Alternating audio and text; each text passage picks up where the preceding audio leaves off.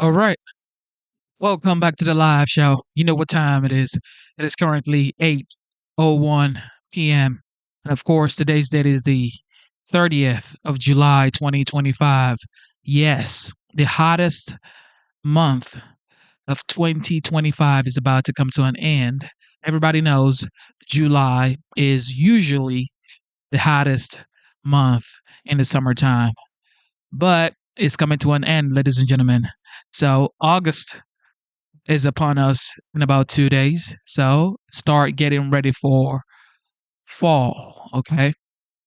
Everybody loves fall because it's not cold, it's not hot, it's just, the right weather.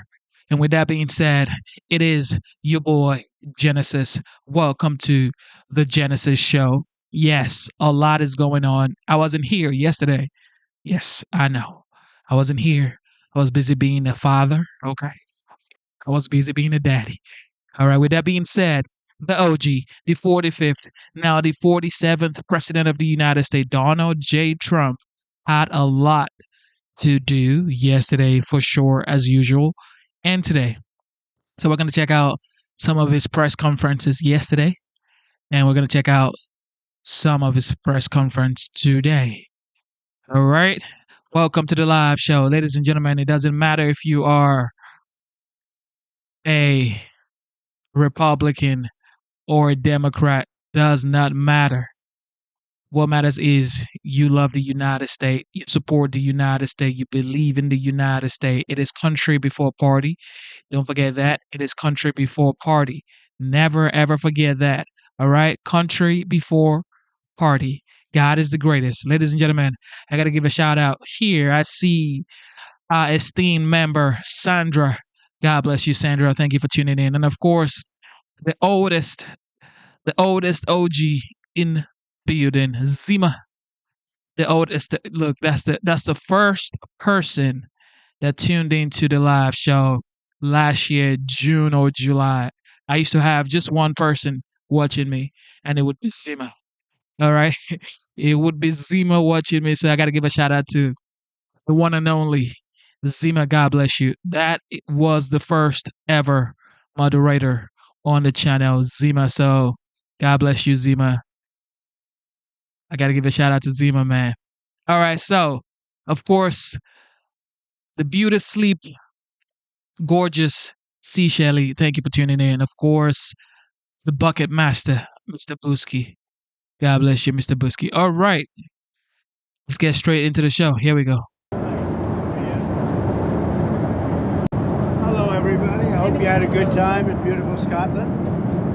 Did a lot of work with the European Union, and yesterday I spent pretty much a whole day with the Prime Minister of UK, and we had a lot of good discussions. Although I see something came up today which is interesting. So, go ahead. Hello. Hi, Mr. President. Can we ask about that? Can we ask about that, please? On Gaza, Sir Keir Starmer has just announced the UK will recognise Palestinian sovereignty in September if Israel does not commit to a ceasefire, ease the suffering in Gaza, and commit to a long-term solution that would deliver the two-state solution in the Middle East. Did you know that was coming? No, we never discussed it. Surprisingly, it was never really discussed. Maybe a little bit at the news conference, but he was sort of discussing it with you. We never did discuss it, and we have no view on that. We're going to get a lot of money to the area so they can get some food. He's going to also. I think the European Union is going to put up money too for food, and hopefully it's going to be properly distributed, and it will be. I think it will be. We have some pretty good response on people for the distribution of the food. Mr. President. We want to take it one thing at a time. They need food, and they need people to be able to get them the food. But to follow up on that, I mean, is there any use at all in pressuring Israel now to come to some sort of longer-term solution? Well, you could make the case that you're rewarding people, that you're rewarding Hamas if you do that, and I don't think they should be rewarded. So I'm not in that camp, to be honest. We'll let you know where we are in, but I am not in that camp. Mr. President, because if you do that, you really are rewarding Hamas, and I'm not about to do that. Mr. President, you mentioned setting up food centers. When can we expect to see Very those soon. food centers? Yeah, very soon. So we sent $60 million. It's a lot of money for food, a lot of money. that can take care of people for a long time. And we want to make sure it's being spent properly. And part of the spending is the distribution. If you know, a lot of money's been sent by other countries, but nothing compared to us. But a lot of things have been stolen. They send money, they send food, and Hamas steals it. So it's a tricky little game. But we're going to make sure we have some very good people. They're going to be watching it. Who is going to be running those food centers for you, and what kind of oversight? Well, we're going to be dealing with Israel, and we think they can do a good job of it. And they want to do it. Of monitoring the food centers? No, they want to do it. The food centers, yeah. They want to preside over the food centers to make sure the distribution is proper. Vice President, we all had a great time seeing that beautiful course, but there's some critics who say this was a promotional trip for you. That it was what? That it promoted you and your business personally. What do you say to that? I haven't heard that, no. I haven't heard that. Did you get to see my drive in the first hole? You hit it straight and pretty high. I did. Pretty long. Pretty long. That's no Joe Biden, let me tell you. That's not Biden, right? That was a good drive. When did you last speak to Prime Minister Netanyahu, and when will you speak to him? 2 days ago. How many? 2 days ago. When do you think? I said we sent money, and I want to make sure the money is spent wisely and is spent judiciously, and that food is distributed in a proper manner. And he wants to do that. Mr. President, you talked about moving Palestinians out of Gaza. You said that in the past. Do you still support that idea? Well, it's a concept that some people fell in love with and some people don't. We really have to see how it all works out before we do that. But, you could do something spectacular, but that's a different concept. You could also probably do it if you left some. Some are leaving automatically, you know that. Some would like to leave. I think many would like to leave if they were given an alternative. They really have no alternative now. But certainly that was a concept that was really embraced by a lot of people. But also some people didn't like it. Prime Minister Starmer, he was kind of critical of Israel and said more pressure needed to be put on Israel to allow food to get in at speed. Do you feel that Israel is a good... I think Israel wants to do it, actually. I think Israel wants to do that. They're going to want to...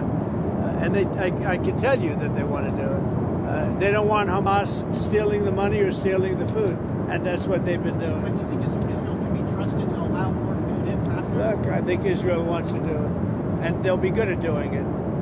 If they do it, and if they really want to do it, and I think they do, they'll do a good job. The food will be properly... There's a perception maybe that Keir Starmer didn't do so well in the press conference yesterday. Do you have any words of support for him? I thought he did well in the press conference, and I thought, I think they made a good deal. I think we all made a good deal. Why, are you hearing otherwise, I guess? Yeah. You are? I think the feeling is that he was maybe a little weak and didn't really have very strong answers, and maybe wasn't entirely honest about free speech and immigration. I don't know. I like him. I think he's good. I think he's a great representative for UK. I haven't heard that. In your meeting with John Swinney today, did you offer to drop tariffs on Scotch whisky? No, we really didn't discuss it much, but I have a lot of respect for him. Mr. President, And I didn't have a lot of respect for the woman that preceded him. I thought she was terrible as the First Minister of Scotland. But I think John is doing a very good job as First Minister. Mr. President, your Treasury Secretary and Howard Right. Lutnick, Secretary of Commerce, the China talks wrapped today. Any sort of reaction coming out of the meeting? They're extending the truce. Are you pleased with that? Would you like to? I just had a phone call from Scott Bessent and had a very good meeting with China. And it seems that, they're going to brief me tomorrow. We'll either approve it or not. But he felt very good about the meeting. Better than he felt yesterday. Yesterday I said, "Ooh, here we go again. Here we go again." But today it worked out very well. And I think the result is probably I great. saw a report from Reuters that India is preparing to face higher U.S. tariffs between 20 and 25%. Is that what you're tracking, or what do you think the rate will be for India? That they are going to pay 25%. That India is preparing to face higher U.S. tariffs between 20 and 25%. Yeah, I think so. They're my friends, and he's my friend. And, they ended the war with Pakistan at my request, and that was great. and Pakistan did also. You know, we did a lot of great settlements, including the recent one, as you know, with Cambodia. So that was a great one. I think that's been pretty well finalized now, right? I don't know. I'm asking you. Did I do a good job in that one? I did a good job in about 5 different wars. Do you think I'll get credit for it? No. So, Will I get credit for it? She'll say yes. No. is the deal with India finalized? No, it's not. Okay. So what rate are you expecting? Well, we're it to going to be see. at? We're Okay. going to see. But India's been a good friend, but India has charged basically more tariffs than almost any other country. You know that, right? Over the years. But now I'm in charge, and you just can't do that. I think the trade deals are working out very well, hopefully for everybody, but for the United States, they're very, very good. Mr. President, the Wall Street Journal case, lawyers are seeking to depose Rupert Murdoch, pardon me. Can you say what the lawyers hope to get out of that? Oh, I don't know. We're going to see. It's in the lawyers' hands. I've been treated very unfairly by the Wall Street Journal and everything. I mean, I don't know. They even hired people from the Washington Post, third-rate reporters, gossip-type reporters. It's all gossip. And, you know, I've been treated badly by the Wall Street Journal. I would have assumed that Rupert Murdoch controls it, but, you know, maybe does, maybe doesn't. They are talking to us about doing something, but we'll see what happens. Maybe they would like us to drop that. And so we'll see. Does that mean there's settlement talks?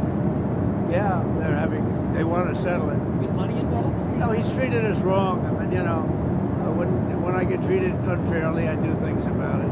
So we'll see what happens. On Gaza last week, you were rather dismissive of President Macron when he recognised the Palestinian state. Today, No, I'm you're saying not you don't really. dismissive. That's his opinion. You know, he can have an opinion. It doesn't mean I have to agree. Emmanuel's a good man. He works hard. Got a lot to say about everything. But now you're saying you're not taking a view on Sir Keir Starmer's announcement. Does that mean you're No, I guess Starmer is doing the same as Macron, right? He's basically, is he saying the same thing? I think so. Essentially, they're saying the same thing, and that's okay. But you know, it doesn't mean I have to agree. Mr. President, you said yesterday your falling out with Jeffrey Epstein was over him taking some of the workers from your business. But your administration in the past said that you threw him out because he was a creep. So can you explain that discrepancy? Well, maybe they're the same thing. You know, it's sort of a little bit of the same thing. But no, he took people that worked for me, and I told him don't do it anymore, and he did it. And I said, stay the hell out of here. What did they do? Go ahead. So is that what was meant by being Who a are you creep? with? Me? Yeah. I'm the travel pool, but I'm with NBC News. NBC fake news. NBC's one of the worst. What Uh-oh. else do you have? I was at Air Force One, the new Air Force One. When do you expect to be flying on the new Air I think Force by, let's say February maybe. One? February? Much sooner than the others. The others are being built. Long time build. That's a long time build. Now, they're not normal 747s. They, you know, have a lot of things on them that another plane wouldn't have. But we'll get this one a year and a half, 2 years earlier. How much will it cost to retrofit I don't know. It's up to the military. I don't know. I really don't know. I haven't been involved. It's their plane. It's, you know, the Air Force. They'll be spending an amount of money. You know, it is a different plane because it becomes for military use. So, but I don't know what the number. There have been questions about whether the amount that it'll cost in the hundreds of millions of dollars, whether that's worth it, since considering how little time you will be able Well, to use it. you know, it's a great plane. It's one of the best planes in the world. The Air Force is going to have it. We're going to have a great 747. We need it. If you look at this plane, it's, what is it, 32, 34, 35? I don't know. It's old. It's a good plane, but it's old. Can't get parts for it anymore. It's very hard to get parts. They have to go and take from the older planes. So it was time. When you look at 747s and, you know, the heads of state from especially the Arab countries, you look at from Saudi Arabia, from some of those countries, and you put it next to this, it doesn't show well for the United States. And if you remember, it was Obama that wanted to get the plane. He was the one ready to sign a contract. And because he wanted to sign it, I assumed they paid too much. And I was able to get about $1.7 billion off the price, maybe $1.5 billion to $1.7 billion off the price for the exact same plane. and they're building it, but they're taking a lot longer than they should have taken. There's a report that a Secret Service agent tried to get his wife on a support. I just heard that. That's a weird deal. Have you been briefed? He was going to leave the wife in the car. Wouldn't you think that might be a little dangerous? You know, I don't know if that has proper compression. I don't know. That's a strange one. I just heard that 2 minutes ago. I think Sean's taking care of it. Mr. President, you talked on Russia. Is that a serious story? I think it's hypothetical. They're going to keep her in the car, and she's going to be in a freighter. Well, you tell me the details. Those freighters that don't have, you He was know. going to keep her in the car. Tell us how it was going to work. I don't want to get involved, but it's a strange story. I just heard that one. Mr. President, you said that you were going to set the new. The British farmers are so grateful for what you said yesterday about the importance of farming, because we have changed inheritance tax, death taxes. Well, farmers are so important. Some farmers are, you know, they liked what I said on a couple of things yesterday. They liked what I said for the farm. I'm a big farmer person. I love the farmers. I think they're great. And we have to steer the laws so the farmers don't get hurt in our country and in their country. But Europe has a big immigration problem. But they also liked when I said that they have one of the worst mayors anywhere in the world in London. He's a horrible mayor, nasty guy, stupid guy in my opinion, but he's a nasty man. And I want nothing to do with him. But I didn't think it was a big statement. And so many people said, thank you for saying that. He's a bad guy. Khan is his name, I guess. He's done a lousy job, I can tell you that. A terrible Mr. mayor. President, No, but people liked it so much when I said that. Mr. President, yesterday you mentioned that you would change the Russia deadline to 10 to 12 days. Has that started yet, or when can we, see the official statement that is the new deadline? I'll tell you what, I'll give it to you now. Do you want a big scoop? Yes, please. Everybody else, close your ears, okay? You ready? I'm ready. 10 days from today, Got it. okay? Got it. Good. Have you communicated? We have a scoop. Thank you. And then, we're going to put on tariffs and stuff, and I don't know if it's going to affect Russia, because he wants to obviously probably keep the war going. But we're going to put on tariffs and the various things that you put on. It may or may not affect them, but it could. Are you working? Have you spoken to any of the families of the victims of the Manhattan shooting? I don't want to tell you that. I don't want to tell you that. Have you spoken that's a with very, Mayor that's a very, boy, that's a bad one. That's a bad one, but I won't tell you about that. Have you talked to Mayor Adams? Have you spoken with Mayor I have, Adams? yeah. Okay. One of the other things our readers liked from yesterday was when you were talking so forcefully about illegal immigration in the United Kingdom. Yeah. One of the big political flashpoints is migrant hotels, where people are being Always put up on their working. claims of Just process. crazy, People see it as a In source of beautiful security. luxury hotels. They also think there's low security and it's a problem for their communities. Is that appropriate, or does Britain need an alligator Alcatraz? It's not alligator. It's just that they're putting people in luxury hotels, and other people that are working their asses off are living, from hand to mouth. They're not living the same way. I mean, I looked at some of the hotels they're using, and they've done it in our country also. They'd put them in like the best hotels anywhere in the world because they could get rooms there, thousands of dollars a night. And other people are living out on the streets, including our veterans. They can't get a room. Our veterans are living on the streets. There are pictures of our veterans saying right by the door where they're walking in to live, and the veterans are sitting out on the sidewalk in front of a fancy hotel, and the illegals are coming into that hotel and staying there for a week. It's no good. Just to button up on Mar-a-Lago, you're saying that Jeffrey Epstein poached 2 of your staffers. Who were they? Yeah, I don't want to say 2, or I don't want to say any number. You're talking about many years ago. But yeah, he took people, and because he took people, I say, don't do it anymore. They work for me. And he took, beyond that, he took some others. And once he did that, that was the end of him. I didn't like, when they steal people, I don't like it. Should anybody ever go to prison for a social media post? Are you saying that that's taking place in the UK? Yeah. Is it really? Yeah. I mean, I'm hearing that. Well, I looked at him yesterday. Well, they said they canceled Truth Social. I'll bet it's uncanceled very quickly. I'll bet it's uncanceled. No, it's a little different. It's different. I see it in some countries that you would never suspect it. Not only there. I've seen it in other countries where, they're like, bread and pudding countries, I think, and then all of a sudden they become somewhat violent. You know, when people go socialistic, or when you get the radical left or the left going in, the countries actually become very mean. They become two things: mean and incompetently run simultaneously. How is Caroline doing? Is she doing a good job? Look at her. She's such a star. Come on, Caroline. Come here. Chloe wanted to watch, sir. Oh, Chloe, do you want to come over? Chloe is she's a great golfer, a great talented golfer. She's probably the most talented golfer other than Kai, but I think it's about the same, right? Don't you think? Yeah. She hits the ball long. This little girl has a lot of muscle, right? Yeah. So, and she wins every tournament she plays in of her age. Yes, very fun. You love golf, right? Yes. But she's a great athlete. How did the golf course play today? And be Great. honest, did anyone in your foursome hit that massive bunker on the night? That is a massive bunker. Fortunately, nobody did. Well, I played two of the guys who were pros and really good players. One of them won the tournament last year, and you can see they were very good players. Who at the moment holds the course record? Well, we played a first round. That's it.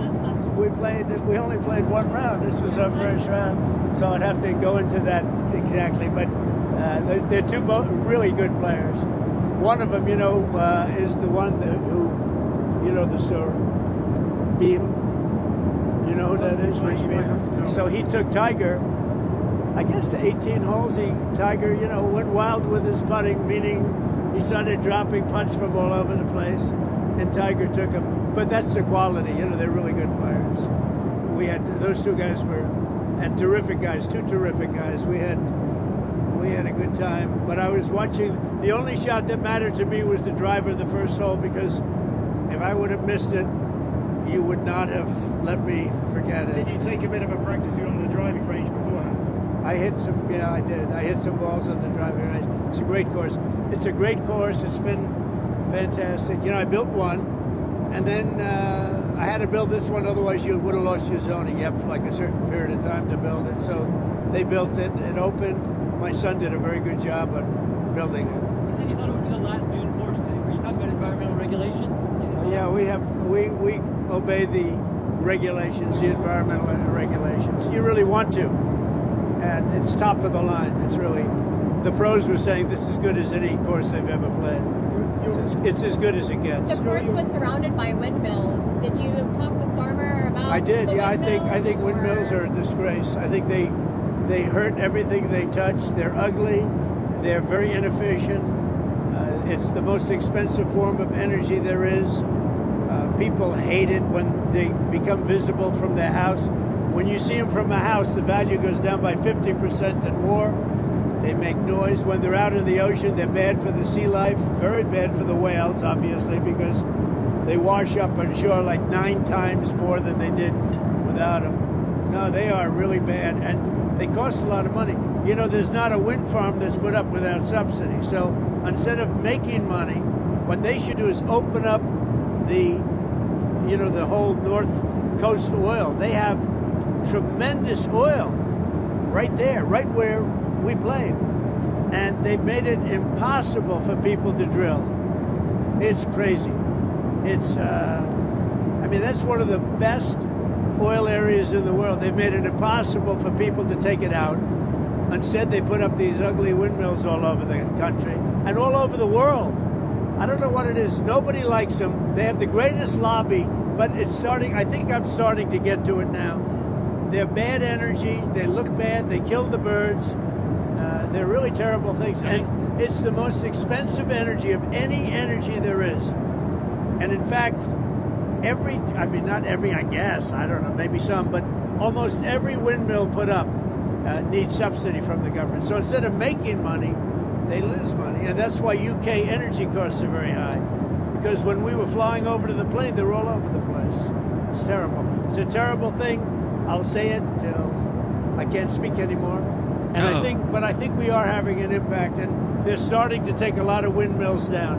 I mean, they're literally starting to take them down. They don't work, they're bad, and they're too costly. And every year you see them up there, the government is paying a lot of money.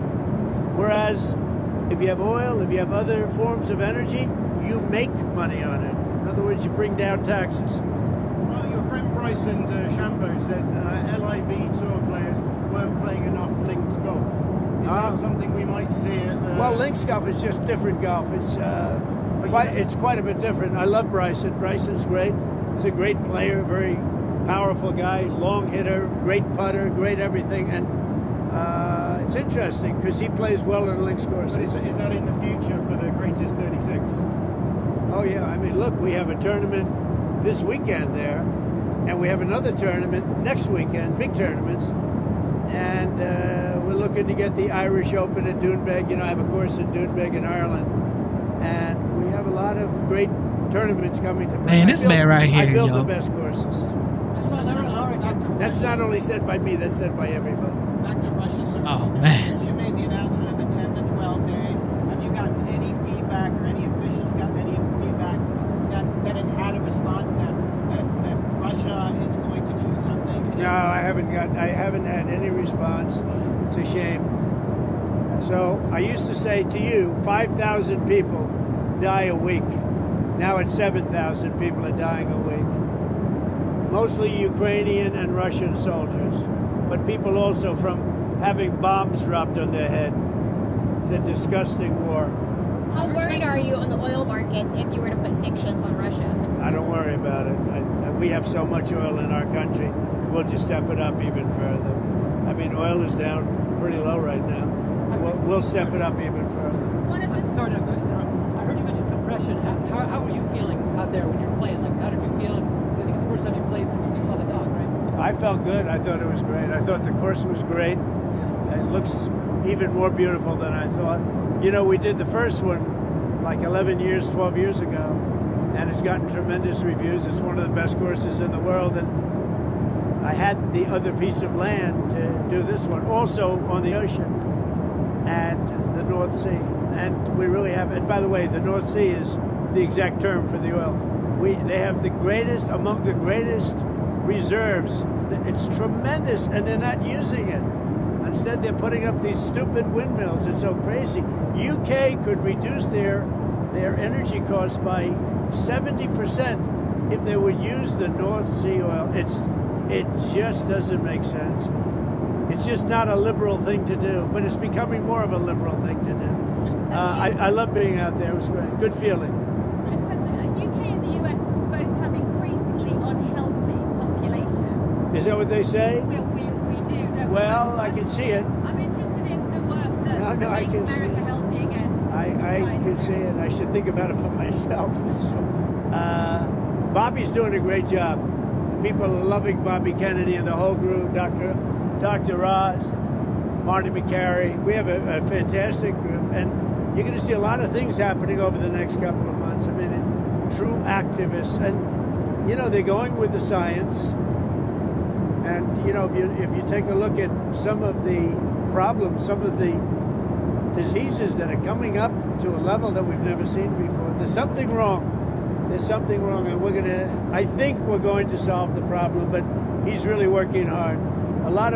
All we're doing now is statistics, and I think we're going to make a big change. We're going to save a lot of lives. You know, when the babies are born and they end up having problems that they've never had before, and by like 15 and 20 times more. So there's something wrong, and we're going to find what it is pretty soon. We think pretty soon. Mr. President, You guys, you have to keep in mind that this man that you're watching right here, 45th and now the 47th President of the United States, he is 79 years old. Don't forget, how many 79 years old people do you know that moves like this, that work as hard as this guy, that has the weight of the world on his shoulders, and he steps up to it every single time, non-stop, ladies and gentlemen. It's non-stop with this guy. At 79, God is the greatest. has a certain reputation, obviously. Just curious, were some of the workers that were taken from you, were some of them young women? With some of them. Were some of them young women? Well, I don't want to say, but everyone knows the people that were taken, and it was the concept of taking people that work for me is bad, but that story's been pretty well out there, and the answer is yes, they were. Yes, they were. Yes, Yeah. right? What did they do? In the Like, spa. What kind of jobs? In the spa. Yeah, it's people that work in the spa. I have a great spa, one of the best spas in the world at Mar-a-Lago, and people were taken out of the spa, hired by him. In other words, gone. And other people would come and complain, this guy is taking people from the spa. I didn't know that. And then when I heard about it, I told him, I said, listen, we don't want you taking our people, whether it was spa or not spa. I don't want him taking people. And he was fine, and then not too long after that, he did it again, and I said, out of here. Mr. President, did one of those stolen, persons, that include Virginia Jeffrey? I don't know. I think she worked at the spa. I think so. I think that was one of the people, yeah. He stole her. And by the way, she had no complaints about us, as you know. None whatsoever. We've seen how good your security detail is this weekend, and the team around you. They've done a good job, yeah. Do you have any answers yet as to what happened with the assassination attempt? Having seen them in action, it seems remarkable that was. You mean the assassination with... They just weren't as good that day. They had a bad day. They shouldn't have had a roof that was, unpatrolled. They should have had coordination with the local police because, you had a lot of talk going on. You had the woman screaming, there's a man up there with a gun. And a number of people were screaming, there's a guy up there with a gun. And they didn't have, the one group wasn't hooked into the other group. I'll tell you, the Secret Service shooter, David, was amazing. Because in 4 seconds, it was over. And if this lunatic was allowed to keep shooting, because they had a lot of tens of thousands of people there, so a lot of people could have been killed. I mean, we lost a great person and 2 people very badly injured. But the shooter, 1 bullet, think of that, 1 bullet from a very far distance. It's amazing. So he was great. Do you feel like it's changed you as a person? I don't know, maybe and maybe not, but it's, I like to not think about it. It affects some people greatly. I can't afford to be affected because I have a job to do, so I like not to think about it. Does it not If go I think about it too much, it's probably not a good thing. Does it not go through your mind at all on a morning like this morning when you're outside, there's a crowd, and you're... I don't think about it. I don't. I think you see the kind of protection now. It's. I think they're very good. It's a whole different level. Look, these people went to Biden and Biden's people and asked for more help because I was having rallies, 60,000, 70,000 people. I had 115,000 people, and Biden would have 2 people. Nobody wanted to see the guy. And he'd have a bigger security detail than I had. And they were asking, Sean and the various people were asking for more people, and they were denied. So they denied them, and so you could make that case. I don't think they made that case well because I knew for a fact that they were asking for more people a lot. They have said it, but not that publicly. But they wanted more people, and the Biden people would not give it to them. And we had massive crowds. You were there. But we would have routinely 50, 60, 70,000 people, and he would have nobody. He couldn't fill the circles, the 8 circles, and he didn't need very many people, and so that was a problem too. Can I ask about the First Lady? You mentioned a couple of weeks ago her role in talking to you about the war in Ukraine, and perhaps a big part of your evolution in thinking. Have you discussed the crisis in Gaza and the terrifying... I have, and she thinks it's terrible, and she sees the same pictures that you see, and that we all see, and I think everybody, unless they're pretty cold-hearted or worse than that, nuts. There's nothing you can say other than it's terrible when you see the kids, and those are kids, whether they talk starvation or not, those are kids that are starving. They are starving. And you see the mothers, they love them so much, and there's just nothing they seem to be able to do. They got to get them food, and we're going to get them food. Do you plan to attend the G20 summit this year? I don't think so. No, I think maybe I'll send somebody else because I've had a lot of problems with South Africa, and they have some very bad policies. Very, very bad policies, like policies where people are being killed. A lot of people are being killed. So I think I probably won't. Any update? I'd like to, but I don't think I will. Any update on when you'll meet with President Xi? When can we expect that? Oh, he wants to meet, and I look forward to the meeting too. But I would say before the end of the year. I mean, just to go full circle. So we had a very good meeting today. If you would have asked me the question yesterday, no, it wasn't looking too good. I would have said maybe I might have said nothing, but I might have also said it wasn't going too good. I just heard from Scott that the meeting went very well today with China. Thank you all very much. Thank you, Mr. Enjoy the President. flight. Thank you. Thank you. Thanks. This is a guy I don't think that talks to Update on when you'll meet with the press before he travels, while he's traveling, when he lands, when he's there to do America's business. This guy's always talking to the press. Supreme. Like, this is supreme transparency. Okay, so today there was a debate in Congress about Nancy Pelosi.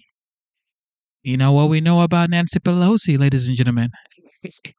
You know the trading, ladies and gentlemen. 98, Here we go. preventing elected leaders from owning securities and investment, the Pelosi Act by Hawley and Moreno.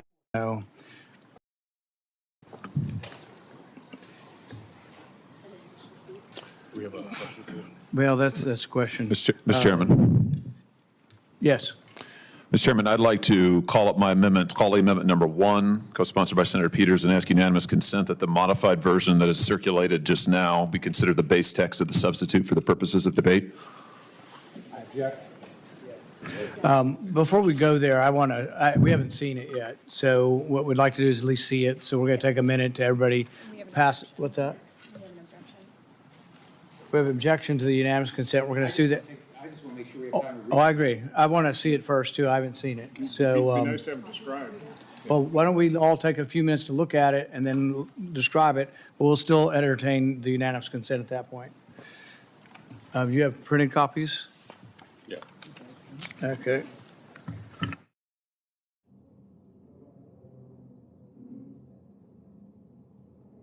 People are saying that Nancy Pelosi is involved in insider trading, allegedly.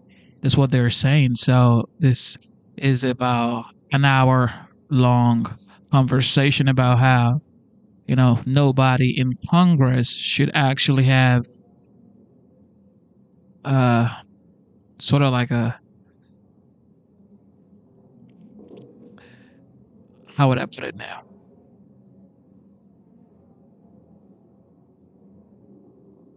Access to trading, because you have more information when you are in Congress.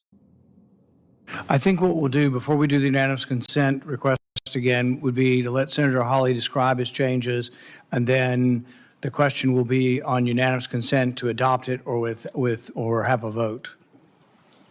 Great. Thank you, Chairman Paul. Let me just say that we have an opportunity here today to do something that the public has wanted us to do for decades, and that is to ban members of Congress from profiting on information that, frankly, only members of Congress have in the buying and selling of stock. 86% of Americans say that members of Congress should not be able to buy and sell shares of stock, individual stock, while they are members of this body, and they are absolutely correct.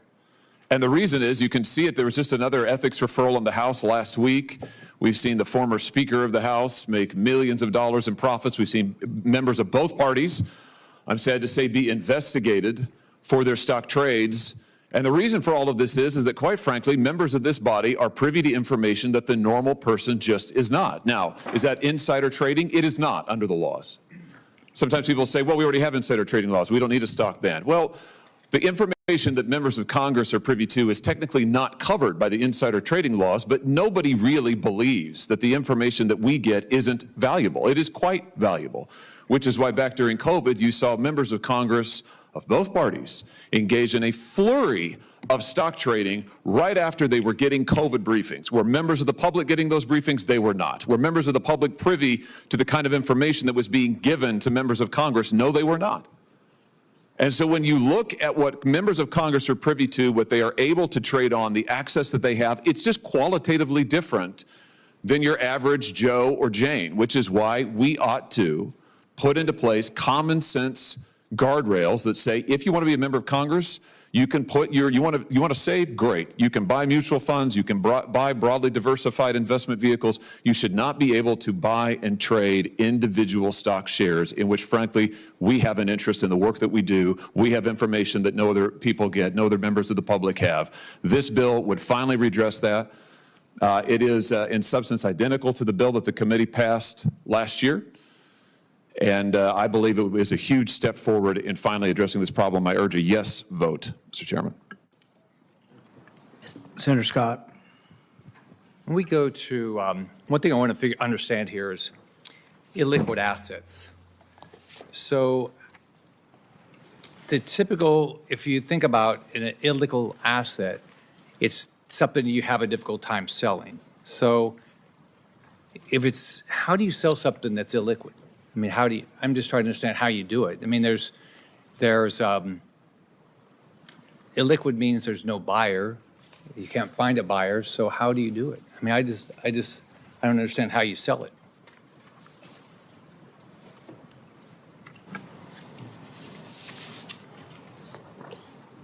Are you asking me, Senator Scott?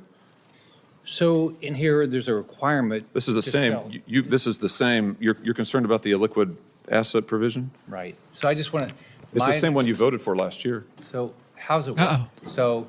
What's identical to the one you voted for in committee last year? So it's. Hasn't been changed. Well, maybe we should go through and better understand it. Okay. That's fine. I just want to be so- clear that it hasn't changed since you voted for it last year.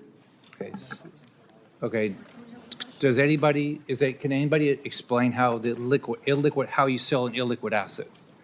If you can't sell, an asset is illiquid because you can't sell it. How do you sell an illiquid asset? Does anybody have an answer? Well, Mr. Chairman, maybe I ought to make a couple comments because I voted no last time. So Senator Hawley can't use that argument against me. That's a real problem. And there's so many potential unintended consequences to this piece of legislation. One of the big problems we have here in Washington, D.C. is there's so very few bureaucrats, staff members, members of Congress who have any experience in, which means very little knowledge of, and I would say very little sympathy for the private sector. How difficult it is to run a business, how much more difficult our laws, and we passed a bunch from here again today, make it to build a business, to produce products, to create great paying jobs. It's a hard thing to do. And we make it very unattractive for people to step up to the plate and run for office or potentially serve in office. I tried hiring a retired CFO many years ago. This after the passage of the Stock Act. Would have been great. I could have had somebody really expert in international taxation, that type of thing. I could not find anybody willing to do it. So this piece of legislation, really, it's legislative demagoguery. We do have insider trading laws. We have financial disclosure. Trust me, we have financial disclosure. The press pays attention to it. So I don't see the necessity of this. Of course you don't. I can imagine all kinds of unintended consequences. You could relabel this law, quite honestly, the Career Politician Protection Act, because it'll make it so unattractive for people to give up their business, sell it, unless some ethics committee says, oh, no, there won't be a conflict of interest. I mean, when we pass a tax law that lowers tax rates, we all benefit.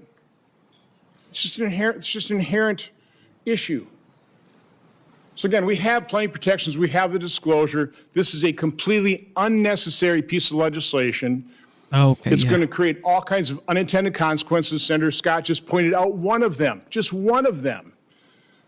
So again, I voted no last time. I'm a strong no this time, even stronger this time. I'd like to also chime in here. I think Senator Scott makes a good point on the illiquid assets.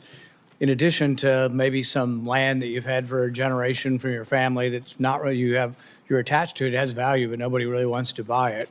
You got to sell it. But also, what if the stock market, what if you choose to run a year and a half before your election, the stock market's booming. During your campaign, the stock market tanks 20%, and nobody in their right mind would want to sell it. You're having to sell. So I think these are bad ideas. But the number one bad idea, particularly about the substitute, and the vote we're going to have is on the substitute. The substitute protects Donald Trump.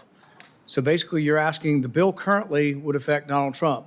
So if Democrats are pondering this, you will be voting to protect Donald Trump if you vote for this substitute. We are going to have a recorded vote on this. Look, if this is a great bill, if this is the greatest thing since sliced bread and it's really necessary, it should apply to Donald Trump. But the fact that they don't want to apply it to Donald Trump means that it's a really crummy bill and it would do terrible things to Donald Trump's finances. So if this is a great bill, let's apply it to the president. And you will have a chance on that. So we will have a vote, and the next vote is going to be on the substitute. The substitute protects Donald Trump. The original bill does not protect Donald Trump. And so I hope everybody will think about that. I will oppose the substitute change because I think it should apply to everybody or nobody. I mean, it's kind of ridiculous. We're going to apply it to us and the president, and except for Donald Trump. I mean, to accept Donald Trump from this is crazy. It also excludes all the courts, all the staff. I frankly think that there are chiefs of staff on, the Armed Services Committee that know a lot more about tank sales and plane sales and this and that way before anybody else does. That if you think there's a real problem with this, apply this to staff as well. I think the courts know. If I've got a decision coming up and it's Monsanto and I'm going to rule on a $1 billion case against Monsanto, should the people that work for the judge be included in this? I do agree with Senator Johnson, though, that I think insider trading is not only has always been illegal, it was further made illegal under more scrutiny under the Stock Act. And I think this is a solution looking for publicity, but not necessarily something that is really an accurate or effective tool. If it were, it would apply to President Trump. So the vote we're going to have is to be excluding President Trump from this bill. And if you think that's fair, vote for the substitute. If you don't think it's fair to exclude Donald Trump, I think we should vote against the substitute. Not because I have anything against Donald Trump, but because I think everybody should be treated fairly. Senator Slotkin. Yeah, I just want to say I think this is a really important vote. I appreciate the authors, the co-sponsors bringing it up. I was a co-sponsor of a very similar bill just for members of Congress in the House, banning members of Congress of all kinds, Democrats and Republicans, from trading stocks. You don't have to sell. You can put your money you can put your stock into a blind trust, which a lot of members of Congress have already done. True, right? No? That's not true. Mr. Hawley, do you want to confirm? Yeah, let me just, will you yield? Sorry, and I'll yield back to you. Just a few things. Let me just go back to land is not an illiquid investment. It is not. It's explicitly exempted under the bill. The bill defines illiquid investments as an interest in private funds. Land is not considered as such, number one. Number two, Senator Paul brought up the hypothetical that if you're someone who's running for office and the stock market tanks, as soon as you get into office, you're stuck. Well, what this bill does, because people like Senator Paul and others have asked over and over for fairness, time to comply, it says that current office holders, the terms of the bill will take effect upon the beginning of their next term. So in that hypothetical that Senator Paul just raised, that, you find yourself suddenly locked into a 6-year term, you have to sell, you would not have to. You would have 6 years to comply. This is the same treatment for all office holders. Members of Congress, members of the House, it will take effect upon the beginning of their next term if they're reelected. Members of the Senate, it will take effect upon the beginning of their next term if they're reelected. The President, the Vice President, will take effect upon the beginning of their next term, and so on. So everyone is treated the same in that respect. They're allowed to come into compliance. And that speaks to the blind trust provisions. If you currently have a blind trust and you are a member of this body, you have until the beginning of your next term and then 180 days after that to meet the divestment requirements. Okay, I yield back. Thank you. Sorry, that's my mistake. I think we have to accept that the American people think that all of us, Democrats and Republicans, are using our positions and our access to enrich ourselves. They think that when it comes to stock trading, and as you pointed out, Mr. Hawley, Democrats and Republicans, right? Just right now around Liberation Day, President Trump's big tariff day, 53 members made over 2,200 stock trades valuing at $34.9 million, between $34.9 million and $140 million. So it's happening on both sides of the aisle. And people don't believe that we are here for the right reasons. We have a problem. And in order to address that, I am willing to make the good work instead of waiting for the perfect. So of course, I want the president and the vice president to be held accountable under this. Of course, we saw that you made changes so that it affected their next term, knowing that that probably wouldn't be Donald Trump. We all saw Vance and Trump come out against this publicly. But I think it's important that we at least make a start. And you're right, there could be judges and chiefs of staff and all kinds of other peoples.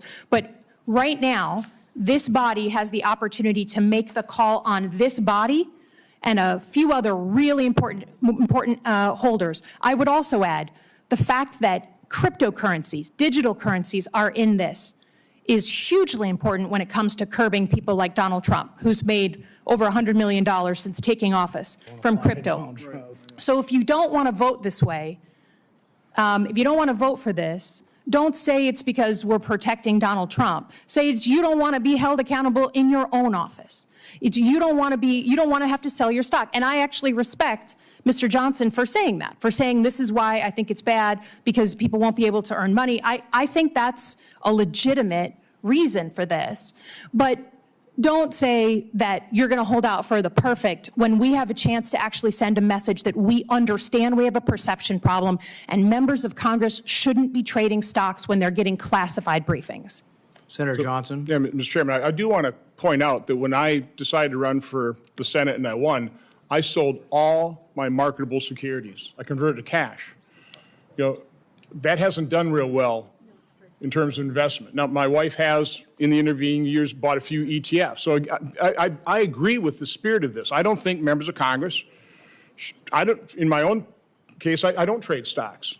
But if I would, it's fully disclosed, and I don't want to impose that on the members either to discourage people from the private sector to come here and serve. Again, we have too many career politicians. We don't have enough people who have experience in the private sector. We need more. We need to encourage them, not discourage them. This piece of legislation would be hugely discouraging to people from the private sector coming here and serving. Mr. Chairman. Senator Lankford. I would like to have a colloquy with the author on this one, just to try to get some additional information. I happen to be the chairman of ethics, so it would actually fall on me to be able to enforce this because much of the bill itself actually comes back to ethics on it. And so I'm trying to be able to track a couple of things. Senator Slotkin brought this issue up of the qualified blind trust. That has been allowed to be able to say, if you are a big stockholder and you have it, you chose to be able to sell yours off. Some others come into it and say, hey, I have stock holdings. I'm not one of those, by the way. They would come in and say, I'm going to put all this in a qualified blind trust. They're prohibited from having communication with them. That person is actually managing it, and they're separated totally. This bill would say, no, you can't do that anymore. So if you have stocks, you can't put that in a qualified blind trust any longer. Why would that be? A couple of things. Number one, if you have a qualified blind trust and you are a member of Congress, again, you have until the beginning of your next term, should the voters see fit to reelect you. No, I get that, but then after that, it's prohibited on it. So correct. So for those who know ahead of time that they're going to be joining this body, they can no longer use qualified blind trusts. And the reason for that is, as you know, the rules on qualified blind trusts are not airtight. They're actually very loose. It is very difficult to police. You don't police them, and the Ethics Committee. Well, the Ethics Committee, thank you for mentioning that. Ethics Committee does police that. So thanks for telling me what I don't do. We do police that, but you do not police the structure of the blind trust. We do, actually. Every single blind trust that's actually put in has to be approved. And they have to, and so and you police then the buying and the selling and the communication back and forth between members? We do police the communication between the members and the individuals of the blind trust. That's correct. And so you think that that's an effective way? You're saying you think we need no changes now. You think that effectively accounts for any sort of Again, this suddenly sounds like it's personal. You're telling me what I don't do. No, I'm just asking you a question because what we found over and over is when members of Congress have been investigated for securities violations, they have said over and over, "Oh, I had a trust. I didn't really know anything about it." And then as it turns out, they're communicating with their trustee, and they say, "Oh, we're allowed to do that." So you're telling me maybe they violated multiple laws. No, Here's what I would say. I think that at the end of the day, if you're asking me why do we need to eliminate blind trusts, it's because blind trusts, I think, are often workarounds because they can be structured in multiple different ways, right? There's not one way to structure a blind trust, correct? Or there's only one way? There is a way that you have to structure it if you're in the Senate and going through ethics. Have you gone through that process before? No, because I don't have any of these securities, James, because when I got elected, I sold all of my trusts and assets. Great. I don't have a blind trust. I practice what I preach. I don't have individual stocks. I don't trade in stocks. I'm not a billionaire, unlike others on this committee. And what I think is the American people are sending us a clear message, and I hope that they are watching this today. They're sending us a message that they want us to behave as they behave. Right. So I'm just trying to ask some questions. I'm trying to figure out some things on this because of the way that it's shaped. I've got to be able to work through this. I do believe the qualified blind trust works. The folks that you're mentioning, I think, are folks that say, hey, I had a stockbroker, I had somebody that was handling that, but that was not a qualified blind trust. That's a very different structure to be able to have that. There's prohibited communication there. Many of the accusations that have come in the past several years have been somebody else was handling it, but it wasn't a qualified blind trust. So I was confused on why this particular one, because there haven't been accusations on that. That's somebody that comes in with some wealth, which I don't have, which you don't have. Someone with some wealth that comes in and says, hey, this family inheritance, whatever they may have, worked their whole life, got it. They can put in a blind trust over there. This also requires several things here. It requires you sell it rather than just prohibit trades. Several times I've heard you mention, hey, they shouldn't be trading in it. What about individuals that had stocks when they came? Why should they sell it to be able to be here? Why not just have a flat-out prohibition to say you can no longer buy, no longer sell? If you have it, stock market goes up and down, you can't touch it. You have to just leave it there. Why not? What was the decision to be able to say you got to sell it all rather than just you can't trade anymore? Well, there is a ban on trading that would take effect immediately for all members, not just new members who are coming in, but for all members. Right. So I've been saying over and over that you have until your next term, should you be reelected, in order to divest. But you make the important point that the trading would be prohibited immediately. Right. Your question is why even in the next term require people to divest? I think that the answer to that is because you know what you own, presumably. I mean, you know that you have assets in the following securities. That constitutes a financial interest, a pecuniary interest. And it presents a conflict of interest to be getting briefings, voting on legislation, doing these things where you know you could be increasing or decreasing the value of your portfolio. We also have farmers that are here in Congress that they vote on farm policy, and they also have ag provisions as well. And so that you can't eliminate all provisions that are out there on that. So I'm just trying to be able to figure out, this also has a reporting requirement. If someone has an FHA loan, it has to come back to ethics, or a VA loan, it has to come back to ethics. If they're involved in any of the farm programs, it has to come back to ethics, and we've got to be able to track it. I'm trying to figure out what to be able to do on this. And then it eliminates the ability for someone to own crypto or stable coin. Now, we just passed a bill allowing stablecoin to exist. I'm trying to figure out why stablecoin is now in this as well. That's just a digital asset that has the same value as cash, but it's prohibited in this. I'm trying to figure out why stablecoin is cut out on this. Well, you say in it now. I mean, it has been in it. It's in the bill that we passed a year ago before the most recent stablecoin we just made the change on to be able to open up stablecoin in the regulatory basis for all Americans. We didn't make the change in this bill. Congress passed a bill. I get that. That's why I'm just asking why it's still in this, that there's a prohibition for that kind of digital asset. Well, it's just a dollar for dollar. It's the same as owning cash. So if you own a stablecoin, that's the same as owning a dollar. It's only worth a dollar. It doesn't change in value. But a member of Congress wouldn't be able to own a stablecoin anymore. Correct, and it's for the same reason, the same pecuniary interest, conflict of interest provisions that we think with individual stock. I mean, you have to draw the line somewhere, We drew the line in this place over a year ago when we drafted and passed this bill. Yeah, but I'm saying a stable coin is worth $1 today. It's worth Well, $1. listen. It's not a tradable asset. It's just If it a will get your digital vote, asset. James, I'd be happy to change this on the floor. No, that's what I'm just with trying. stablecoin. I'm asking because as the chairman of ethics, I've got to be able to actually. And if you're enforce all concerned this. that it won't be, and if you're concerned that we won't be able, the Ethics Committee won't be able to enforce it, we will absolutely work with you. And I know the Ethics Committee is a bipartisan committee. It is. And I know that your Democrat colleagues would also be happy to work with you to make sure that we can enforce this. We'll get you the guidance. And I'm happy to work with anybody on the floor who actually wants to change the bill to make it better. I mean, I agree with what Senator Slutkin said. This is not a perfect bill. It's not an ideal bill. Listen, there's provisions of this bill I don't like that much. But here's my bottom line. I've been working on this this is my 7th year now in the Senate. I've been working on it for 7 years. I want a bill that can pass this committee, that can pass the Senate, and that can be signed into law by the president. The ranking member and I worked for 2 years to get the compromise text last time. 2 years. Did I like everything in it? No. But you know what? We passed it through this committee. I just think this issue is too important to play politics with. We could do an easy messaging bill that would never pass.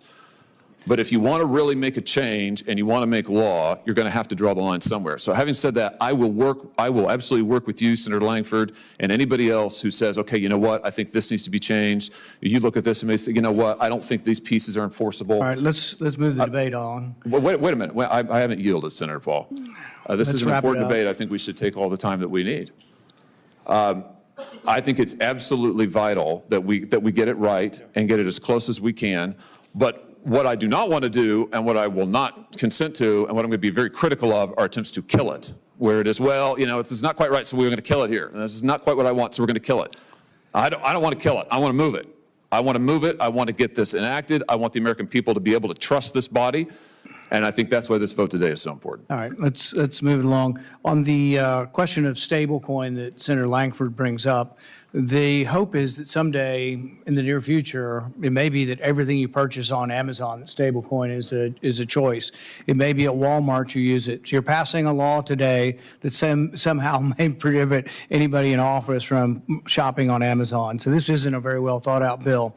We have a couple over here. Senator Gallego. And in case anyone's wondering, I am not the billionaire on this committee. Quite the opposite. I think I actually might be the poorest senator. One thing I think that it's also for at least Democrats for us to keep in mind, this is a very, very strong executive that is consistently doing deals and side deals with individual companies. And so, and some of us are privy to that information. So, you know, and that's my wife complaining right now, probably because I didn't answer. And so if we don't actually put some of these, you know, guardrails in, there will be members of Congress that are going to benefit from this, without a doubt.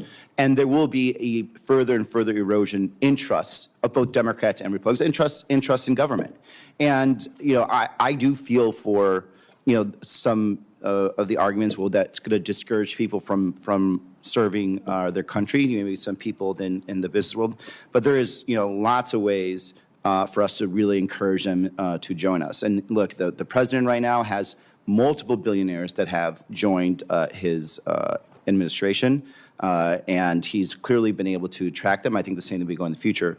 I also appreciate, Senator Hawley, that you said you're willing to continue to work on this, because there are some things that, you know, how would you deal with something that does have a liquid asset if they want to sell? Would the Ethics Committee be required to actually go after them? I'm sure there's some kind of compromise we would come up in regards to that, but there's no way that we should try to stop this in its tracks right now when there's an opportunity for us to really rebuild that trust with voters that has been eroding for quite a while. And it's not just a Republican problem, it is also a Democratic problem. And I think this is something that we could all work together on that we will be very proud of, and I yield back. Senator Gallego, I just want to point out that the bill as currently written does not apply to any of those billionaires that surround Donald Trump. Even after a certain period of time, they wouldn't apply. It doesn't apply to, so really he does have a lot of very wealthy people. I'm not against wealthy people. I think a lot of them are smart. Yeah, sir, and sir, but it does Chairman Paul, it does exclude them. In the context of what I was saying, like, for example, is more along the lines of this president was able to attract those. Now, the way that he did it is that at the federal level, if you're a cabinet member, you can divest and not pay capital gains. That's the kind of things that we could also be doing here. But so my point being, though, is This bill won't apply to his cabinet and won't apply to any of these special I advisors. absolutely understand that, Chairman, and hopefully someday we could fix that. But right now, I'm certainly not going to let that be the end-all, be-all. And I'd like to move forward with this and see what other changes we can make to straighten this bill. Senator Scott. So first off, Senator Hawley, you said that I voted for the bill before. You also committed to work with me to improve the bill, which you didn't do. So let's think about where we are. I think everybody on this committee, nobody wants people to do trading. I think we all would agree with that. Your mic on? Yeah. Nobody would like people to do trading. We've watched Nancy Pelosi. Seems like she's figured out how to make a fortune off of trading. We'd all like to make as much money as she made in trading. I don't know anybody in the country that's done that well. So, but if you look at this, if you have a small business, you come up here, right? It's illiquid. There's no buyer. What are you going to do? You just give it away. No. So you're telling people, let me finish. Okay, there's no buyer. If it's illiquid, there's no buyer. That's why it's called illiquid, right? You made a reference to billionaires, okay? I don't know when in this country it became a negative to make money. But somehow, if you've made money, you're supposedly, I think Senator Hawley suggests, you shouldn't be serving because you might trade stocks. Now, I came up here, I made money. I started out never knowing my dad, living in public housing. I lived the dream that many of us want to live, not be broke. I went to junior college, joined the Navy. I didn't go to some elite university. I went to the cheapest place I could find, and I went and built businesses. But somehow now, if you've made money, somehow it's negative up here. I did what Senator Johnson did. When I became governor of Florida, I sold my operating businesses, right? I did a blind trust while I was governor. I never saw what was in the blind trust. I never traded one thing that was in the blind trust. Somebody else did it. Now in this job, I don't trade stocks. I don't own operating businesses. But somehow it's suspect because I made money. I don't know how many people in the audience, how many of you don't want to make money? Anybody want to be poor? I don't. Right? So this idea that we're going to attack people because they make money is wrong. Is absolutely wrong. We should cherish all of our different backgrounds. Every one of us has a different background. I've got a business background. But what I was just accused of is making money, and somehow I can't be fair and do things the right way. So I think it's disgusting what is going on here. So, but I agree with I completely agree with you. We've got to stop people from trading stocks. But this is way different. This is an attack against the president, attack against the vice president. That's what this is. So I think it's wrong. Mr. Chairman, I just want to correct that Senator Scott said that if you have a small business, you'd be forced to sell it. Small businesses are explicitly exempted under this bill to 1,200 employees. They are not covered. If you have a small business, you can maintain your ownership in that business throughout the entire time. And I don't mind anybody being rich. What I mind is people getting rich while they're here trading stock, which I think we can all agree on, and this bill would put a stop to. So 1,200 employees. I had one company with 285,000 employees. That was publicly traded, but when it was private, it was not liquid. I had a variety of manufacturing companies that had a lot of employees. That stock was illiquid. I mean, if any of you bought and sold companies, you do not have, somebody's going to buy today. I know I can walk out the door and there'll be somebody to buy the company. So we're going to make people sell things when it might be an absolute worst time to sell something. And they busted their butt to go build that business, and then they want to come up here and serve, and then we say, well, you got to give up your net worth. That's wrong. I'd like to make one quick point, then Senator Johnson. On the idea of whether you're a small business or not, I was a physician. There was 150 physicians in my practice, and we owned a bunch of stuff altogether. And we probably had 1,500, 2,000 employees. Sounds like I would have to divest as well. So you could be a small member of a large group that has a lot of money and a lot of employees, and you'd have to divest. I think there's just a lot of things that are not thought through here. Senator Johnson. I'd like to make a couple more points. I've been here now for 15 years. Again, sold all my stock, sat on cash, lost my you-know-what, not a good investment over the last 15 years. I can't think of one time where there was a piece of information that I go, oh, man, if only I could trade in stock and take advantage of this. Not once. I don't disagree that the American public distrusts this body. It's because we're mortgaging our children's future, $37 trillion in debt. They also distrust us because of demagogic piece of legislation like this. So have there been abuses? Yeah, I mean, I think what Nancy Pelosi did was probably pretty abusive. I have no idea how she made that much money. But again, this is self-flagellation. This is blowing something way out of proportion, like there's all kinds of corruption, all kinds of insider deal, trading in all kinds of insider information. Again, I can't think of one time that I heard in a secure briefing or some piece of information, I said, hey, I can make money off of this one. Can't think of one time, 15 years. In the end, we ought to respect the voters. We have disclosure laws. We disclose trades. Respect the voters. If you own something, respect the voters. Well, because the press certainly reports on Republicans, maybe not on Democrats, but Republicans, all these things get reported. That keeps us honest. Not 100%. But again, the unintended consequence is this, the way it would disincentivize the very type of people we need serving here, people who run businesses, people who balance a checkbook, balance a budget. Those people don't want to serve here because we're already making it so unattractive. This would make it vastly more unattractive with all kinds of unintended consequences. So again, I urge my colleagues, vote a strong no against this thing. Senator Kim.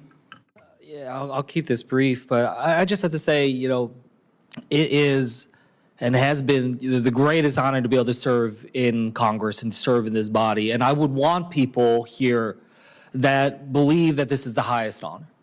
You know, not that it is just something that you're weighing and trading off. We are only looking for 535 Americans to serve in Congress out of 330 million people. Surely we can find 535 that understand that when you come here, you have and are held to the highest of standards.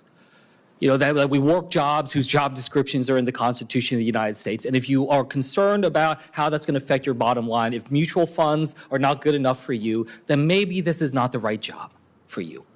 But if we are just trying to find and have that standard so the American people can understand and not have a single question about the motivations of people to be in this building. And I recognize that as I am here in the Senate because of these concerns about corruption and scandals that are out there. They are real, and people are having such distrust in government right now.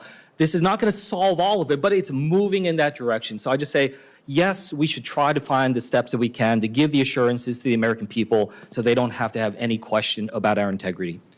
All right, I think we're going to get to the underlying question. The underlying question is on the substitute. The main difference, and this is me characterizing this, but I think the main difference between what is on the floor and the choices are between what is on the floor that includes Donald Trump and the substitute that will not include Donald Trump. A better title for the substitute would be the exemption for Donald Trump substitute, or protect Donald Trump from stock scrutiny. So all the debate and talk about Donald Trump and his advisors will be exempt from the bill, but you'll be voting affirmatively on exempting Donald Trump from this if you vote for the substitute. If the substitute fails, President Donald Trump will be under the scrutiny of this bill. So I don't know. I think long and hard about it. Mr. Chair, as I understand it, the substitute treats Donald Trump exactly the same way members of Congress will be treated. They are both in this bill, and I do not think your characterization of the first bill is correct with regard to the treatment of the president, but I will leave that to the sponsors. I think you're right. The president's not in the Pelosi bill, if I'm correct. Mr. Chairman? So can I ask a new guy question here?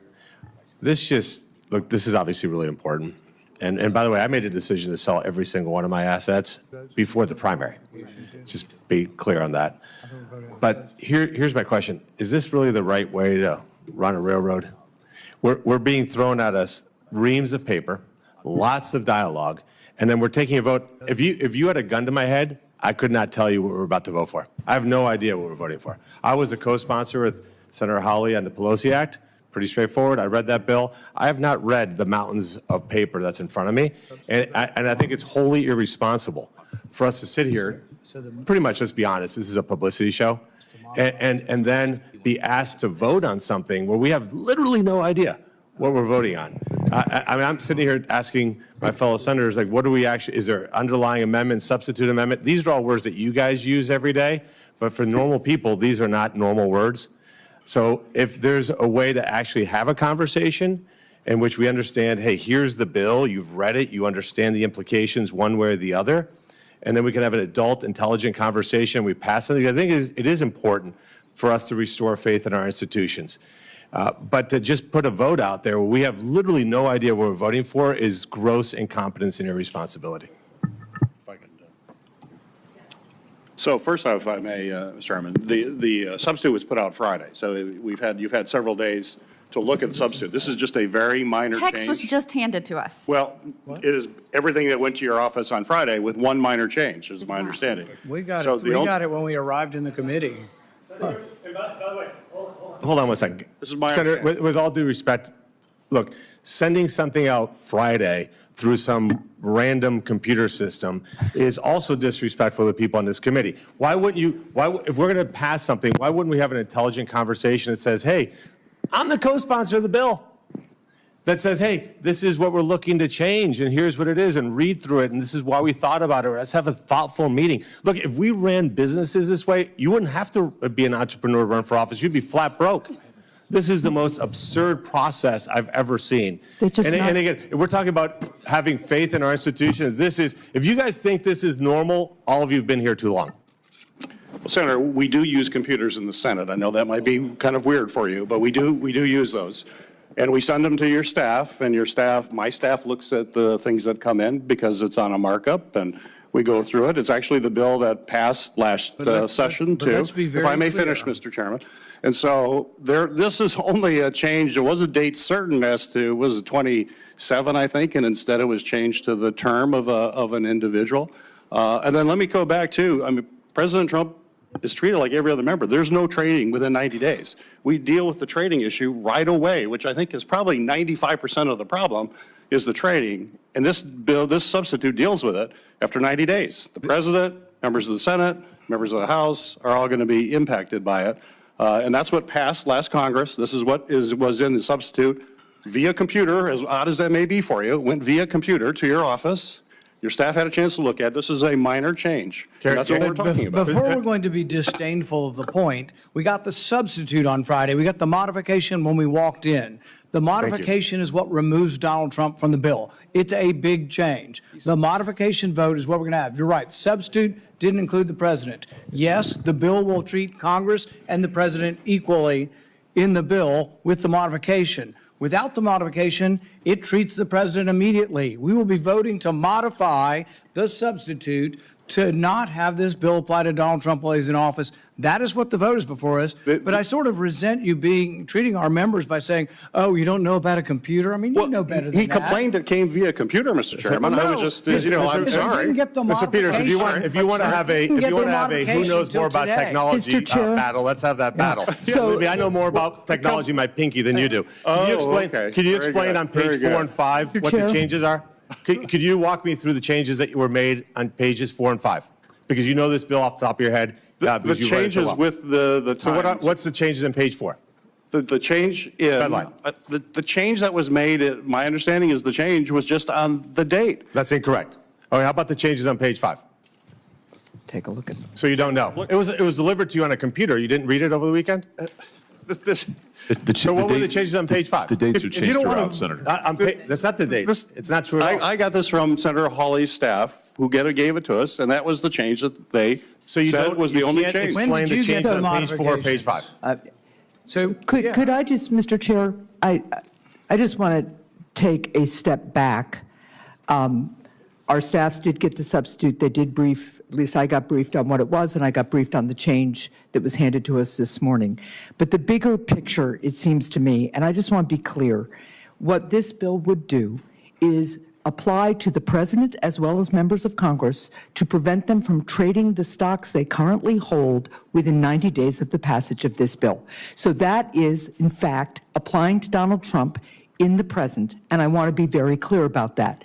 Like all members of Congress in this legislation, Donald Trump does not have to divest unless he were to start another presidential term. And the reality is that he is in his second term, so the Constitution prevents that. But the vice president would have to do the same thing if he were to have another term. We would all have to do the same thing. But it gives members the choice to decide whether they are going to divest or run for office.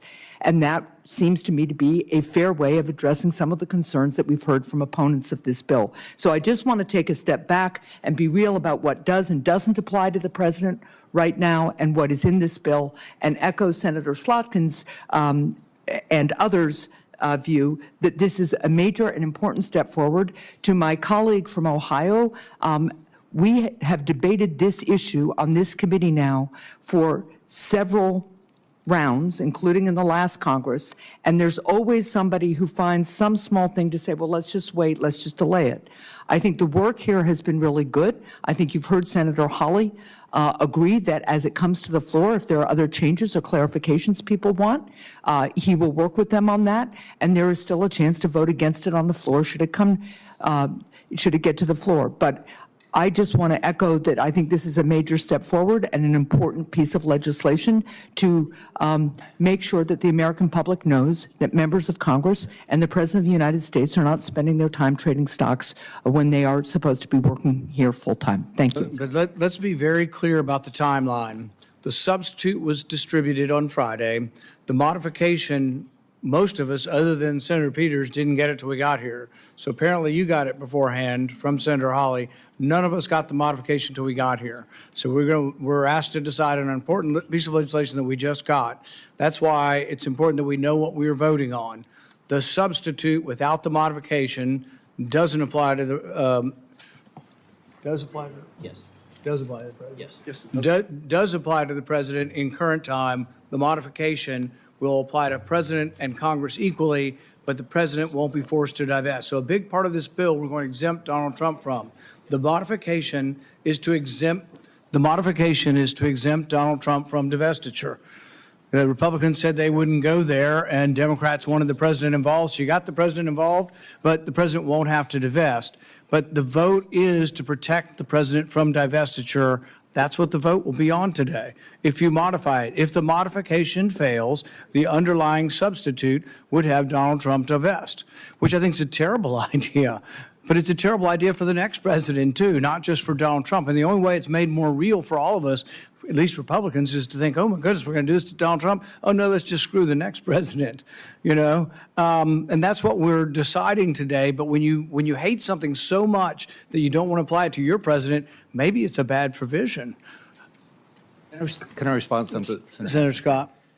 So, Senator Hassan, what you said sounds really nice. It sounds really nice that after we vote for this and this passes, we're going to have a conversation. We didn't. When we voted for this before, that's what I was told. Nobody talked to me. I hear about this Friday night. Nobody's asked me my concerns.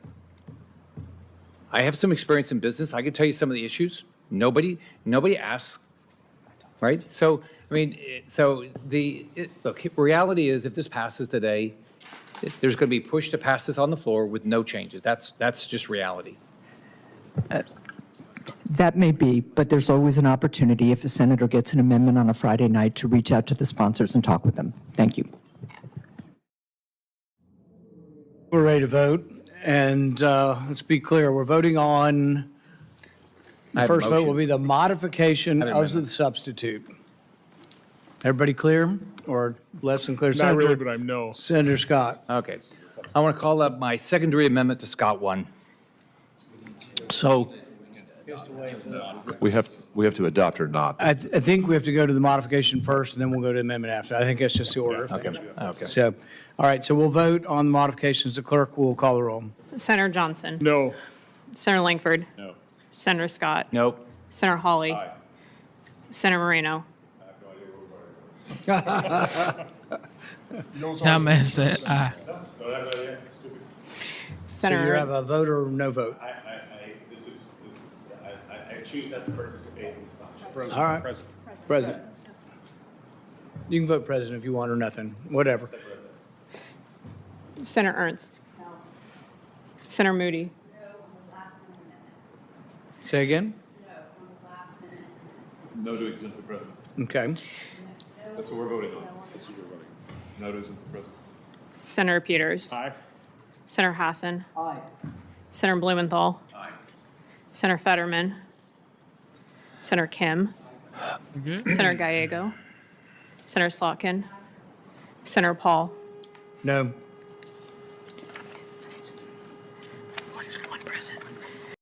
All right, I 100% support no trading for these folks in here because they have information that we are not privy to. But with that being said, let's go to the order of the day. All right, the business of the 45th, now the 47th. Letter saying Here we go. that you'll pay us.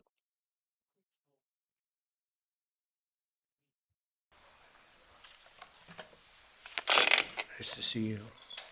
We've had a great weekend, and as you know, we made our deal with the European Union. The Japan deal is done. Many of the other deals are done. Indonesia was a very big deal, big country actually, and they're wonderful, and hopefully wonderful for both sides. But it's literally trillions of dollars ultimately being brought into our country. And it was something that had to be done, and it is being done, and it's being done properly. We're now negotiating with various other countries, and the rest we're just sending out the bill to. We send a bill, we send a letter saying that you'll pay a certain tariff. And obviously, that's most of them because you have, as you know, hundreds of countries, a lot of countries out there. So we look at the deficit or we look at the surplus, and we look at the country and how the country's treated us, and lots of other things go into the equation. And we make a decision as to what that tariff will be, and it's a pretty standard letter from that point on. And I want to tell you, this is something to me, it's a VA bill signing, and it's very important to me and to many of the people in this room. So I'm thrilled to sign the VA Home Loan Program Reform Act into law, and that is something that they've wanted to do for a long time. This legislation provides desperately needed relief to veterans and their families who have fallen behind on their mortgages, of which there are a lot because we have somebody that doesn't want to lower interest rates and probably won't lower them today. It's a really sort of an amazing situation. And it helps keep our promise to end veterans' homelessness, and we're going to do that for America. We're going to do that for our great veterans. I'm thrilled to be joined by the bill's sponsor, Congressman Derek Van Orden. Where is Derek? Right here. Derek? Hello, Derek. I didn't see you back there. Well, I'm a Navy SEAL. I snuck out. Let's see. And Mike, how are you, Mike? Mr. President. These two gentlemen are terrific. They are working together, and they've been working together, Mike, a long time on this. So I just want to thank you both, and I'll ask you to say a couple of words. An estimated 61,000 American veterans are in danger of losing their homes, as you know. But thanks to this bill, the Department of Veterans Affairs will be empowered to pay loan holders the necessary amount to prevent foreclosures on our veterans, so our veterans won't be foreclosed and put out onto the streets. It's very important. This bill also creates a 5-year partial claim program that could benefit up to 3.7 million veterans. That's the kind of numbers you're talking about. It's big stuff. The costs of the program are fully offset and will add nothing at all to debt. Is common sense legislation at overwhelming support and passed unanimously in the House and the Senate. Wow. When was the last time that happened? That's pretty impressive. My administration is committed to doing everything possible to ensure that our veterans are treated with respect and treated as well as anybody in this country. They're so important. They're so great. They've suffered so much in many cases. In May, I signed an executive order to open the National Center for Warrior Independence in Los Angeles, California, which will house up to 6,000 homeless veterans. You know, until we came along, they treated the veterans far worse than the illegal immigrants. They came in, they were staying in hotels, luxury hotels, and the veterans are staying outside of the sidewalk on the same hotel. Some pictures are just incredible. In addition, we'll also be opening a full-service VA center in New Hampshire, which is the only state in the union to not have a VA center. And I made that promise to the people of New Hampshire a long while ago, and we got it done. It's the only state that doesn't have, and yet you have a lot of veterans in New Hampshire. We're slashing the wait times at VA medical centers, and we're bringing back VA choice and VA accountability, which I had and the Democrats abandoned. It made it so much better. Accountability, meaning if you treat our veterans badly, we treat you badly. You get fired and beyond that.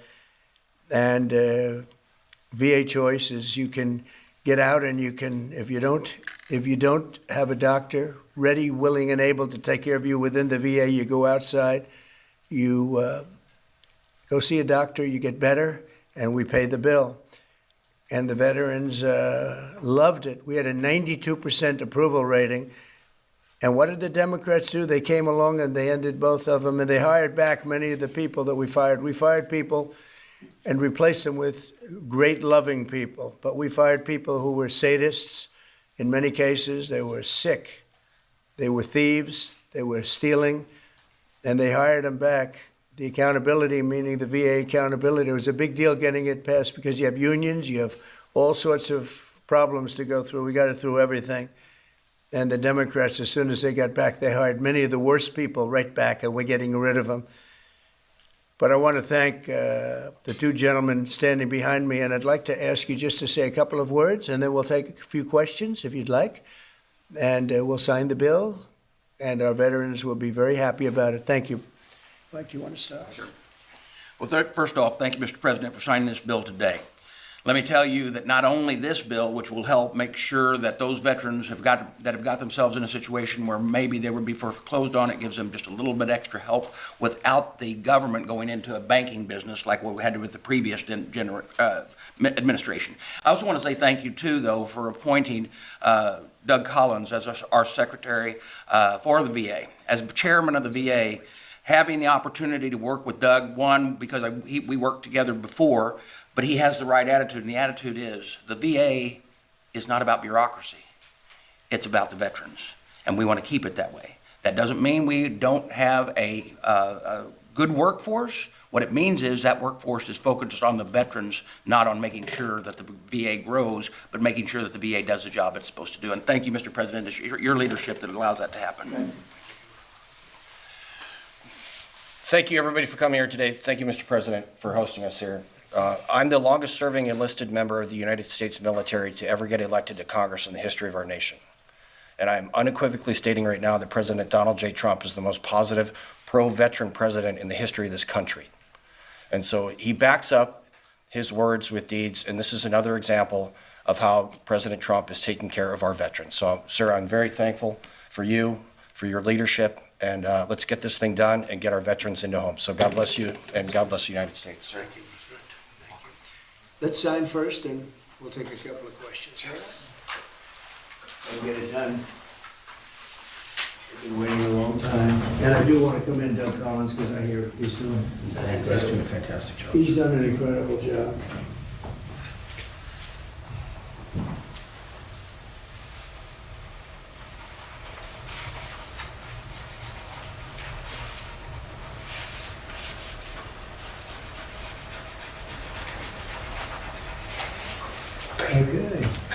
That's a good one. That's a good one. No auto pen?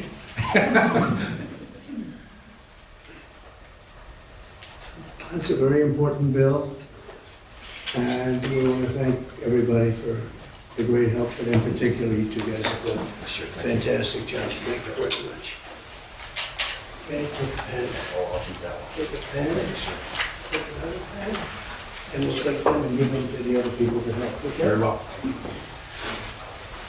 Okay, questions? Mr. President, you said that higher interest rates are making it harder for veterans to refinance.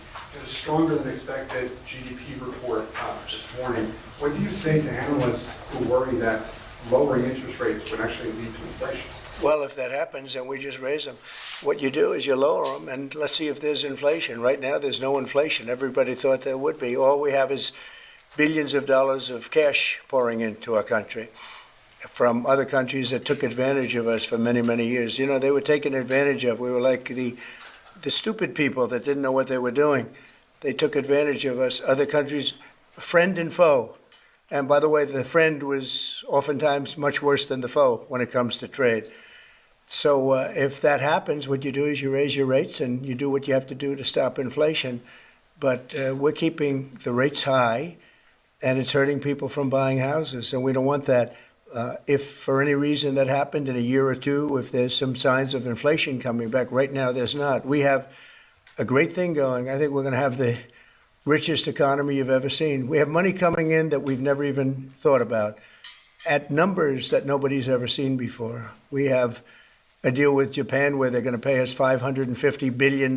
We have a deal with Europe where they're doing $750 billion plus $400 billion plus $300 billion.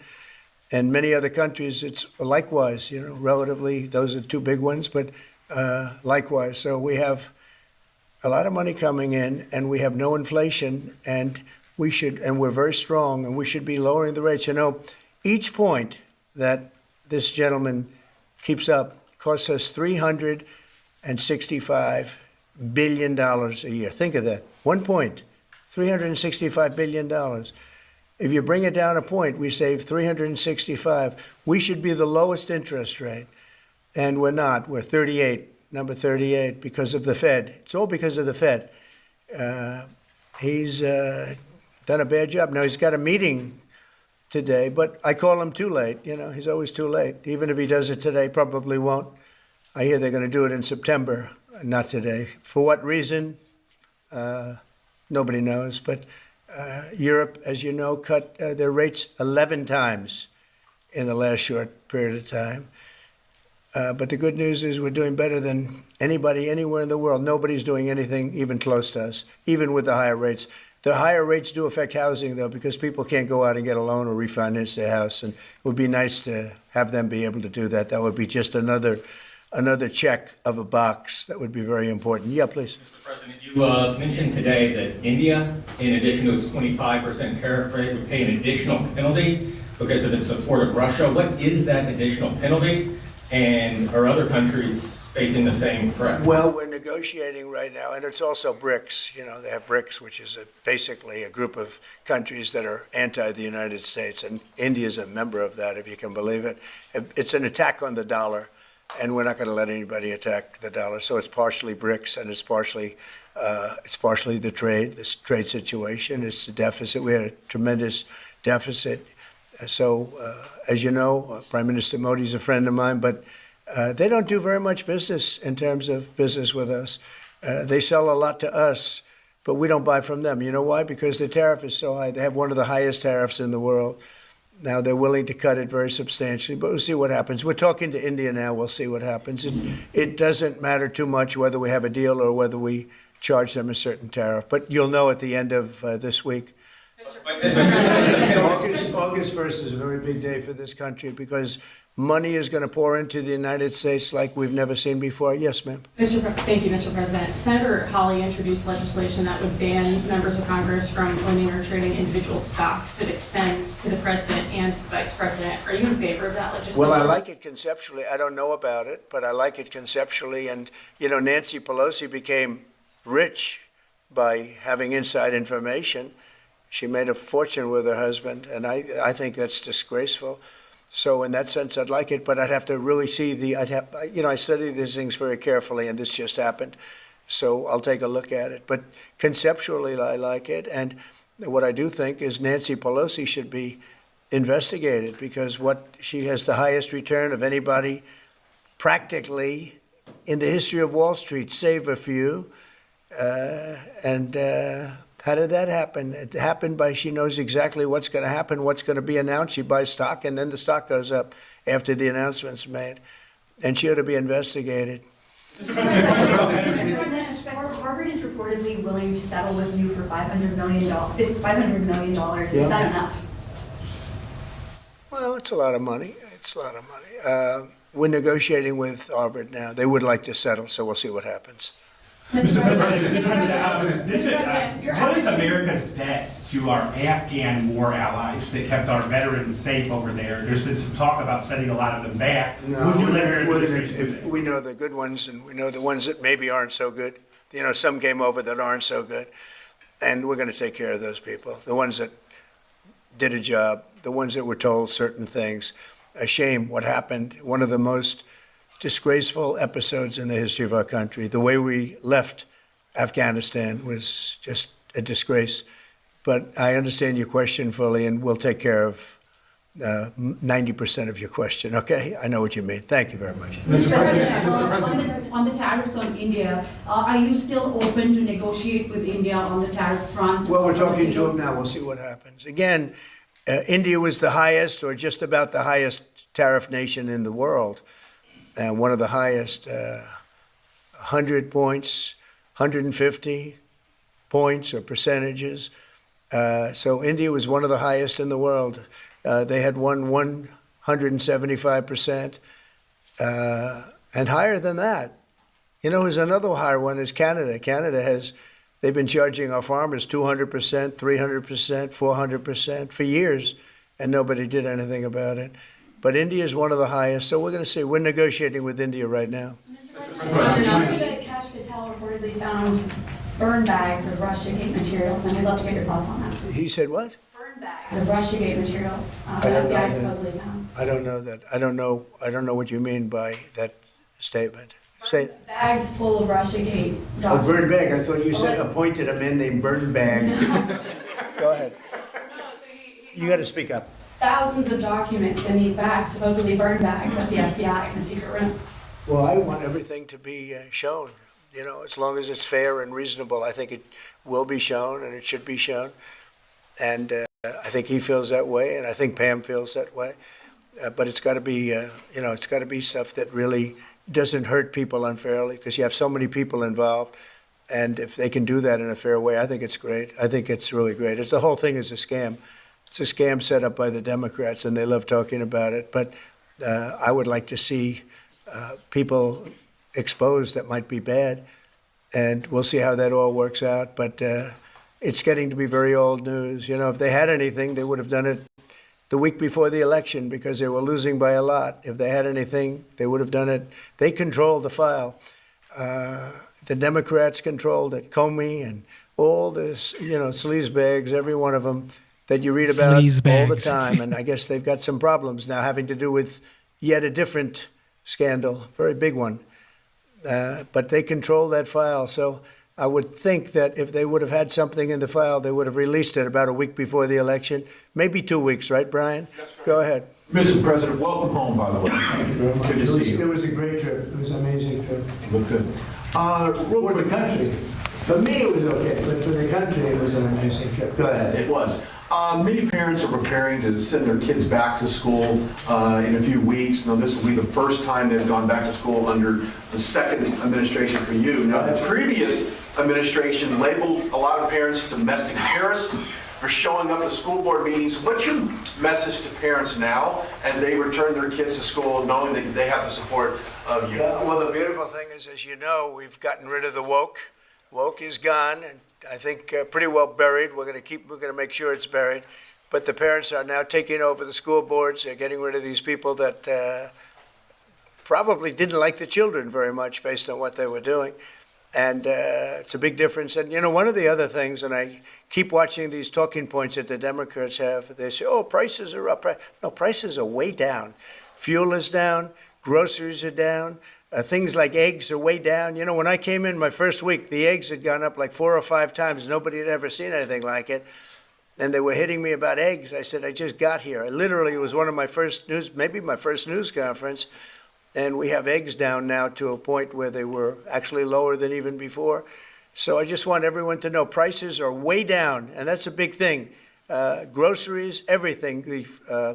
If you look at fuel, $2.35 a gallon, a lot of that. But we actually had 4 states where it's down $1.99, $1.99 as opposed to $3.50, $4, and it went up a lot higher than that. They got rid of my policy, and then it went through the roof, and then they brought my policy back, but it was too late. They blew it. We had the highest inflation in the history of our country, and now we have no inflation. We have nothing but cash coming in. The world respects us again. We're a really great, proud country, and I say it, I'll say it again, many, many leaders of other countries, I'm dealing with a lot of them today on their tariff situation. They owe us a lot of money. But many countries said to me, and almost in the same words, you were a dead country 1 year ago, and today you're the hottest country anywhere in the world. We are the hottest country right now anywhere in the world, and that's why we're taking care of our veterans. Okay? Thank you very much, everybody.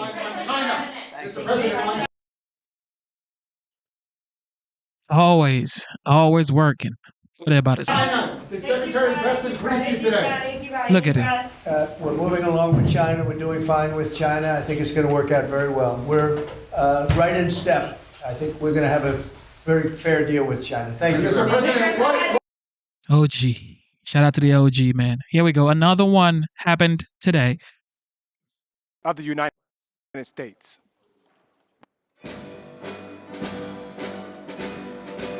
Always working. Like, fun fact. Sometimes when I'm like tired, I just think about Trump like, wait, this man is 79 years old. Like 49 years older than I am. And he's not tired. Why am I tired? Man, get your ass up. And we have a lot of great people here. And we've been looking forward to this day. But we sort of look forward to every day because we have a lot of surprises, most of which are good. Today you saw GDP was much higher than anticipated. And Scott, good job. Scott Bessent's been working, just got back from a little excursion and a meeting with China in Europe. And that went well. We've done very well with the EU deal. It's a very big deal, I guess. They say the biggest trade deal ever made by far, probably is. Just completed Japan and many other countries, and hundreds of billions of dollars is flowing into our country. We've never seen anything even close. And that's not me saying it, that's everybody saying it. And it's going to be something really, really very special. Maybe even more importantly, factories for AI and for cars and for lots of other things are being built in this country or planned to be built very shortly. They'll be starting. And where they need great amounts of energy, like for AI, they're going to be, I've given them approval.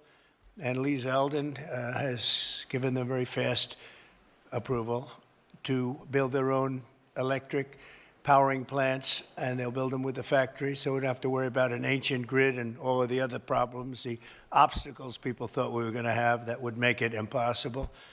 And we're leading AI by a lot, and I think people are very impressed with our country. As they said, the King of Saudi Arabia and various leaders, and just about every leader I can even imagine. We were in the Middle East and Qatar, UAE, Saudi Arabia, they said, 1 year ago, your country was dead, and today you have the hottest country anywhere in the world, and that's true. So I congratulate everybody in the room that's helped, but we're doing a good job together. I'd like to begin by saying a few words about the unbelievable kind of numbers that we've been putting up. And as I said, the number of 3%, the pace in the second quarter, we smashed all expectations. They thought it would be maybe a little bit less than 2, and it was 3, a little bit more than 3. Consumer spending is up. Business investment is way up. Domestic manufacturing is way up. Real disposable family income is up, and personal savings are up. Other than that, we're not doing so great. We have the hottest country, and I'll tell you, it's a great. We're having a lot of fun with it. At the same time, we dramatically slashed government spending for the second quarter in a row, down nearly 4%, which people were surprised at. We do a lot of cutting also. The private sector has boomed with nearly 600,000 jobs added, way above expectations, while we have reduced the federal workforce by 70,000 jobs. So these are private jobs that are coming back to our country. Federal jobs are being cut. Critics said that our tariffs would hurt the economy, but the data shows the exact opposite, and the exact opposite is happening. The U.S. Treasury has taken in $150 billion from tariffs, and we'll be adding about $200 billion next month for totals that nobody's ever seen before, frankly.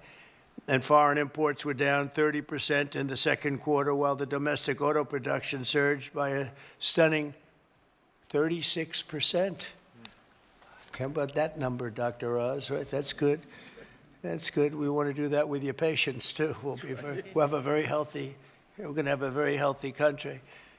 At the same time, inflation continues to fall faster than expectations, and for the 5th consecutive month, core inflation was lower than predicted substantially. This is truly the dawn of the golden age of America. That's what we're in.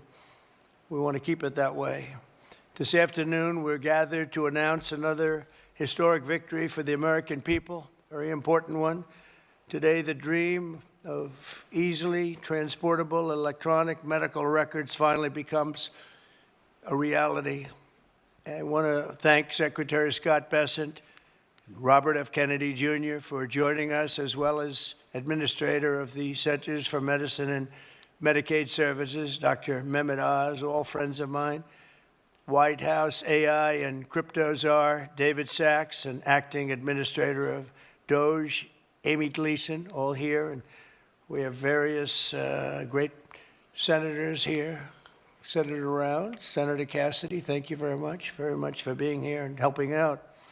I also want to thank representatives from Apple, Google, Samsung, Amazon, OpenAI, Anthropic, Epic, Oracle, Athena, Health, Noom, and that's not a bad group of people. Wow.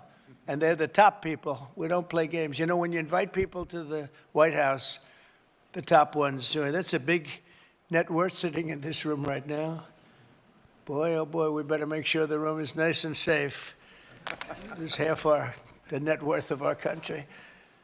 I'm also grateful to be joined by numerous congressmen. I'm not going to name you if you don't mind. I'll probably never get their vote again, but it's too many. Thank you very much for being here. The Congress has been great. Senators have been great, and the congressmen and women have been great. We just passed the most important, I think, look, I can't say most important, but certainly one of the most, but the most consequential and the largest bill in the history of Congress. And I call it the great, big, beautiful bill. We call it different names, but it all means the same thing. For decades, America's healthcare networks have been overdue for a high-tech upgrade, and that's what we're doing. The existing systems are often slow, costly, and incompatible with one another. But with today's announcement, we take a major step to bring healthcare into the digital age, something that is absolutely vital. You got to do it. Moving from clipboards and fax machines into a new era of convenience, profitability, and speed, and frankly, better health for people. Under the leadership of Administrator Oz, we're officially launching the CMS Digital Health Tech Ecosystem to give healthcare providers, insurers, and software companies the tools they need to empower Americans with a 21st century experience on health. The key breakthrough we've made is getting many of the biggest names in the healthcare and technology to agree to industry-wide standards for electronic medical records. All of those great companies that you just heard have gotten together with this group of very brilliant people. I don't know who's more brilliant, them or them. I don't know. Could be them. I hate to tell you. It could very well be them. But I don't know. I'm going to take my team.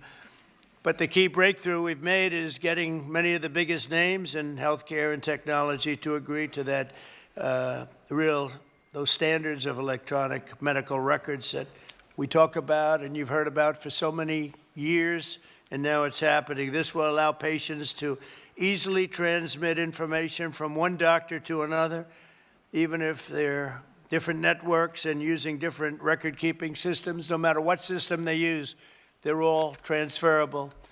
The new standards will also make it simple for patients to access their own personal health records. I don't want to see mine, please. I don't want to see. I don't know about you. They have all sorts of things. Sir, they can tell you exactly what your problem is going to be in 6 years. We can do it. You know, they have all these different things. I don't know if they work or not, but I didn't want to hear it. I didn't want to hear it. If they got a problem, I don't want to know about it right now. But it is amazing what they're doing. I don't know, does it actually work? Can they do that? All right, well then I'm glad I said I don't want to know. But thanks to this announcement, healthcare providers across the country will also finally be able to kill the clipboard. It's an expression that's used, capital, with a capital C, kill the clipboard. Instead of filling out the same tedious paperwork at every medical appointment, patients will simply be able to grant their doctors access to their records at the push of a button, just a button and you're all set, and all the information the doctor needs will be immediately transmitted. The system will be entirely opt-in, and there will be no centralized government-run database, which everyone is always concerned about. I'm less concerned than anybody. I say whatever it is, but people are very, very concerned about the personal records. They want to keep them very quiet. And that's their choice. I think it's a great thing because it'll be absolutely quiet. Instead, doctors and patients will always remain in control. The benefits to millions of Americans will be enormous. We will save time, we will save money, and most importantly, we'll save lives. It's just going to make people live longer and be a lot healthier. I think that's really what you're looking to do. And now I'd like to ask Secretary Kennedy to say a few words, followed by David Sachs, Dr. Oz, and Amy Gleason. Thank you very much, everybody.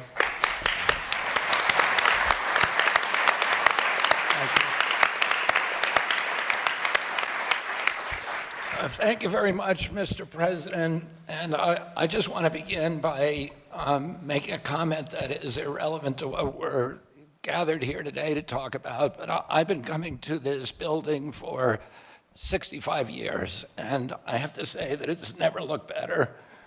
I've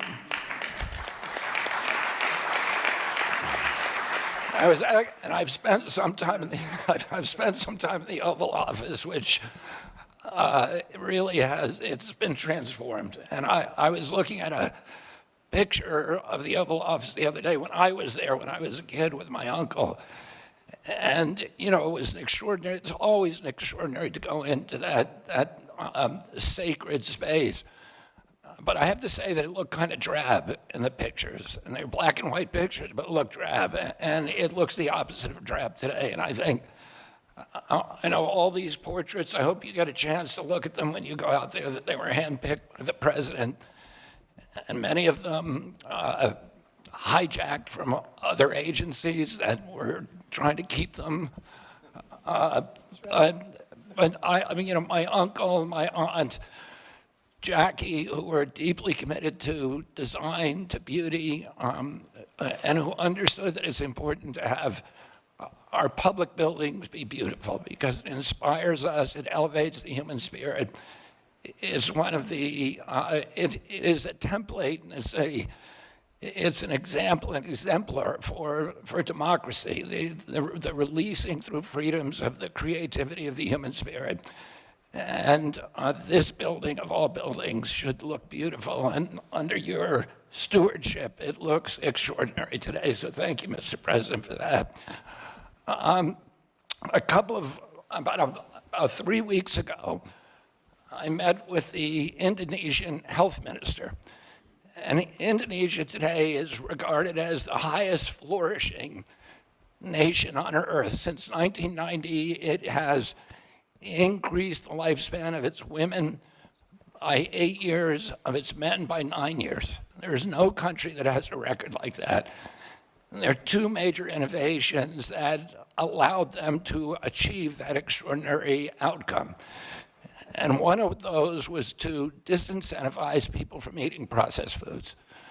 Oh, you are paid not to eat processed foods, and you are penalized for eating processed foods. The other innovation that really transformed Indonesia was allowing people control of their individual health records. And he showed me the app that they use that everybody in Indonesia has. And it shows your height, your weight, your blood type, your BMI, your cardiac markers, your diabetes markers, your cholesterol, and any kind of individualized treatments that you had.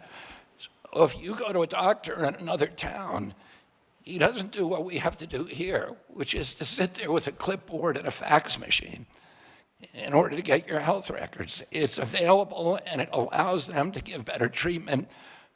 It also allows you to make better choices over your life.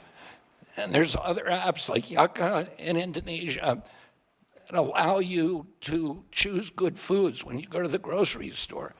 So you can turn your app on your phone and you can get full information of those foods. Well, now if you have your medical records, you can get personalized advice. And that app will also give you advice about a better alternative.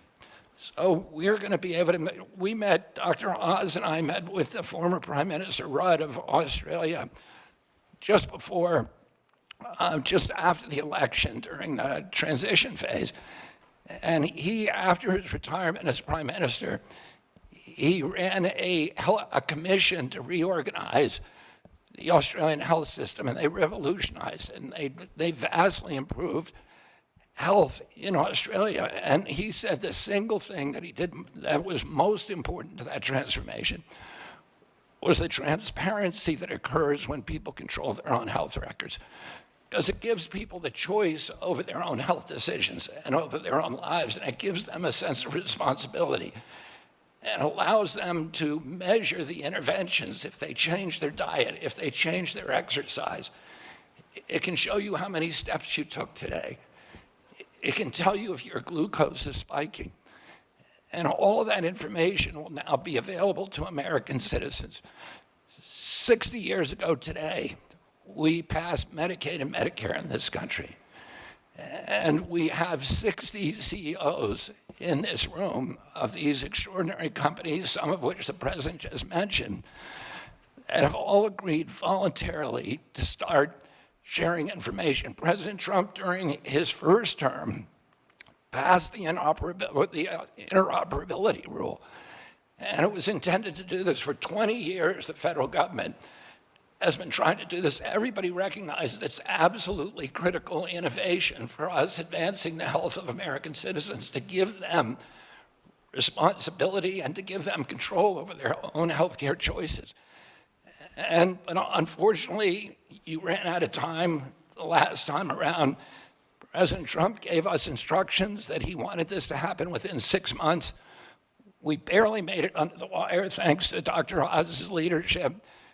And within 6 months, every American's going to be doing it, thanks to the cooperation of the corporate leaders in this room.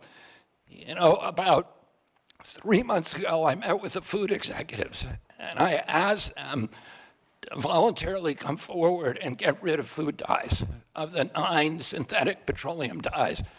And this is something, again, the government, Democrats and Republicans have been trying to do for 20 years.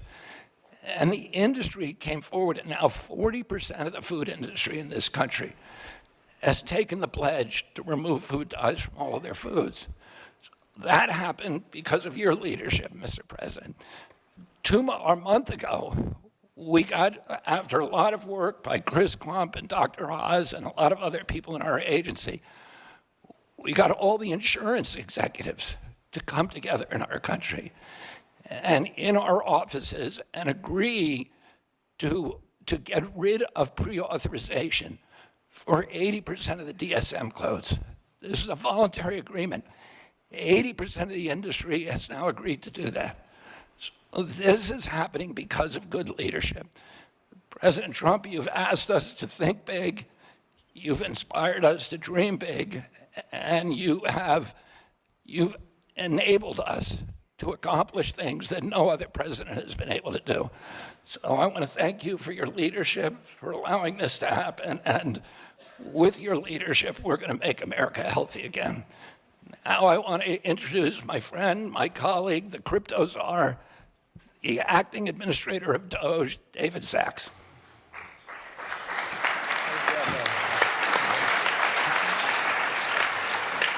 Thank you, Secretary Kennedy. I recently got a text message from a friend whose wife has been suffering from a chronic illness for something like a decade, and they've been trying to figure out what it is. They've never been able to figure it out. And I just want to read this to you right off my phone.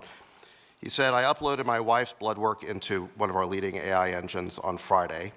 It essentially diagnosed her as having a rare genetic defect that causes bone marrow failure. It's caused every single thing that's happened to her. She has every single symptom. It started at exactly the same age of presentation. It's 10 people out of 1 million. There's absolutely no way this is not it.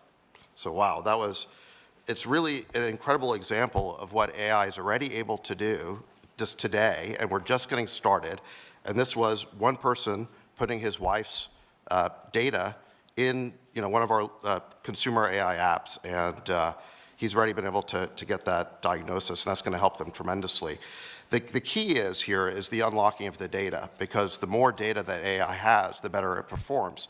And so, kudos to Dr. Oz and Secretary Kennedy for this pledge today. They were able to get 60 major companies across different sectors of the economy to agree to unlock their data so that AI can use it to drive better patient outcomes.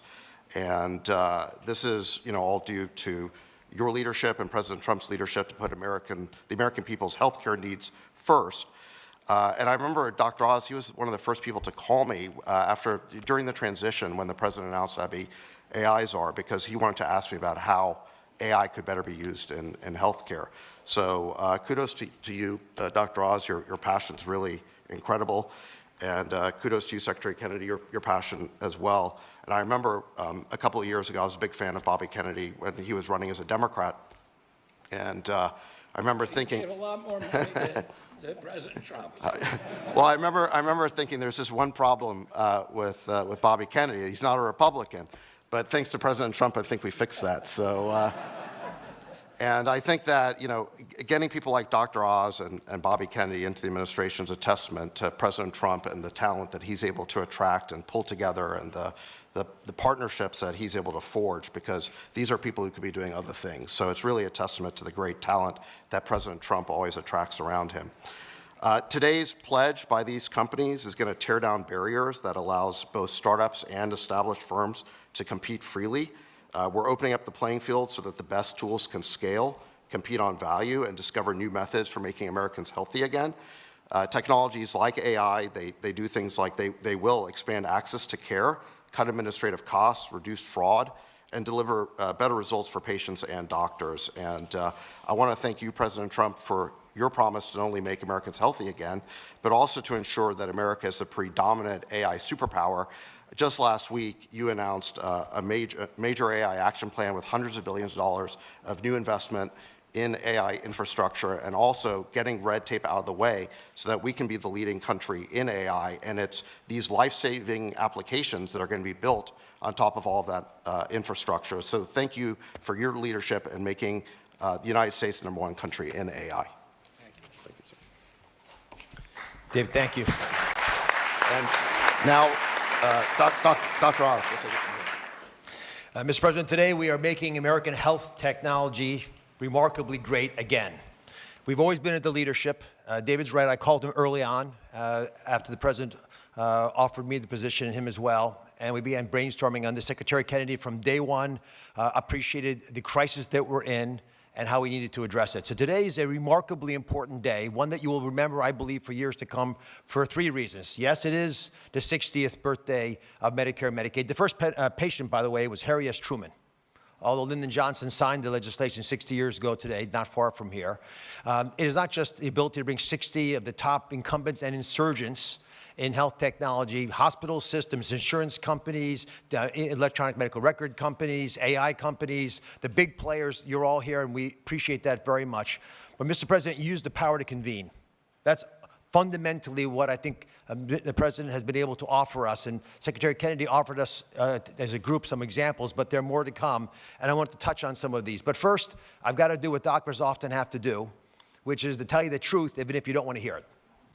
So here goes. These beautiful programs, which are the backbone of the social network, the social support system of this country, the safety net, they're flailing. They're flailing for a bunch of reasons. Medicaid is a unique entity. It has deviated from its original purpose by drift and by design. The One Big Beautiful Bill, the OB3 law, was elegant for that very reason. And President, I don't know if you remember this, I can share this, but he called me once and he was upset at me because I was going too strident at something. And he said, this is about fraud, waste, and abuse. That's what we're interested in doing. And that's exactly what the One Big Beautiful Bill accomplished. And it especially did it to save Medicaid by putting $200 billion more into it and allocating funds very specifically to use to support rural America. And primarily, some of that money will be used to support digital infrastructure, which is terribly lacking in many parts of the country. The money that's sent from Washington doesn't get to rural America. About 7% of Medicaid dollars get to rural hospitals. We now have an ability to infuse funds through this $50 billion Rural Health Transformation Fund into that system. The gathering today is another example of how we can actually jumpstart that and accelerate it. The other reality is COVID broke the system. It did for many reasons. Medicaid expenses went up 50% in 5 years. Medicare, the trust fund that we met at actually Treasury with Secretary Bessent and Secretary Kennedy as trustees, it goes bankrupt in 2033. And that is actually a conservative estimate. It could go bankrupt as early as 2029. Thankfully, due to the economy, that's not going to happen. But we don't want to have to take that risk, and there's some fundamental changes we need to make accordingly. Now, there's one other big reality about making the system more efficient, which is why what everyone here is talking about is so critical. And let's just pick an average American born in 1964. That average American born in 64 will retire this year at age 61. If just that one group of people born in 64 could work 3 years longer because they're healthy, because they feel like they want to do it, because they feel vital and vigorous, and they're flourishing, just that 1 year working longer is $1 trillion to the U.S. GDP, and is $300 billion of tax revenue to pay for a lot of the problems that people are concerned about. So it's not just keeping people out of the hospital, getting them to thrive and flourish that makes what we're doing so critical today. I think there are a lot of realities to how healthcare has gone. Unfortunately, this system is frozen, and it has been for many reasons, despite efforts in the first administration. It's frozen in time, so it cannot address the quality lags that exist. While Netflix and Airbnb and Uber drivers are racing ahead, making arrangements, identifying the problems that are challenging us in healthcare have become incredibly difficult. You can't make appointments. The average Americans are tired. They're tired of waiting for a doctor's appointment. They're tired of waiting for the surprise of what your hospital bill is going to offer. That's being addressed by one of the president's executive orders. They're tired of waiting for access to their medical records. You own your medical records. They're yours. Why you can't have access to them is a stunning reality in modern day America. They're also tired of waiting for Washington to take action. And this president early on emphatically stated that wasn't going to happen anymore. And today we made that vision into a reality. And there's a fine line between vision and hallucination.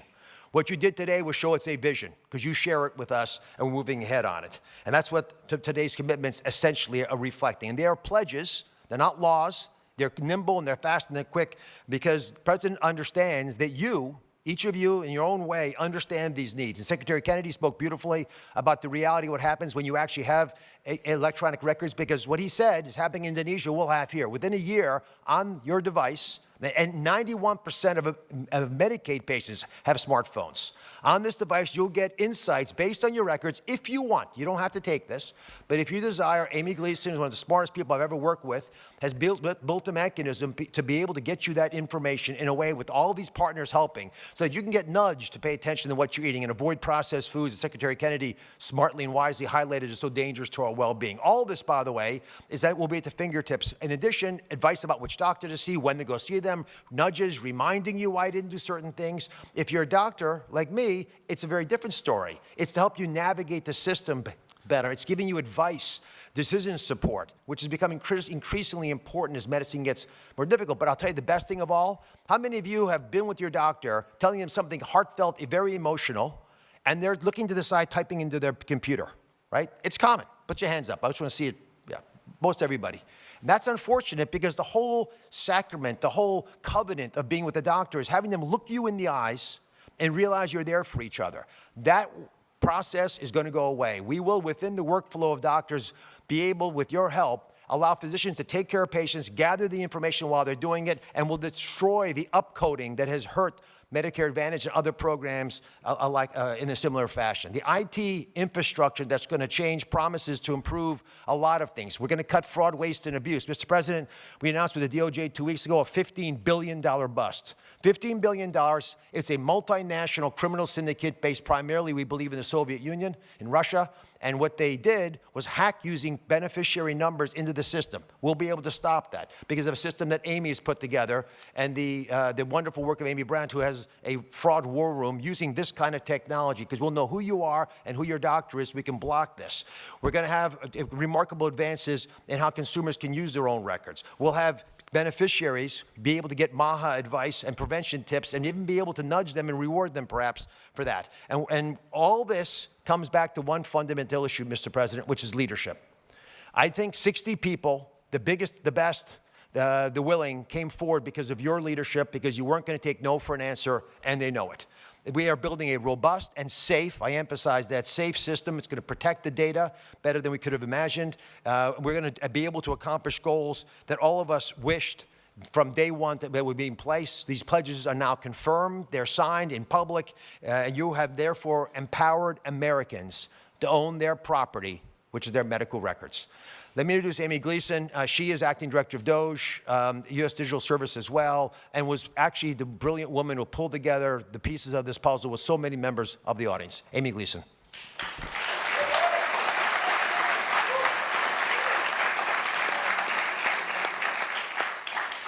Good afternoon. First, I would like to thank President Trump for his leadership in this area, and Secretary Kennedy and Administrator Oz for driving this work with clarity and urgency. I would also like to thank my colleagues who've been instrumental to this, and we've worked a lot of late nights and hard times on this, and it would not have been possible without them. I want to start today with my daughter Morgan, who's here in the audience. If you'd please stand up. I am so inspired and energized by your strength every day. And we also have two other patients here, Randy and Tom, who have been very inspiring. Thank you for being here today. You're why this all matters. Let me start talking about my daughter's history. So 15 years ago, she was diagnosed with a rare disease. She was 11 years old, and she started showing mysterious symptoms. Over the last year and a half after that, she saw the country's best doctors, but she still continued to get worse. At some point, she couldn't stand up off the floor or walk up the stairs, and we still had no answers. I carried a binder of paper records to every doctor's appointment so that I could keep them aligned. And I truly believe that if one of those doctors had been able to see her whole history, they would have diagnosed her faster. And if we had just had today's AI, then they could have connected the dots that the humans missed. Today, Morgan takes 21 pills a day, gets 2 infusions a month, and has over 40 patient portals. Her disease is very rare, but her experience, it's very common. And that is what we're here to fix today. Too many patients are forced to remember all the doctors that they've been to and log into portal after portal, repeating their story at every visit, and they don't have the digital tools to help them stay well. Meanwhile, every other part of our life is digital. I can order groceries and have them delivered in minutes. I get personalized recommendations on my other apps. But in healthcare, we still see it on paper and manual situations. But today, thanks to President Trump, we're changing that. Over 15 years, we've tried to regulate our way to a better outcome. And we have gotten a path forward, but they have not delivered the modern healthcare experience that Americans expect and deserve. I'm so proud today that these 60 companies have voluntarily stepped forward to make a pledge, to take action, and to join us to say, we're ready. Let's fix this. We're in. We're trying something different. It's not regulation or rulemaking. This is a voluntary alignment around a shared vision, a commitment to work across boundaries, across competitors, and across silos. We're bringing together data sharing networks, electronic medical records, doctors, health systems, payers, and app developers. And we're asking one simple question: what can we do right now to make this work for patients? The companies pledging today are agreeing to collaborate, even with their direct competitors, because they know we can't keep kicking the can down the road. We have to stop talking about data interoperability and make the data flow. Here's something important. Not all patients will want these tools. Some will rely on their caregivers, and others will rely on their doctors, so they don't have to carry it themselves. But no matter how people engage, we must make sure it works for everyone. CMS is doing its part. We're clearing the path for innovation by building the long overdue National Provider Directory, a kind of digital map for healthcare that connects systems in real time and helps patients get more coordinated care. We're also modernizing Medicare.gov to feel more seamless and smart like other apps we use. But the government can't do this and shouldn't do it alone. These tools we need to make daily decisions must come from the private sector, and that's why this is so important. So let me tell you what this might look like after our collaborative effort. So Morgan, in 6 months from now, might show up to her doctor's appointment, and instead of filling out a clipboard with her 21 medications, 12 doctors, and her entire medical history, she can just pull out her phone and tap or scan a QR code and seamlessly transfer her digital insurance card, her verified medical record, and a digital summary that could help her provider get up to speed faster. We call this kill the clipboard, as President Trump said. After the visit, Morgan opens her AI assistant, a tool that she has authorized to access her records, and asks, what did the doctor say today? What did these results mean? What should I watch for now? And the assistant responds using her actual health history, explains her care plan in plain language, helps her track her symptoms, and even schedules follow-up visits if she needs them. And lastly, she has a new favorite app that helps her manage her chronic conditions. Because for years, Morgan has said what other patients say: I only see a doctor a few days a year, but I live with this disease every day. Today, we're starting with apps that can support patients 24 hours a day from anywhere in the world. They don't replace doctors, they just fill in the gap between visits so that care is continuous and not episodic. So what makes this effort different? Today, we have all these apps that want to provide these services, but they can't get the data because it is so hard for patients to access their records. But today, we have 18 network companies who are here pledging to fix the infrastructure that makes this possible. They're doing this through modern data sharing networks that removes the burden on patients and providers and makes it available in real time using modern identity, just like when you check in at the airport. These honor patient privacy and transparency, and most importantly, it's a movement to work together to remove the friction that's holding us back. Because access to information shouldn't be a luxury, it should be a standard.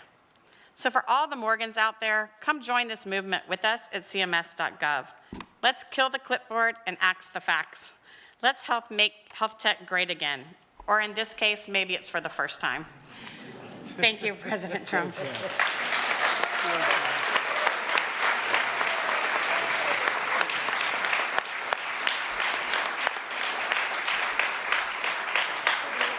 Thank you very much. That was great. And hello.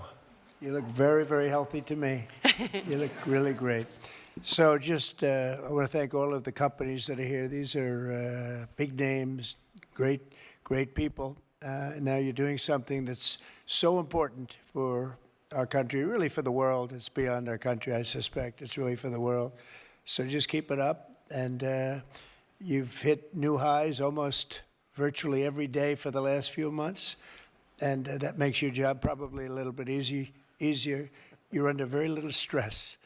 But someday you might have a little bit, but you're not going to have much. I think we're really going to great heights. But I just want to thank everybody, political people and the teachers and the companies and all of our cabinet. I even see Newt. Do I see Newt? I see Newt. Look at him. He's such a handsome man. He's a healthy man. We don't have to do any tests on him. But good to see you, Newt. But I just want to thank everybody. This is a very big undertaking, and it's a very serious undertaking. It's going to make a lot of people lead a much better life. Thank you all very much for coming. Appreciate it. Shout out to the 45th, now the 47th, for sure. Dr. Haas over there with RFK Jr. and the other lady. Like, people can say anything they want to say about this guy, but you cannot say he's not working. He's not trying new things. And that's how to make progress. You try new things, you just keep trying. And that's what he's doing. Shout out to the 45th, the 47th. All right. Here we go. Remember what happened in New York? New York City. Remember what happened in New York? Well, police are searching for a motive after a gunman shot and killed 4 people in a Midtown office building. Mayor Adams says the gunman had help, and authorities found a note. Nate Foy is standing by with the latest. Nate.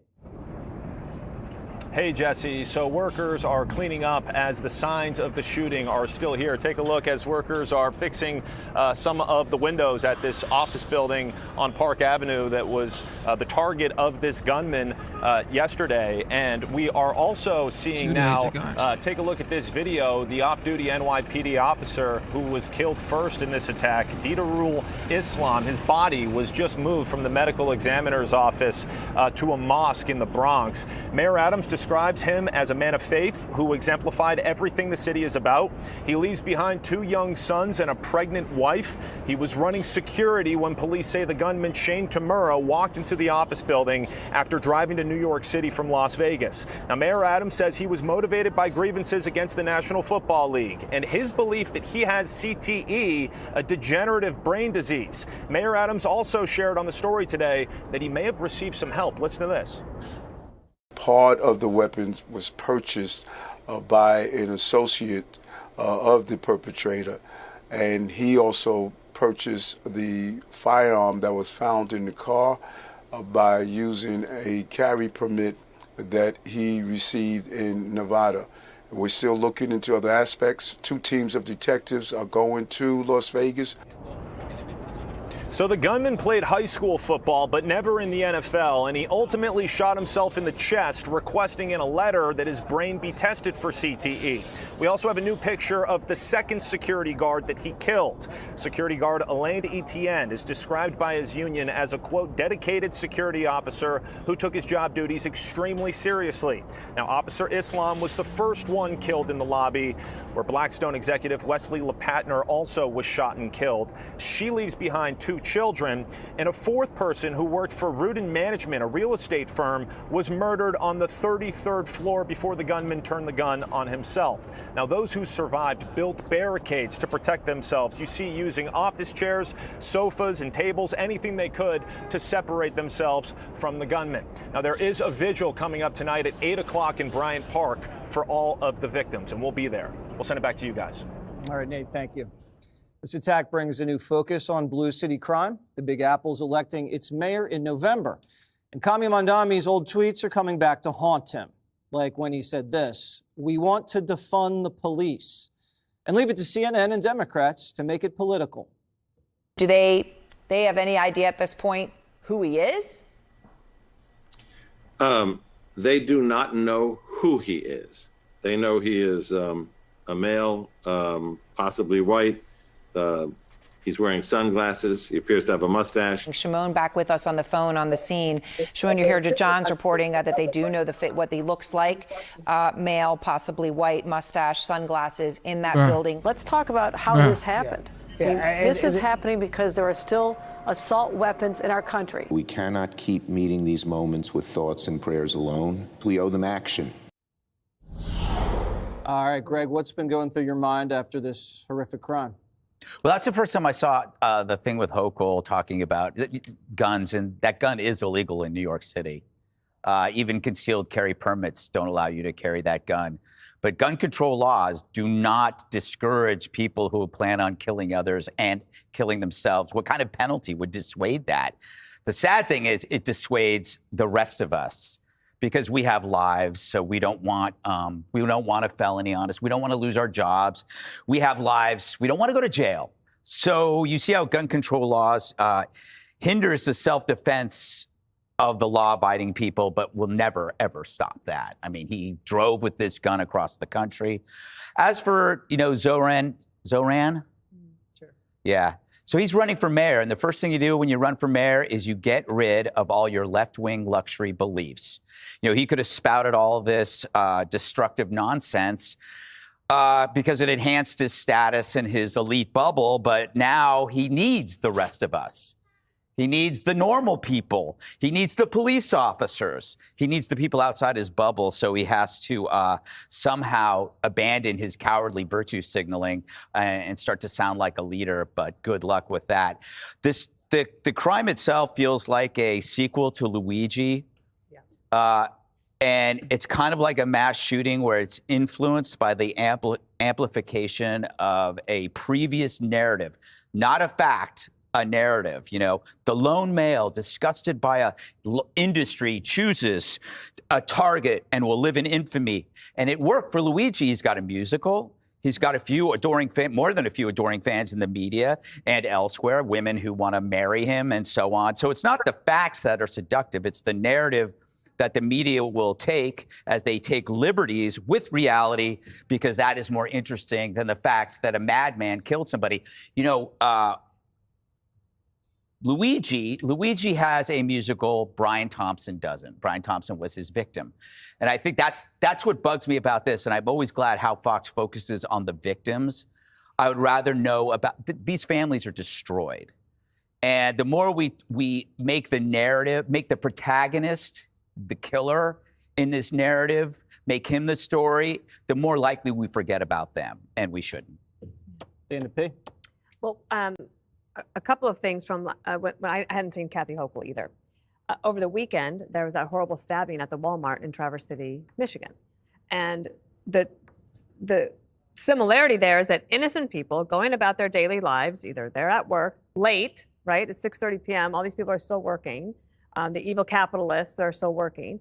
Then you have people going about their business on a weekend, going to Walmart, trying to do what they need to do to either shop for fun or shop for the necessities that their families needs. And so the question was kind of immediately, how can we harden all of these targets? And this, instead of saying, no, actually, how do you take mentally ill people, prevent them from getting guns, traveling across the country, and maybe you can't do it all. But to immediately just go, well, gotta have more gun control. It gives them a pass from having to do the things about keeping people away from innocents who don't want to go to jail, who are doing the right thing, who are at work, who are taking care of their families. The other thing is that I don't like the narrative either that, oh, it must be the NFL. Yeah, it's the NFL. I mean, well, he watched a documentary. Yeah. Legacy of Denial. Wow, it was really understandable. The guy played high school football. So he's mad at the NFL because he has CTE. Obviously, he has other problems. He's a dead loser. Yeah, he ruined families. I don't give a flying F about his brain. And not only did he ruin those families, but I mean, the traumatization for people who were working there, people who didn't leave until after midnight because they were afraid to leave the building. They are completely traumatized in a building that is a landmark right there, right over there on Park Avenue. So I would go back to, like, if you're Kathy Hochul, if you're a leader, if you're Mamdani, you can't think about, oh, well, we have to count on the police when you want to, or you have to say, oh, well, I guess we just need more gun control, and that's your answer. It's pathetic. Emily. A few things. So Mayor Adams also talked about the police presence here in the city, and that's something that I love about it. I see NYPD everywhere. It's fantastic. So is there enough NYPD on streets? He said yes. But my question is, are they paid enough? Because Officer Islam paid with his life, but we weren't paying him enough to have one job. because that was his second job that he was doing there in the lobby. And I know that there are a lot of union negotiations and the like, and we have a different administration now, but I pray to God that there's an assessment of fiscal dollars here in this city and that more of our tax dollars go to these brave men and women that all too often make this ultimate sacrifice. And can I say on that point too, that Bangladeshi immigrants have a huge presence in NYPD. There's well over 1,000 officers. They make up to over 15% of the traffic enforcement here. That's a large body. They have their own, not union, but organization that was started almost 10 years ago. They're incredible. And Officer Islam now leaves behind 3 children. I talked to NYPD Sergeant Joe Imperatrice, who founded Blue Lives Matter, who will be caring for the family like they care for every family that has someone that made the ultimate sacrifice in the course of their duties here at NYPD. And he said officers nationwide need to know that more than ever now that they need to be the police. He said there are people everywhere that need them, and they always look for the men and women in blue when they feel they have no options left. More than ever, wear the uniform with pride and continue to do the noble work, he said, that Officer Islam and so many others set out to do and can't finish. And final point, actually one quick point before that. All the buildings out here, did you guys notice today, they all now have their security is outside. In this heat wave, in triple-digit heat, these guys are standing in the sun now. This has become this war battlefield. These guys are dying outside, just trying to protect those inside. Question was raised today, actually, by Piers Morgan on our show, and he talked about maybe the use of AI, because the callousness and the brazenness with which that monster walked across the plaza with his M4 was somehow okay. And he said, he sort of questioned, could we use AI to maybe see that in all these cameras and act? And there's a company called Zero Eyes. It was founded by a Navy SEAL, and it's manned 24/7, 365 by former spec ops. And they're watching all of these cameras, and within seconds, they can deploy emergency services and local law enforcement. And they have a lot of examples of how they've saved lives with people walking up, on Ring cameras with guns and the like. So perhaps that's something that would be really useful moving forward. Last word to you, Jessica. I'm completely devastated and heartbroken by this. It's, where I grew up. I know people who know both of the female victims, Julia Hyman and Wesley LePatner, who seem like incredible people and members of their community. Julia Hyman, only 4 years out of college, just getting started. Wesley LePatner's 2 children away at camp. And this is the news that they get on a phone call.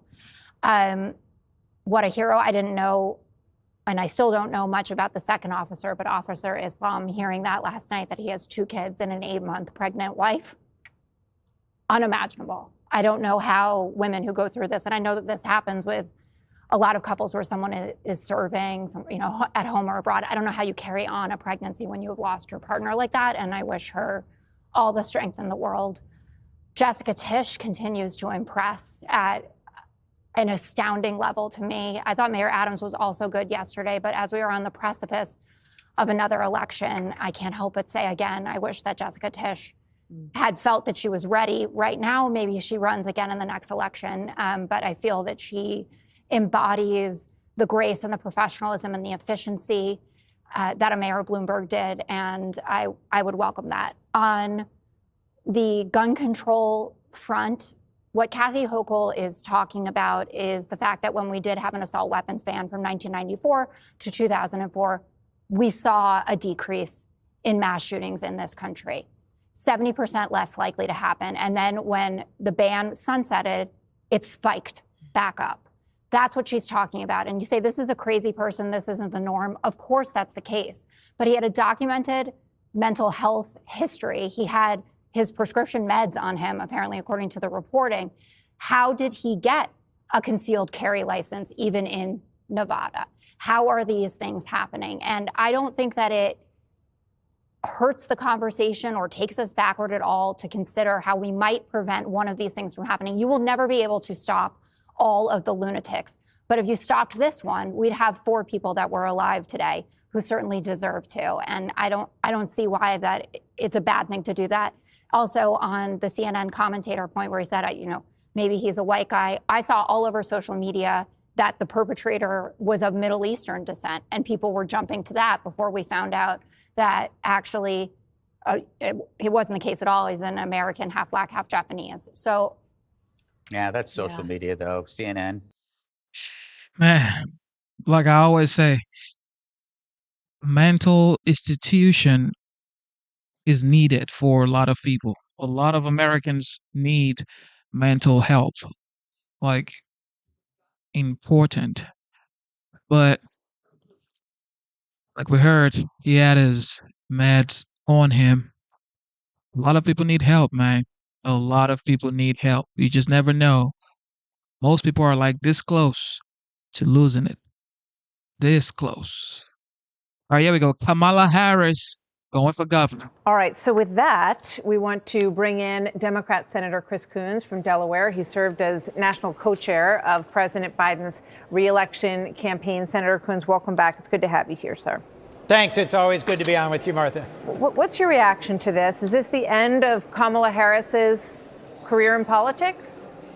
I don't think so. She was a very strong attorney general for the state of California. She served well in the Senate and as vice president. I don't know what her future will bring, but I'm sure she will continue to serve her state and our nation. Would you encourage her to run for president again if she came to you and said, look, I'm talking to a lot of people for advice. I'm not going to run for governor. Would you be supportive if she wanted to run for the Democratic nomination in 2028?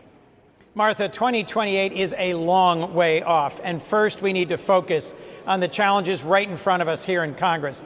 Our president, Donald Trump, and his OMB director are trying very hard to shut this government down. And on a bipartisan basis, those of us who are appropriators are trying to keep it open and trying to do our job and meet the needs of the American people, keeping costs down, keeping our national defense strong, investing in health care. And that's in contrast with a president who wants to take away health care from millions of Americans. That's the issue right in front of us. 2028 is literally years away. Well, we had a good GDP number today, and we do see hundreds of billions, Scott Bessent says, probably 300 billion coming into the coffers through these tariffs so far, which economists on both sides of the aisle seem to feel is a pretty strong record so far. I'm just being told that Hunter Biden, what did he say in response to Kamala Harris's decision? Quote, this is a quote from Hunter Biden on Kamala Harris dropping out of the governor's race in California. That's interesting, he says. So, Martha, I'll respond to your point about 3% GDP growth and $300 billion coming in tariff revenue. This Friday is when President Trump's next round of tariffs are scheduled to take effect. I'll remind you, it's American consumers who are paying those tariffs. The first quarter, our economy shrank, and that's partly because of the chaos and unpredictability of the tariffs. I don't know, and frankly, no one knows, whether President Trump will go ahead with the very large tariffs that are scheduled to hit this Friday. You know, we were all told it was doomsday based on the tariffs. And, anywhere you look, across the sort of persuasion spectrum, people are saying, gee, this actually didn't turn out to be terrible for our economy. In fact, Jerome Powell just said that wages are rising higher than the rate of inflation. So he thinks that's a pretty good sign for the U.S. economy. So, Martha, that's largely because President Trump suspended most of his major tariffs. He's been trying to negotiate deals. I think he said he'd get 90 deals in 90 days. He's had a handful, but he has largely suspended imposing massive new tariffs. They still have $300 billion coming in. They're saying that they think it's going to be pretty productive in terms of lowering the debt, because they're going to have about $300 billion coming in. So some of them may not have gone into effect. He said he's sticking to the August 1st deadline with these other countries. So clearly the tariffs are bringing in income to the country. Correct? You would see that. Yes. What they are not doing, Martha, is bringing prices down, because consumers are paying those additional tariff-driven higher prices. But inflation is lower now than it was when he took office, Senator. On his promise to put tariffs on all of our major trading partners, that's going to raise prices. Inflation EU is products lower now, coming into our country than right it was now when he took pay office, about 2.5% tariff. He's going to quadruple that. That will raise our prices. I'm just asking for like an objective take on this, because here inflation is down since President Trump came into office. You accept that number? Inflation is roughly level. It has not gone down significantly. It has also not gone up significantly. Well, it's a lot lower than the 9% take, that we had in the last administration, correct? It's down, I think it's about 2.7%, if I'm looking at the right number here. Yeah, I am. Which is close to what it was last year. So, yes, right after the massive pandemic that was made worse by President Trump's conduct in the first months of the pandemic, yes, the recovery, which required significant investment to restart our economy, we had high inflation. By the end of the previous administration, the Biden administration, that inflation had come down dramatically. Okay, it was just so people know, it was at 3.1 in January. It's at 2.7 now. So that just the argument that tariffs or these arrangements on trades have made things more expensive for people is not true. It is only marginally lower, as you point out, but it is lower. It is not higher as a result of the tariffs. It depends on the product. If you've gone to the grocery store and bought beef recently, it's at an all-time high. If you're trying to build housing so that we can deal with our national crisis, well, everybody wants prices housing, to get lower. That's for prices for wallboard and plywood coming from Mexico and Canada are higher. So we'll see there are some lower, some higher. We'll see what direction it all goes in. Senator Coons, thank you very much. Do you want Hunter Biden to run for president? Sounds like he's thinking about it. No, I do not. No, you do not. No, I do not. Okay. Martha, I do have something up on Fox today that is a letter calling on President Trump to not give advanced technology to China. He has just waived some of the critical technology export controls that were in place to prevent China from taking the lead in artificial intelligence. I hope viewers will give that a read. H2O it's an important. Okay, so Hunter Biden is most likely going to be the Democrats' presidential nominee. Okay. Hunter Biden, ladies and gentlemen. Just like Terry said, and they said we would be in economic ruin by July. That's what they said because of the tariff. They said, well, people are going to be in shambles by July. Who's going to pay the tariff? Unfortunately, we're not. Okay. We're not in shambles. All right, here we go. Jesse.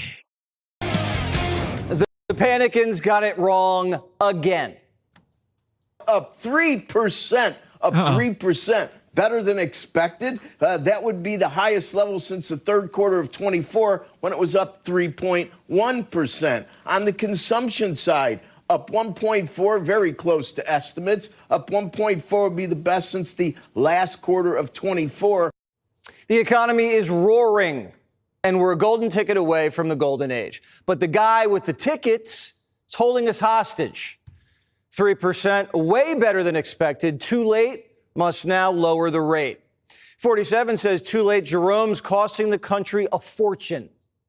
Each point that this gentleman keeps up costs us $365 billion a year. Think of that. 1 point, $365 billion.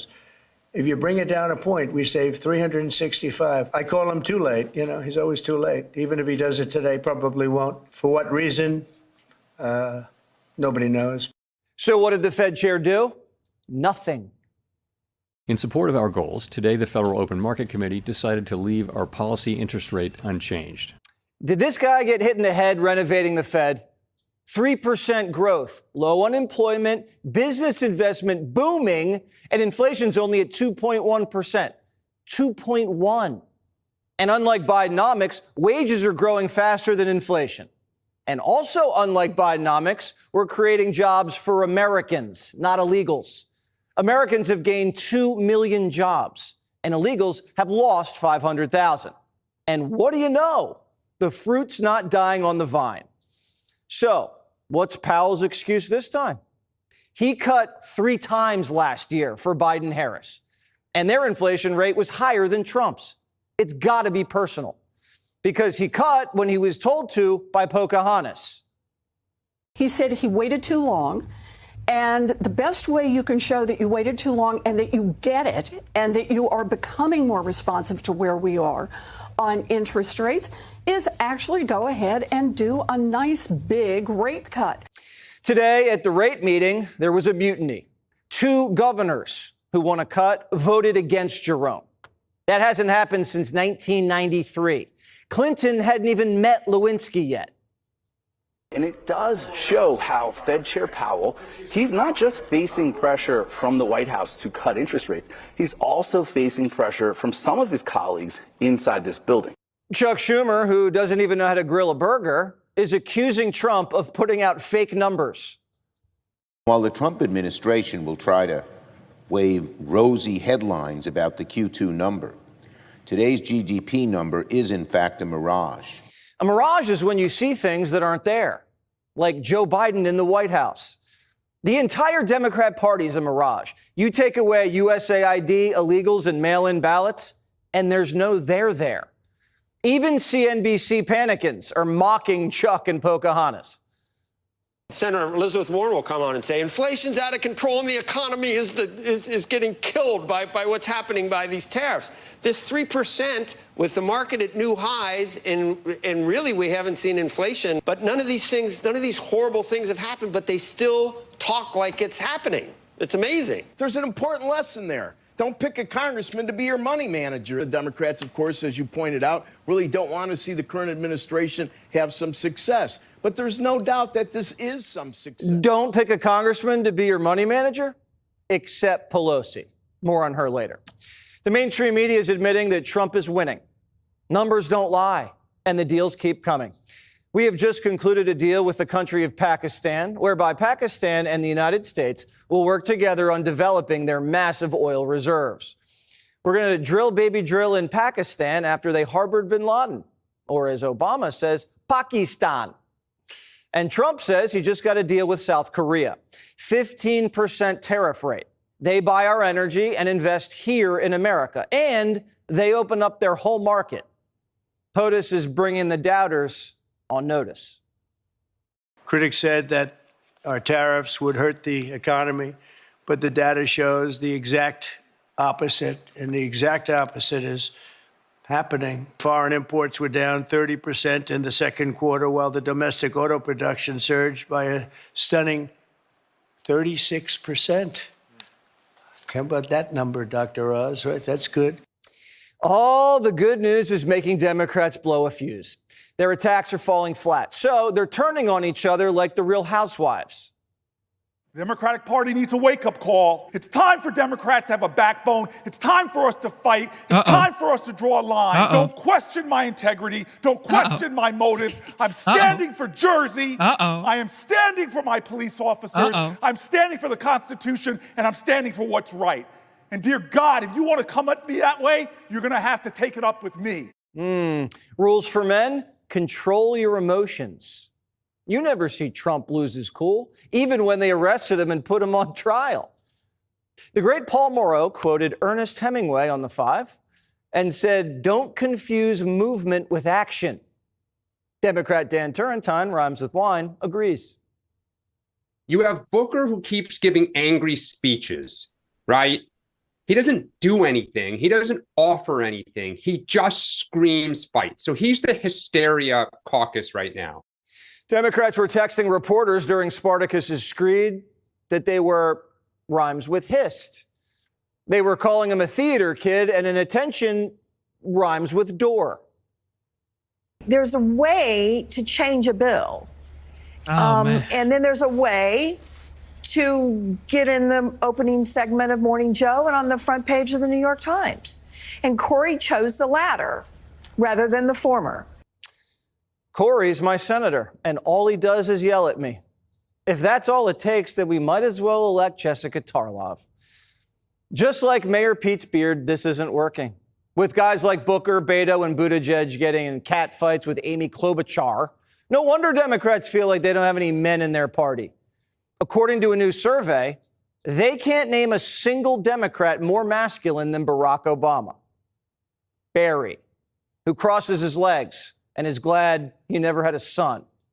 That Barry, who said boys should stop playing sports and take their gay friend to the theater. That Barry. So Democrats are forced to role play. Swalwell's hitting the weights, and now he's calling out Gutfeld. Quote, "Here's a deal for Gutfeld. The deal? If tough guy benches more than me for 10 reps, I'll leave Congress. If not, he leaves Fox News. I'll give Greg 48 hours to accept, and then I'm calling him Gutless Feld. Gutfeld's an old man, Congressman. Take it easy on him. Democrats are like little orphan Annies. Their father got cooed and disappeared into Delaware, and now their mom left home. Kamala just made a big announcement. Quote, after deep reflection, I've decided that I will not run for governor in this election. For now, my leadership and public service will not be in elected office. Hunter Biden, when reached for comment, told us, that's interesting. Kamala's not running because she was going to lose. Donors weren't giving. And she was going to have to run a tough primary. So to save face, she's going to sit on her keister in California and nag Doug. Since mommy and daddy are out of the picture, Democrats are going to have to grow up the hard way. Screaming, singing, and dancing won't make you into a man. First, they should try crushing deals and drives. Did you get to see my drive in the first hole? You hit it straight pretty high. I did. Pretty long. Pretty long. That's no Joe Biden, let me tell you. That's not Biden, right? That was a good drive. Oh my goodness. This guy just makes it so interesting, man. All right, here we go. The 5. But will all this outrage help the left with their glaring man problem? A recent analysis shows that masculine Democrats is an oxymoron in the eyes of many young men. Also, what's the back and forth with this American Eagle ad? Why is this going crazy everywhere? Most struggle to name masculine leaders within the Democratic Party outside of former President Barack Obama. I know you've been dying to talk about Sydney Sweeney all day, but tell us your thoughts on Kamala Harris's statement. Well, I felt like maybe you were going to say, Dana, well done. You told us she was not going to end up running.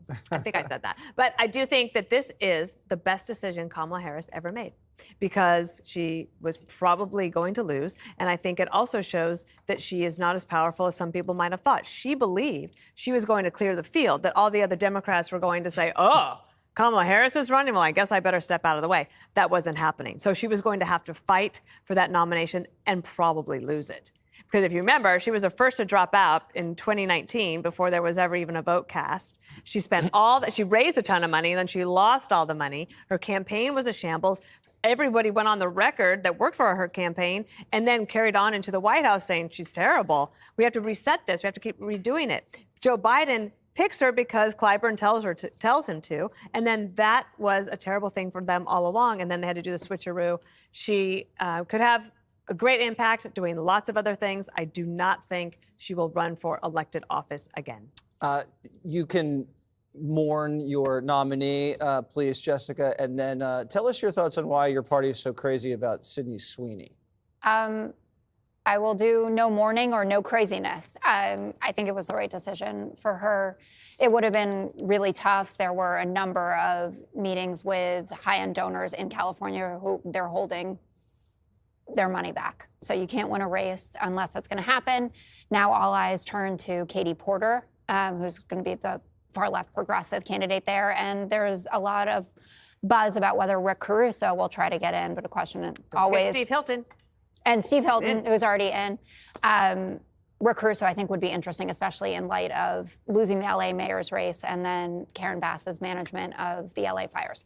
On the Sydney Sweeney front, ad campaigns are supposed to have hot people in them that make you talk about the ads and eventually buy the product. And so this is a home run for American Eagle. Stock went up 18%. They have 4 times the traffic on the website. They're part of the conversation, though I would say it is largely an online conversation. I asked a couple people who don't spend all day on their devices, well, what do you think about the potential eugenics American Eagle ad? And they were like, what are you talking about? But I think it was smart for them to use someone who's so popular right now. And I was not offended, though I also have not bought the the jeans, but I still like skinny jeans, which I know is just like a millennial thing. Paul loves skinny jeans. The Do you? skinnier, Oh, yeah. the better, Paul. Particularly on, what's her name? Sydney Sweeney? Yeah. What's her name? That's how you, what's that girl's name? Put it out. That's how you know you're getting older, right? You have no idea who the celebrities are. Don't say anything. All right. So, No. all right, Kamala not running. First of all, this is the equivalent of the New York Mets saying, yeah, we don't really want to win the World Series, okay? You weren't going to win. That's obviously what went into this. And really, if you think about it, the conditions that created Kamala as the Democratic rock star they couldn't have been more favorable to her, right? Because obviously you had the debacle with Joe Biden, right? And then all of a sudden, boom, she was the anointed. And the entire, I mean, you've never seen fundraising like that in so short a time. And yet it didn't work. We call that in law enforcement a clue, all right? So I agree with you, Dana. I think it was the right move. That said, I am going to say I think she has a future. She's going to have a future with the party. You know, the party likes her. She's personable. She's photogenic, all of that stuff. And that matters these days. You know, Greg, you said at one time, you know, that politics is supposed to be show business for ugly people. And it's not true in show business anymore. The reverse is also true in politics. You now have good-looking politicians, right? So I think she does have a future. That said, it's just not right now. The future's not what it used to be for Kamala. Let's move on real quick on the Sydney Sweeney front. The thing about jeans, all right? What do you think made her look like that if it wasn't jeans? Kale? She did a bunch of crunches or something and gave her those assets. It didn't go that way, all right? And just all I'm going to do is just reverse it now. And, you know, I don't mean to be mean-spirited, but come on now. If, let's say it was Beyonce who said that, right? Or if LeBron James said, no, it wasn't jeans that got me into the NBA. It's because I can do a lot of pull-ups. You know, you'd laugh. Of course, it has to do with you're physically gifted. And there's nothing wrong with that. The problem is this is not about Nazism. It's about envy. And the people what realistically social media has done, and it's bad for the Democrats particularly, is that it's like Democratic, like makeup remover. There's no film anymore. There's no distance. We can see who they are. And so you get young women with purple hair and nose rings saying that Sydney Sweeney is a Nazi. Sydney Sweeney is not a Nazi. The campaign is not Nazism. And we've talked about this. Anytime you invoke Nazism, you've lost. Greg, I know you've been dying to talk about Sydney Sweeney. Oh, it is quite a contrast. No one wants to see Kamala run. Everyone wants to see Sydney run. So that's disgusting. Let's talk about the masculinity thing. You know, from the 1960s onward, little history lesson, Dana. Many men pretended to be liberal just to get girls. Because of the 60s and the 70s, there are a lot of cute liberal girls you can impress by, you know, reading a summary on Karl Marx and Angela Davis. But then you realize over time that a lot of these women became more and more unhappy and less attractive. They became less like Sydney and more like Rosie. It was like, you know what? Maybe this isn't the best place to be. So the only men that are left over in the Democrat Party are authentic phonies. They've been doing it so long, they've lost their actual personality. Like Gavin Newsom, that isn't real. Eric Swalwell, that's not real. Cory Booker, he's a one-man theater troupe, you know? The Sydney story, though, the reason why it's interesting is, and Jessica's right, that it was kind of an internet story, but then the media, who has nothing good to write about because of Trump doing so well, this is their story. So they amplified it, but it shows the vast difference in priorities between most Americans and junk food journalists. You know, most Americans, they're thinking about education, crime, economy, their mortgage.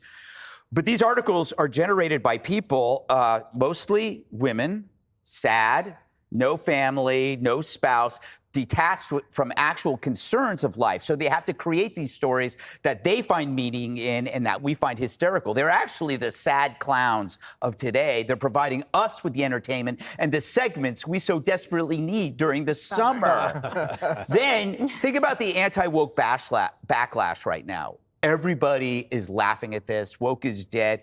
But I think it is driven by a realization that at least 1 to 3 generations were told a lie about gender, sex, and happiness. That women were told by their favorite magazines, from Cosmo to Glamour, you didn't need a man. But if you wanted a man, you could have many. And they shouldn't be like your dad. And there is no clock. You can be 25 forever. You can live this life forever. We're not going to forget you. But we do. So now you have women in their 30s and the 40s who are left behind romantically and biologically, casualties of the sexual revolution, that were told over and over again, don't be a Sydney Sweeney, be an Elliot Page instead. So Sydney Sweeney is a reminder that women are always going to be women and men are always going to be men who like women. And the people who preach differently, celebrities and elites, they can do so because they have the status and the fame to weather whatever outcome there is for their dumb choices. But the millions of women who bought those magazines and believe that beauty is patriarchy and monogamy is a prison, they don't have that luxury. They're stuck without a safety net. How's that? And why do people have a problem with a woman talking about her genes? And of course, genes and gene, it's just a way to get people's attention, and they did. They got people's attention. So, people crying and say, well, this is a reach, talking about blue eyes and blonde hair. Why are you so oppressed by blonde hair and blue eyes? Like, what in the world, yo? If you don't like American Eagle, go somewhere else. Go somewhere else. You don't have to, start calling names and say, well, look at her. It's a reach. This is oppression. Oppression for what? Like, victimization is way too crazy up here, bro. I'm sure Gen Zs are like going bunkers right now. Sydney Sweeney. There's a lot of history, Greg. She replaced the shark attack story for the summer. Yes. There's no shark attack. We need Sydney Sweeney week. Yes, it is week. And I would watch her run every day. Remember the Carl's Jr. ad? Yes. Every summer on Fox for business purposes. No, remember at Fox every night, spring break gone mad. Who did that? What a bunch of animals. I still read Playboy. Oh my goodness. And the funny part is American Eagle is going bonkers right now. Everybody is on their website trying to watch the ad by Sydney Sweeney or whatever her name is. It's like the goal is accomplished. This is what they wanted. They wanted people to talk about it, talk about their gene, talk about the ad, talk about the commercial, and now everybody's talking about it. And the old cry victimization mindset people are the people making sure this is going crazy. Like, just live your life, man. Live your life, man. Social media is just, it's a reach. Okay, it's a reach. Fresh off another round of awful polling, desperate Democrats are trying anything to get their party's mojo back. Cory Booker going from a stand-a-thon to a scream-a-thon, raging against his fellow Dems for being complicit with Trump. This, to me, is the problem with Democrats in America right now, is we're willing to be complicit to Donald Trump. It's time for Democrats to have a backbone. It's time for us to fight. Don't question my integrity. Don't question my motives. I'm standing for Jersey. I am standing for my police officers. I'm standing for the Constitution, and I'm standing for what's right. And dear God, if you want to come at me that way, you're going to have to take it up with me, because there's too much on the line right now in America. But it may be Senator Spartacus who needs the wake-up call. Not everyone on the left is raving about his ranting. There's a way to change a bill. And then there's a way to get in the opening segment of Morning Joe and on the front page of the New York Times. And Cory chose the latter rather than the former. He knew if he did this, it would be a viral moment. There is a lot to say here, and I'm going to start with Jessica, because the bill that he's talking about was out of the Judiciary Committee. It passed unanimously. He wasn't there. So then he decided to trash everybody, but he did it for a very specific reason, I think. What do you? He makes money. He gets a ton of small dollar fundraising from these kind of antics, and that's why he doesn't care about the party. He will go ahead and throw them under the bus if it puts him ahead a little bit. Well, I definitely think there's a fundraising element, and he's still high off the 25 hours straight that he did a couple months ago, right? And was widely praised for that. And yes, the Democratic base wants you to fight harder, but not to fight against Amy Klobuchar and Catherine Cortez Masto, who are the two women that he was going after. And they pushed back, I think, pretty well, Yeah. saying, first of all, you didn't bother to show up for the vote. You didn't offer amendments, and that we've sent these bills through the committee before. And just because we don't like Donald Trump and we want to oppose him doesn't mean that all of the business of the country can halt. This is about funding law enforcement. And think of the headlines of Democrats vote to defund police. We lived through that once. Terry's that didn't going really go bonkers well. in the chat. And I also I like Cory Booker. It's not about that, but someone like Cortez Masto who wins in a swing state, I always say defer to the person that runs the really hard races and wins. Like, you're running in New Jersey. I understand it has gotten a little bit redder, but it's still a blue state. You're going to get reelected. It's the same thing with Jasmine Crockett. You can say whatever you want if you're D+30. Like, look to the people who actually need to save their seats. Jesse, he's probably lucky that there were no binders around when Klobuchar was watching all this. You know who doesn't yell? Trump. Right. Bush never yelled. Reagan never yelled. Obama didn't yell. Obama didn't really yell. Real yelled at you. male Biden whispered. leaders don't raise their voice like that. And people always say Trump's crazy, he's chaotic, he's this brash. When do you ever see him go, ah? You never see him do that. He's usually in control. Men are supposed to be guided by reason. They're supposed to exhibit tranquility. They're not supposed to let their emotions get the best of them. That's what happens like with women. women. Women are, that's you. That's what women do. Cory Booker should not be acting like that on the floor of the U.S. Senate. And I'm not afraid of him. Why is he acting like, what, do you want to do something? What, do you want to do something about it? And who's he talking to? He's talking to a female colleague. That's crazy. What if you run into him at a bar? See, I don't think Jesse goes to those bars. Greg, Senator Booker does seem a little thirsty. That he does. You know, can you put that video up just on the side? Just imagine, you know what he reminds me of when I'm looking at this?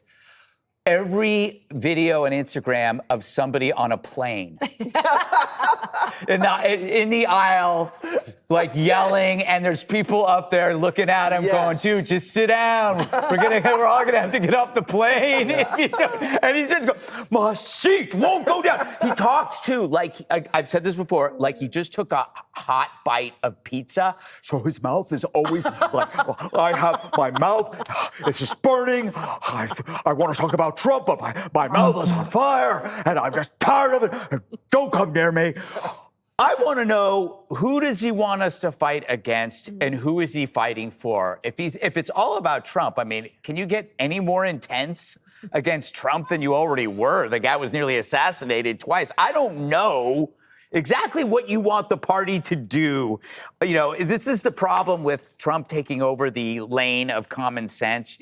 It leaves everybody else on the outside. So Trump has the 80, they've got the 20, and he's stuck somewhere in the wilderness trying to figure out what he is, and he doesn't know what he is. So you have all of these crazy, distraught Delta passengers screaming about something. Don't talk to that man. If the Democrat who figures out how to co-opt Trump on an issue and work with him on something is the one that will be able to succeed. I just came up with that. But Nice. I want to ask you, he said he's doing this for the cops. He's doing this for the cops of New Jersey. Yeah, ISA cops. What happened? Right? Good point. So to me, Greg, he's more like it's like professional wrestling. Yeah. I mean, he's like, Sergeant Outrage in this corner from the wilds of New Jersey. But here's the thing, it's so performative, and there is a quote that always comes home to me with stuff like this. Ernest Hemingway said, don't confuse movement with action, right? This is not action. This is movement. All of this noise, all of this outrage, and it goes to the idea that with the left, and I'm not saying Democrat, I mean the left, the far left, who really is where the energy in the party is these days. It's all about the process. It's about the thing that you see. It's about the journey. It's not about the arrival. And the arrival is what matters to the American people. And just to be a wet blanket here, that kind of thing where we're already where we are, they've had at least 2, probably more, attempted assassinations on Donald Trump. This guy's a lawmaker, right? Your job is to make laws, not noise, not threats, and not to tell people out there, fight harder. And if you're a nutbag someplace out there and you hate Donald Trump and you hate the Republicans, and this guy is not saying we need to pass this law, we need to, in other words, he's not acting like a statesman. He's just saying fight, fight, fight. Well, that message is received by a lot of people out there. And then we're all supposed to say, no, it's not what he meant. It's not what he meant. He's got to be a lot more responsible than this because he's a senator now. This is not like he's some, he's on the school board someplace. He's a prominent guy. Yeah, he talks like he's got peanut butter on the roof of his mouth or whatever. But the bottom line is people listen. And it's an important thing. And you're up there on camera. Everybody's listening. You're one of a limited number of senators, right? We only got 100. And you're saying fight, fight, fight all the time. I think it's the wrong message. Be an adult, be a statesman. Watch for his fundraising numbers next quarter, but they spike. You know, Will said fight, fight, fight. Yep. He's stealing Trump's speech. Yep. Well, thank you for undercutting my point. After he was shown. Damn, yo, Democrat. Actually, I would say without Democrat, there is no fun because they just make it funny. Okay, they make this whole thing funny. They make it worthwhile. It's like if there's no adversary for you, it would be boring. You need adversaries. So your winning can be pleasurable. Okay. Not tired of winning. That's the focus of tonight's angle. Consumer spending is up. Business investment is way up. Domestic manufacturing is way up. The real disposable family income is up. And personal savings are up. Other than that, we're not doing so great. Well, he's right. America's economy is looking very bright. In fact, it's blowing past expectations. Today, the second quarter GDP came in at 3%, after a contraction in Q1. Now, that means we're on track for a good year, which is not what Too Late Powell projected just weeks ago. In our summary of economic projections, the median participant projects GDP to rise 1.4% this year and 1.6% next year, somewhat slower than projected in March. I'm sorry, he's just such a weenie. We're going to check back with him in December, those final numbers. Now, imagine what the GDP would have been if Powell had lowered interest rates when he should have. It's already 3%. Now, of course, since liberals have no answer to any of Trump's successes, they simply pretend that numbers aren't actually real. Today's GDP number is, in fact, a mirage because some ominous numbers lurk under the hood. Business investment plunged in the second quarter by 3.1%.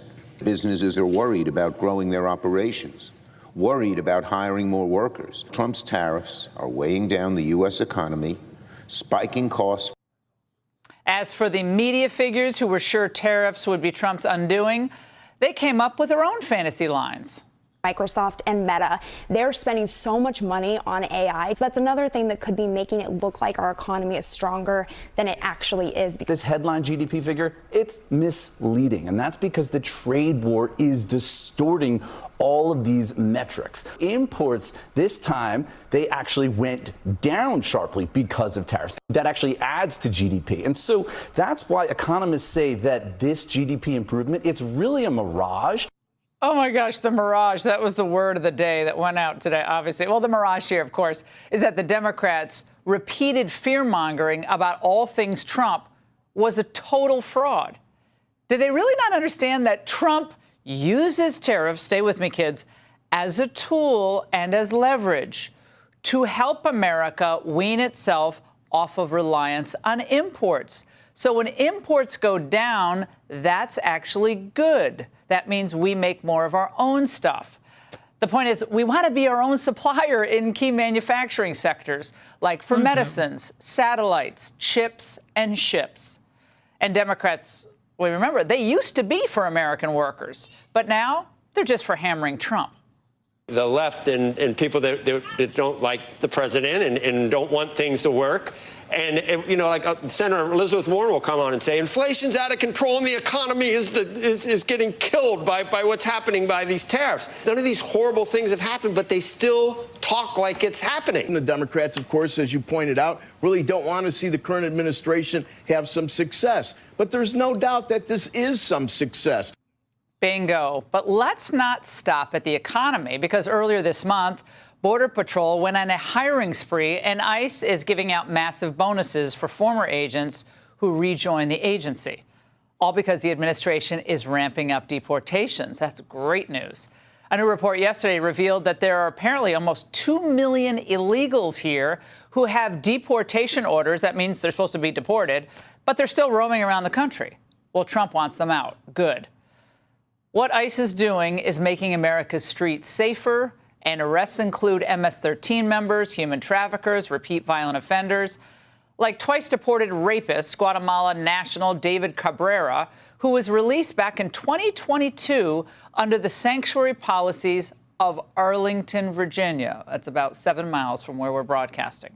Now, that's a win for national security. It's a win for every law-abiding American. Democrats should be cheering that.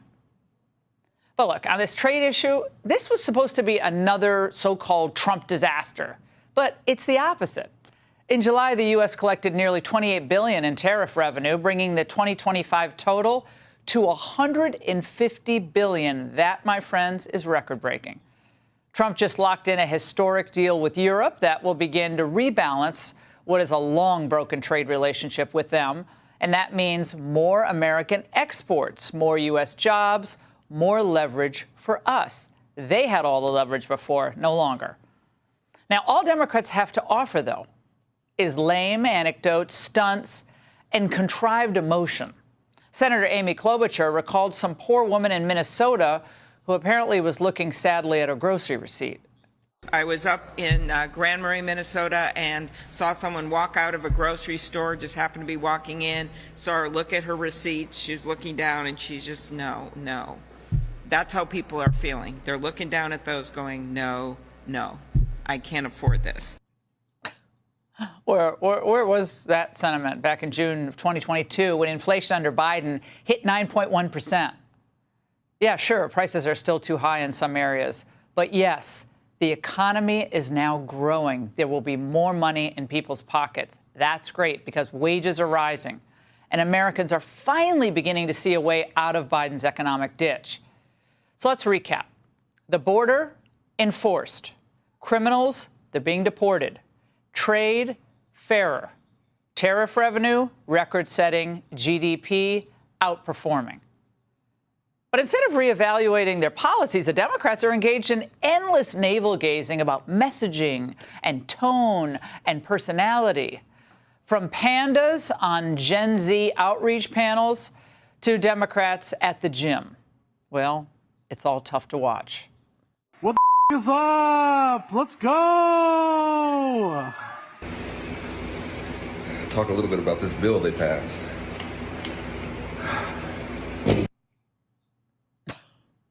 It's sad. It's pathetic. It's actually pretty boring. But you know what's not boring? Winning. And that's the angle. Want even more Fox News on YouTube? She said that's the angle. And that is the angle, ladies and gentlemen. All right, you want to keep going? The Feds, of course. We are already chatting with Larry Kudlow, getting his reaction to the Federal Reserve interest rate decision. He just sat down. Host of Kudlow on Fox Business. Larry, that's okay. Sorry. You can keep taking notes. He's doing the numbers here. Let him do the numbers here. What is the headline from what the Federal Reserve just announced, other than the interest rates unchanged? Voting against this action were Michelle W. Bowman and Christopher J. Waller. Shout out to Jet.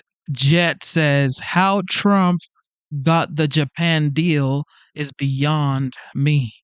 Of course, this is what he does, Jet. This is what he does. The impossible, okay?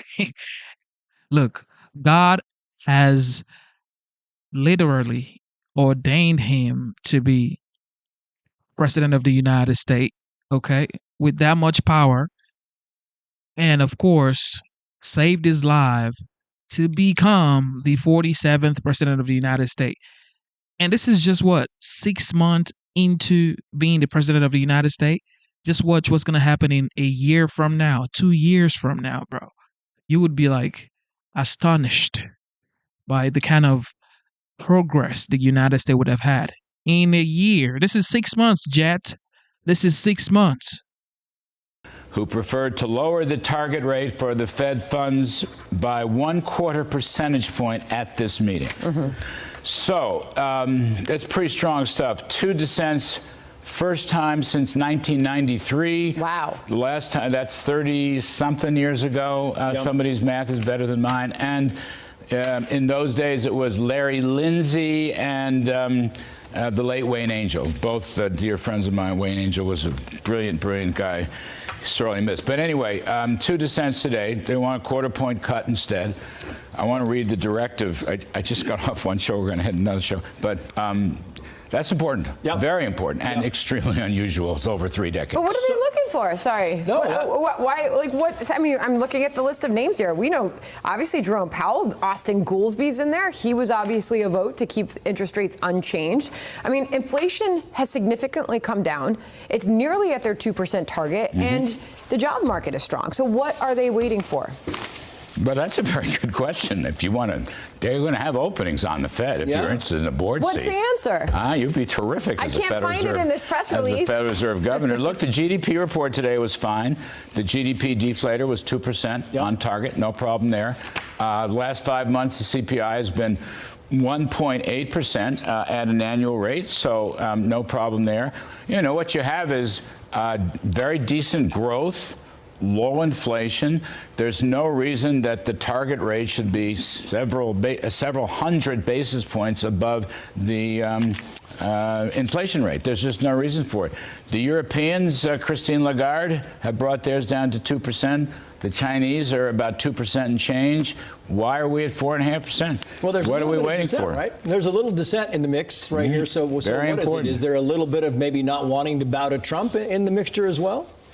No, well, I don't want to read too much politics into it. I mean, Michelle Bowman, who was the vice chair for supervision, is a very accomplished economist. Chris Waller, who was a board member, he was the research advisor at the St. Louis Fed, taught economics at the Notre Dame University for a long time. So they're very accomplished economists. And I don't want to read, I'm just trying to figure out whether it doesn't look like they've changed much, but it's hard to know to do this on the fly. They do lead this. Although swings in net exports, read tariffs, continue to affect the data, recent indicators suggest that the growth of economic activity has moderated. That is true, by the way.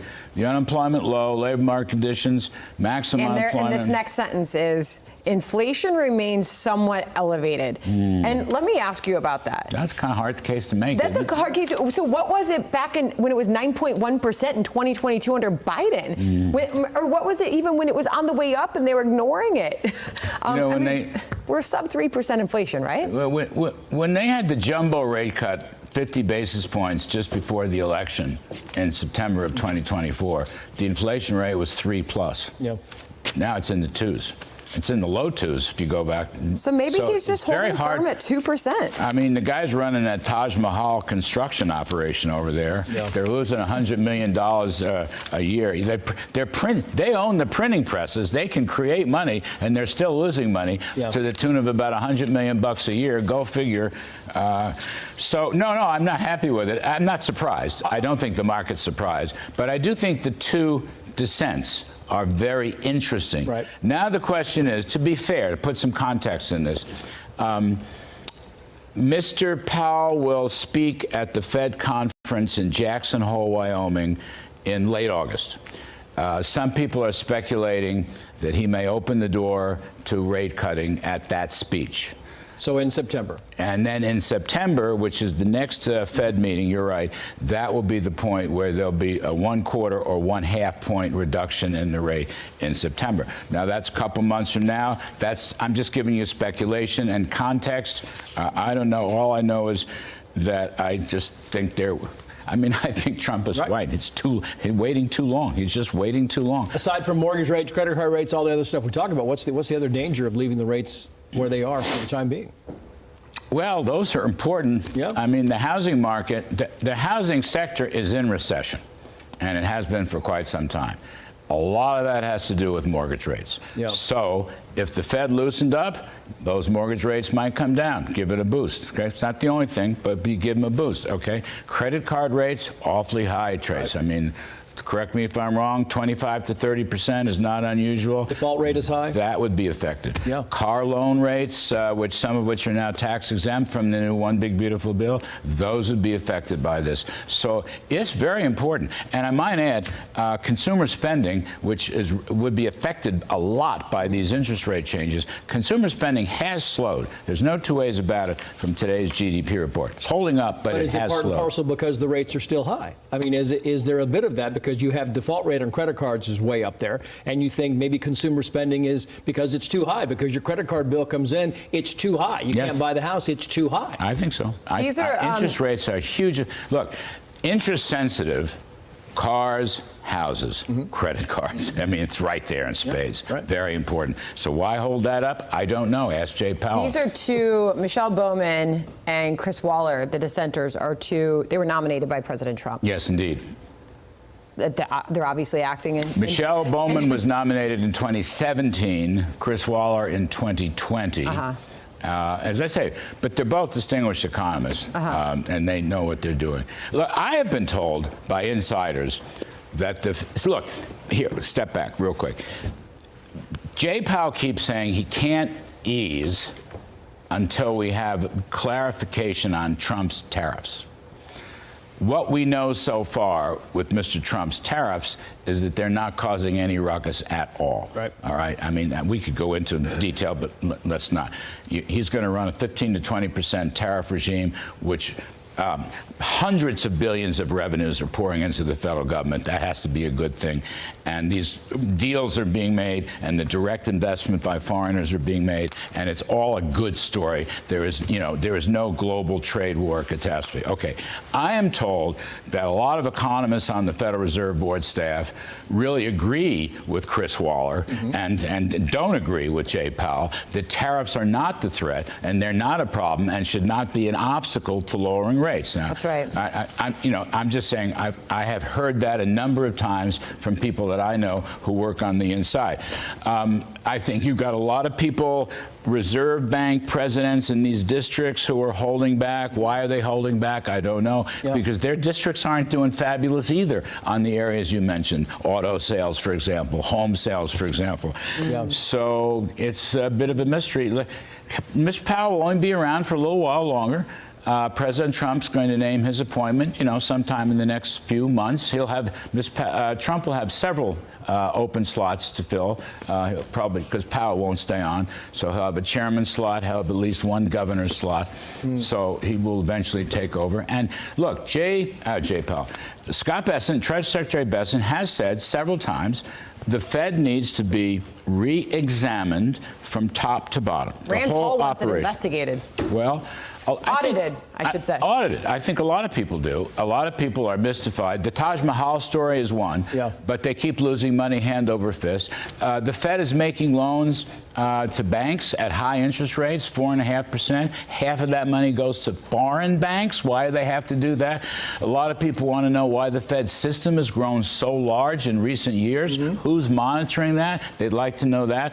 And, of course, the Taj Mahal story is a great embarrassment. So I think Bessent is right. There should be a top-to-bottom look at the non-monetary part of the Fed, but I think they should also look at the monetary part of the Fed. Rand Paul also said the markets should determine what the rates are. Oh, well, I'm pretty sympathetic to that myself. That's just me and Rand, we jaw a lot on the air. Right, but the markets didn't put them up there. I mean, the Fed put them up there. Well, this is the one rate the market can't control. That is the Fed funds rate. That could, if you had different operations, it'd be great fun. But so I would say today, I don't know what's the stock market reaction to it. I'm looking at the Fed funds that are predicting 63% chance that there's a cut in September. So that's cut-low scenario. What's the stock market doing? I can't Just nothing. Yeah, this is not a huge surprise. It's up a little bit. 2 cents, the first time in 30-something years. That's not to be scoffed at, okay? That's not to be. And if I were Jay Powell, Mr. Chairman, I would not be proud of that. As I used to say this on the trade desk, sharply unchanged. Okay, sharply unchanged. I always love when I can get Larry to laugh. Me too. Especially on a day like this. Larry, always good to have you. Thank you so much. You guys think that the rate will be cut sometimes in September? You think Fed is going to cut the rate? They better cut the rate because your boy's trying to buy a house. Okay. They better cut the rate. All right, here we go. Jasmine Crockett. Jasmine Crockett at the center of a political twister. Again, the Congresswoman from Texas has made waves by mocking Republicans and also fighting with people inside of her own party. So you see the screen, dim darling or dim danger. A new profile on Jasmine Crockett paints her as a brash, self-promoting and image-obsessed, right down to her lock screen photo of her own face. After finding out the reporter had interviewed her colleague, she tried to pull the plug on the story. Some Democrats are comparing Crockett's combative style to arson. Ooh, here's what that sounds like. Y'all know we got Governor Hot Wheels down there. Only thing hot about him is that he is a hot mess, honey. You could tell Donald Trump anything tonight. I would tell him to grow a spine and stop being Putin's. It's Ted Cruz. I mean, like, this dude has to be knocked over the head, like, hard. Okay, that's really where the issue is, though. I mean, the whole violent I mean, there's no place in politics for that. Mark Meredith is on Capitol Hill. Mark. Harris, good morning to you. Well, Congresswoman Crockett, she's still relatively new to Washington, but as you showed, she's made quite the splash, becoming one of the most outspoken members on the left and looks like a rising star within the Democratic Party. But Crockett's rocket to stardom also comes at a cost. This week, The Atlantic publishing a lengthy profile of the 44-year-old. There was a lot of focus on her desire to make controversial comments. The Atlantic writing, Crockett is testing out the coarser insult comedy style attacks that the GOP has embraced under Trump, the general idea being that the Republicans go low, the Democrats should meet them there. But the article points out Crockett is still trying to shape her image and reportedly even tried to shut down this piece after the reporter involved reached out to multiple House members for their take on her. President Trump has certainly noticed what Crockett's been saying, making it clear that she could be the face of the party going forward. But pundits suggest that's not necessarily a recipe for success in Congress. We've got a certain generation or class of lawmakers who have come in and they think being in Congress is about celebrity. It's about fame. I mean, these are people for whom the most dangerous place is to stand between them and a television camera. Crockett is also criticizing some far-left members who've embarked on the Fight Oligarchy tour. And one thing that's clear, Harris, that she still looks like she's going to speak out, whether it's against President Trump or even members of her own party. But we'll see whether or not her stardom lasts. Harris. All right. Well, she's doing great against Democrats, though, in her own district, Texas 21 down in Texas. I mean, you can't argue with that. Democrats, I understand why they're nervous. The closest person to her is 15 points behind, and that's Representative Colin Allred. So if you're on the left, you don't like this woman. All right. Good to see you. Thank you. Clay Travis, founder of Outkick.com. I get it why the Dems are mad. Do you? I think that Jasmine Crockett needs to stop being a coward and announce that she's going to run for the Senate in Texas and be the Democrat nominee, Harris. Look, she's brilliant. She's articulate. She's incredibly well-spoken. I think the Texans out there deserve to spend more time hearing her arguments, deserve to see her more on the statewide and national and international stage. I think she should be the face of the Democrat Party. The Atlantic's doing profiles of her. She's got her own face on her phone, which, by the way, I can't even keep up the farce here. I've never even heard of anybody doing that, like as their lock screen, your own face is the picture. But she should live up to her own high aspirations and run for Senate and become not only the face of her own phone screen, but the face of the Democrat Party. I think America needs her. I'm going to leave that screen thing just right there because my team knows that I have done that in the past. I'll get an honor and I'll put myself on my screen. Yeah. But the part I don't like, getting people to be violent against the sitting senator, Ted Cruz. I mean, there's part of her so-called game that is unacceptable, right? And if she wants to stare at herself, I don't really care as long as she doesn't profess hurt for somebody else. President Trump reacted to Miranda Devine's sarcastic suggestion for a brand new Dem ticket. Watch this. How about Crockett? Crockett's their new star. Yeah, that's right. And she's a low IQ person. Well, it might be her and Hunter Biden. They could do a joint ticket. This would be something. No, these people are crazy, so you never know. Hunter Biden and Jasmine Crockett on a ticket. What do you think? Well, we already know what Hunter Biden's tagline could be, make crack great again, which he seemed super infatuated with when he did his most recent podcast interview. But you mentioned Jasmine Crockett. She gets attention. I don't think she gets attention for the right reasons. The Ted Cruz comment was ridiculous, but also I think the Governor Hot Wheels comment, when you have the governor, who I think has done a fabulous job, Greg Abbott, that is in a wheelchair because he was hit by a falling tree during a storm, and he's overcome that incredible adversity to become one of the strongest leaders of any state in the country now, and Texas is thriving. And I don't think Texans are going to respond well to this, and I think privately it's why they're all panicked that she might try to hoist that standard bearer image and become the nominee for Democrats in the Senate, because she might well win, and then she would get trounced in that race.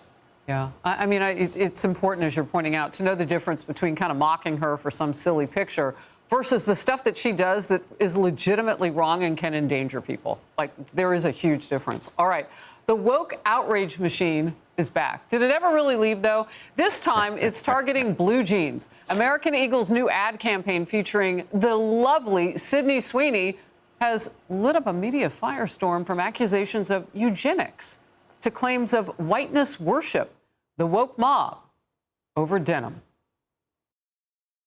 Genes are passed down from parents to offspring, often determining traits like hair color, personality, and even eye color. My genes are blue. Sydney Sweeney has her genes. One liberal outlet writes, the ad, quote, shows an unbridled cultural shift toward whiteness. Even the White House commented on the outrage. Communications Director Steve Chung posted, cancel culture run amok. This warped, moronic, and dense liberal thinking is a big reason why Americans voted the way they did in 2024. They're tired of this expletive. Some going so far as to compare the ad to Nazi propaganda. The play on words is being compared to Nazi propaganda with racial undertones. The pun, good genes, activates troubling historical associations for this country. The American eugenics movement in its prime between like 1900 and 1940 weaponized the idea of good genes just to justify white supremacists. Okay, here we go. What do you say to that? I can't believe this is real. Look, sex has always sold. It always will sell. And sexy spokespeople make a difference. Harris, you know how many underwear they would sell if they put me in a men's underwear ad?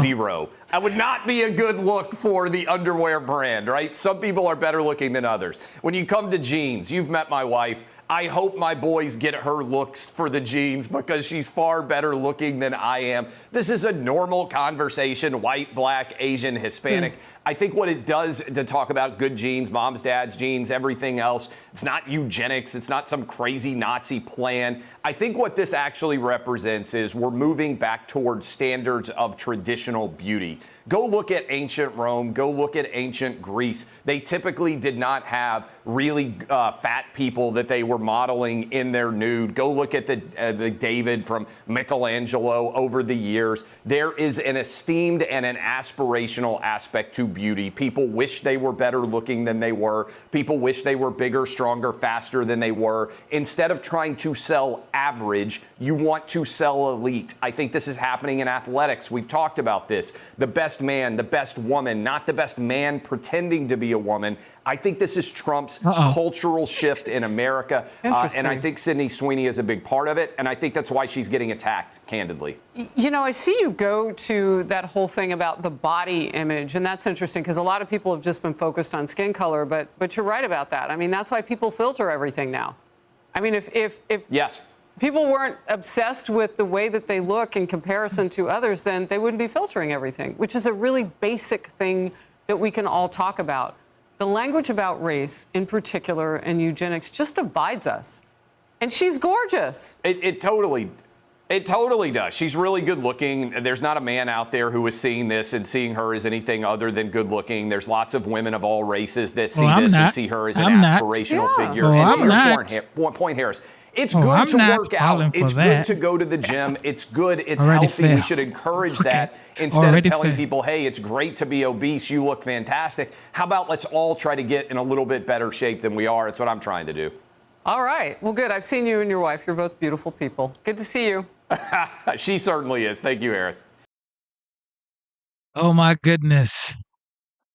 Man, can we just have fun and just relax? Because life is way too short for all of this back and forth everybody's doing. Like sometimes I see what people talk about. It's like, what are you even arguing about? Is that what you're arguing about for real? Man, please. All right, here we go. I can confirm the UK will recognise the State of Palestine by the United Nations General Assembly in September, unless the Israeli government takes substantive steps to end the appalling situation in Gaza, agree to a ceasefire, and commit to a long-term sustainable peace. UK Prime Minister Keir Starmer making demands of Israel and threatening to recognize a Palestinian state. Now, this comes shortly after President Trump met with Starmer in Scotland. And here's what President Trump said. We never discussed it, surprisingly. It was never really discussed. Maybe a little bit at the news conference, but he was sort of discussing it with you. We never did discuss it, and we have no view on that. You're saying you're not taking a view on Sir Keir Starmer's announcement. Does that mean you're No, I guess Starmer is doing the same as Macron, right? He's basically, is he saying the same thing? I think so. Essentially, they're saying the same thing, and that's okay. But, you know, it doesn't mean I have to agree. Mark Levin is host of Life, Liberty, and Levin and author of the new book On Power. And it's really good to have you here today. Morning.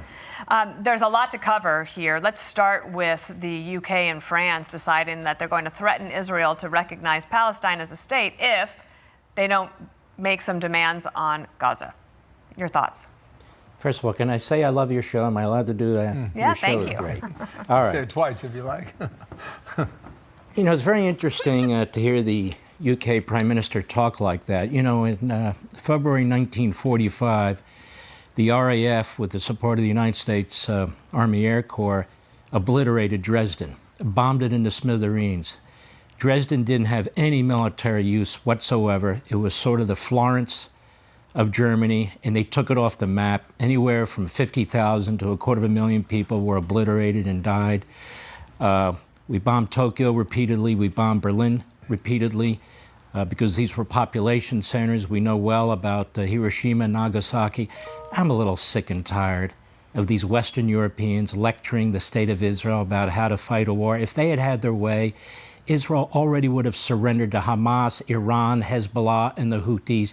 These guys don't know how to fight a war. They don't know how to defend their own people. They have open immigration. Their countries have been taken over. Let me explain a few things, if I might. If you listen to that man there and think about what he's asking Israel to do, it's an impossibility. Have peace in Gaza without Hamas, make sure the people are fed. Well, isn't that lovely? And exactly what have the Brits done to accomplish that? Exactly what have the French done to accomplish that? Everything they're saying and everything they're doing is giving aid and comfort to Hamas, just like they gave aid and comfort to Iran when President Trump decided to deal with Iran.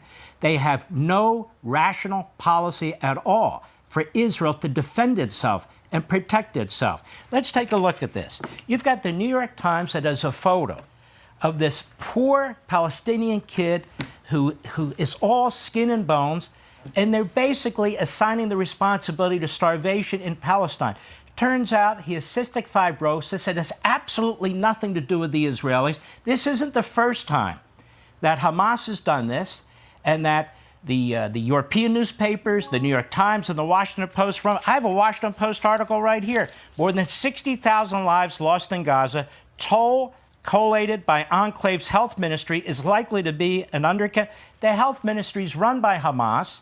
They keep using these Hamas numbers. Then they list thousands of children who have been killed. Who's killing them? Hamas can surrender tomorrow, give the Israelis their people back, the bodies of the people they've killed back. It would be over in 2 seconds. But they don't do it. Hamas needs this. Hamas is killing its own people the way Mao killed his own people, the way Stalin killed his own people, the way dictators, fascists, Marxists kill their own people to hold on to power. The people mean nothing. The Israelis mean nothing to them. Their own Palestinians mean nothing to them. Yeah, we've got stories here that the news isn't covering from independent sources. Hamas fakes casualty figures. The numbers are not real.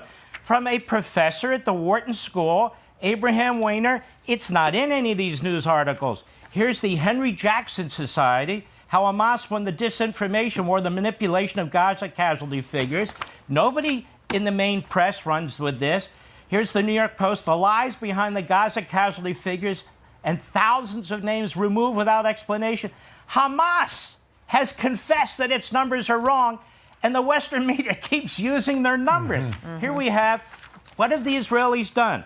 1.8 million tons of supplies delivered to Gaza. The UN must stop acting like the only aid delivered through its own channels qualifies as humanitarian aid. Everybody knows what's going on. Hamas is killing volunteers. Hamas is killing Palestinians who want to eat. Hamas is hoarding the food for itself, selling what's ever left over at usury rates. Everybody knows what's going on. Everybody. And what is Israel supposed to do? By the way, one other thing. I'm sorry, I know I'm filibustering here. John Spencer he's an expert, did a great review. This is the only country in the history of modern warfare that has fed the citizens of its enemy in a time of war. We didn't do it in World War II for the Germans and the Japanese. Hell no. We didn't do it during the Korean War. We didn't do it during the Vietnam War. We didn't do it in Afghanistan. We didn't do it in Iraq. We have never done it. No country's ever done it. So Israel, their IDF is dying. They're dying every day. Nobody cares about it. Nobody reports about it. They're fighting a defensive war. They've said enough is enough. And they're being told, you need to feed the enemy. While you defeat the enemy, while you have a ceasefire, while you have peace, and this jackass in Britain is sitting there saying, we're going to have a two-state solution. Somebody posted, that's like giving the Third Reich a country before it's defeated for the purposes of a ceasefire. Yeah, we'll see if it goes anywhere. Just a couple things here. You mentioned the New York Times in your answer there. So they put out this post yesterday on that picture of Gaza that you referenced. They said, we've appended an editor's note to a story about Mohammed Zakaria, a child in Gaza who was diagnosed with severe malnutrition. After publication, the Times learned that he also had pre-existing health problems. President Trump, when he was in Scotland, seemed to put a little bit of distance between himself and what's happening in Gaza. We had Ambassador Huckabee on our program yesterday. We asked him about that. Here's what he said. Let me assure you that there is no break between the Prime Minister of Israel and the President. Their relationship, I think, to be stronger than it's ever been. And I think the relationship between the U.S. and Israel is as strong as it has ever been. The disconnect is with the media, who wants there to be an anti-Israel message that they keep getting across. But it's a false message. So your point's taken on that. We're going to see whether or not Keir Starmer and the French leader get anywhere with this idea. In the meantime, you've got a new book out. It's called On Power. Very intriguing.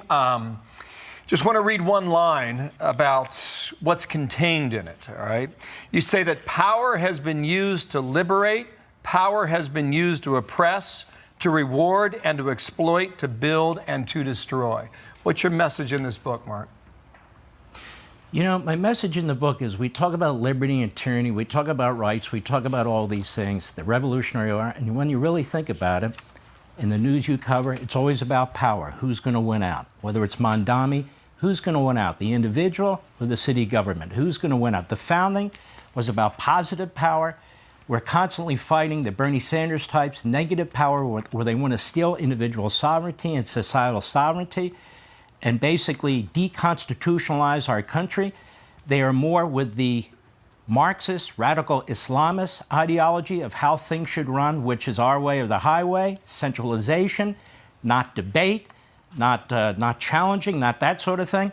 Whereas our country was not founded on that. It's utterly incompatible, these other ideologies, Marxism, Islamism, and so forth, with Americanism. But people can read the book. I hope they will, and take a different look at how we analyze these things. I also appreciate your X account because just on that New York Times correction, just to point out to everybody, the New York Times has tons of followers on its regular account. When they do a correction, they do it to their PR through their PR account, which only has 40,000 views. So I know you helped amplify that last night. And thanks for being on our show, Mark. Well, God bless. Keep up the great work. You got it. Good luck with. What do you guys think about Russia and the president of the United States talking about he's gonna enact secondary tariffs on Russia? What do you guys think about that?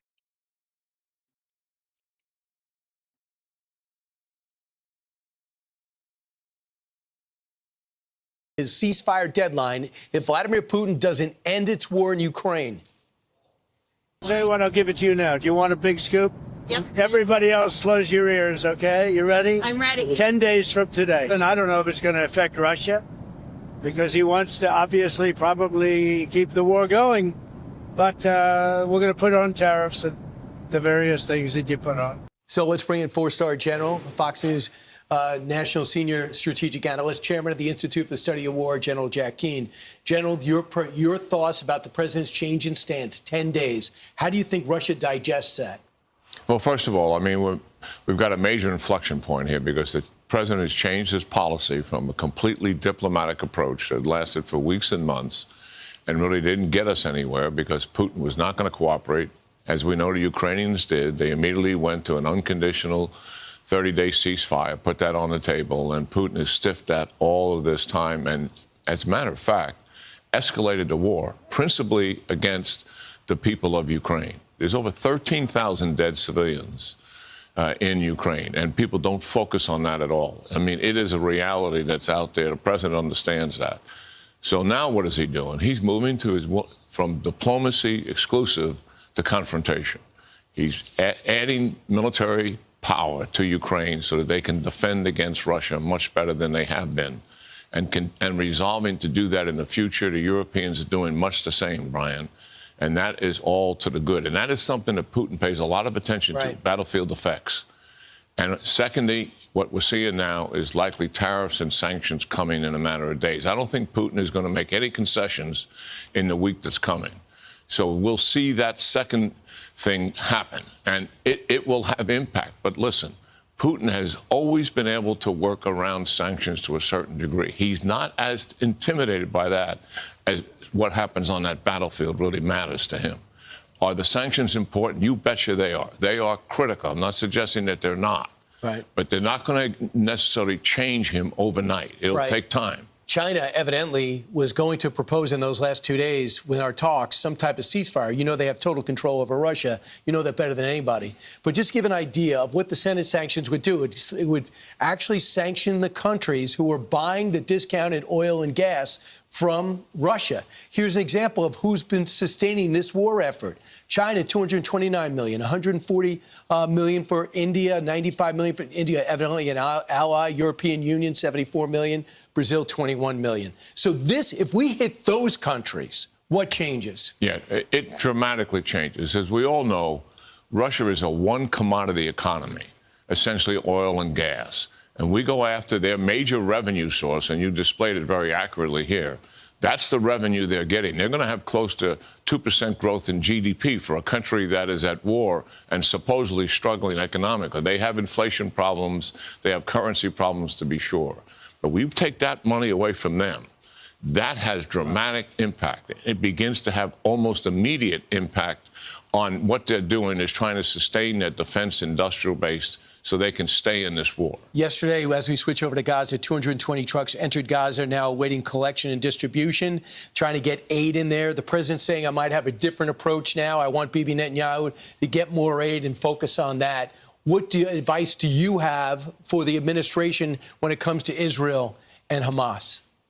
Yeah, well, first of all, where I'm coming from on this is there's a strategic reset taking place in the Middle East. Israel has always been on a defensive, initially surrounded by Arab states, went to war with them and defeated them, then surrounded by Iran and its proxies, and now have defeated and decapitated those proxies, haven't completely destroyed them, but taken much of their power away. And Iran is on its knees, but they're not out. They still have some influence. But Israel is a dominating strategic power in the region in a way that they never used to be. When it comes to Hamas, I believe we let Israel make these decisions. They're changing their priority right now to help the Gazan people. Who are the Gazan people answering to? Hamas. They elected them as opposed to the Palestinian Authority. They have supported them. They have supported them, the truth be known, despite the tensions since October the 7th. They provide all sorts of information to Hamas to kill Israelis. Nonetheless, this is Israel's decision as to how to end this conflict in Gaza. And I don't think we should dictate to them how to do this. I agree. Also, out of all these outrage around the world, and nobody wants to see a starving kid, but just put the blame where it belongs, on Hamas. And I don't hear any of these other leaders, outside people like you, talking about that. And there's not enough here in the U.S. General Jack Keane, always great. Thanks so much. Yeah. I'm Steve Doocy. I'm Brian Kilmeade. And I mean, All right. As we all know, Kamala Harris has decided not to run for the governor position in California for 2026. So does that mean that she's coming back for a rematch in 2028? Is that what's going on? Is she coming back for 2028? Who knows, bro? Who knows?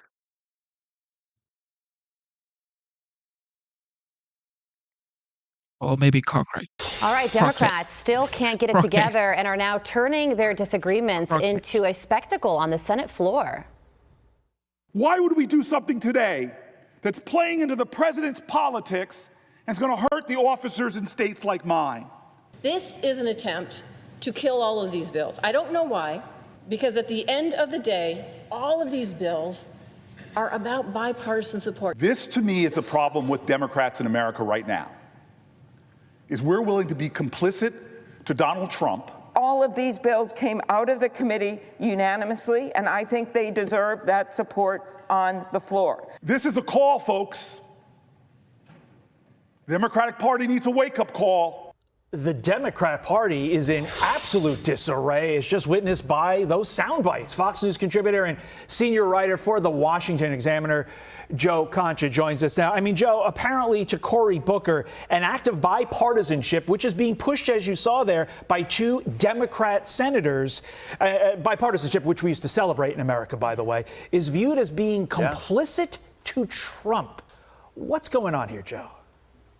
Wow. Could you imagine Cory Booker in the 90s, Todd, and Newt Gingrich as the House Speaker and President Bill Clinton are coming together and passing things like welfare reform and balanced budget amendments? I guess he would go on the floor then and start screaming, if you're a Republican, for example, how we can't be complicit to Bill Clinton. In other words, compromise Americans mostly like when you can find common ground. I know there's not a lot of places that Democrats and Republicans can do these days in that regard, but when they do, it's something, yes, that should be celebrated. And sometimes, you know, when you look at performances like this with the Cory Booker eyes that you see there, it's hard to say that you were born and bred in New Jersey like the three of us are, especially when he turns into this cheesy D-list actor that you see on your screen in an effort to make himself go viral for all the wrong reasons. But let's look beyond the performance art, and let's look at what Cory Booker is resisting when it comes to President Trump. I guess he's against a record high stock market. I guess he's against huge tax cuts like we saw in the big beautiful bill. I guess he's against inflation being under 3% when it was above 9%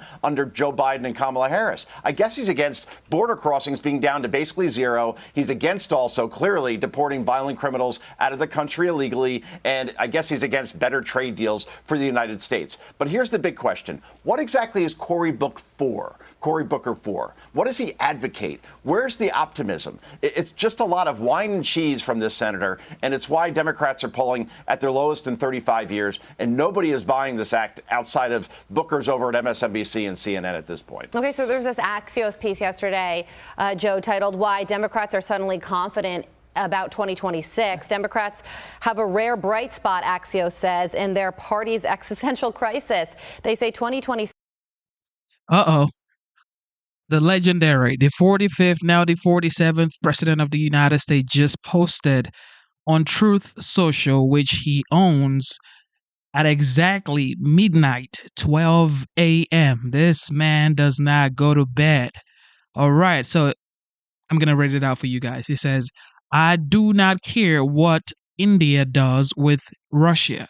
They can take their dead economies down together. For all I care, we have done very little business with India.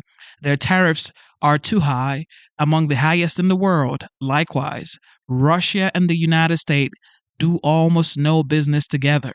Let's keep it that way and tell Medvedev, or whatever his name is, the failed former president of Russia, who thinks he's still president, to watch his words. He's entering very dangerous territory. The commander-in-chief ain't going to sleep, so he's posting, yo. He's posting, and that's a spicy one, targeting Russia and India. At least to them, looks pretty good. And one of the reasons they point to is because the big, beautiful bill isn't polling well. Is that something Republicans should be concerned about? No, I don't think so, Carly, because Obamacare, for example, that didn't poll very well either when that first came out. Big bills tend to not do that. I think in the end, it's not the bill that's going to bring Republicans down. It's the performance of the economy. If things go well, if we see an economy that takes off where inflation remains below 3%, we have massive growth, wages go up, unemployment stays down, and the stock market continues to do well, and that means everybody's 401ks are doing well, then I don't know what Democrats run on, quite frankly, because it's always the economy, stupid, and that's what's going to decide 2026, not a bill passing in 2025. The results of that bill and the tax cuts that people get from it and the border security that we get from it and all the other things that we see in it, if those things come to fruition and the trade deals and tariffs end up being a positive for the economy, then I think then Republicans have a very strong platform to run on. And the potential rebate checks being pushed by Josh Hawley with regard to the tariff income coming in.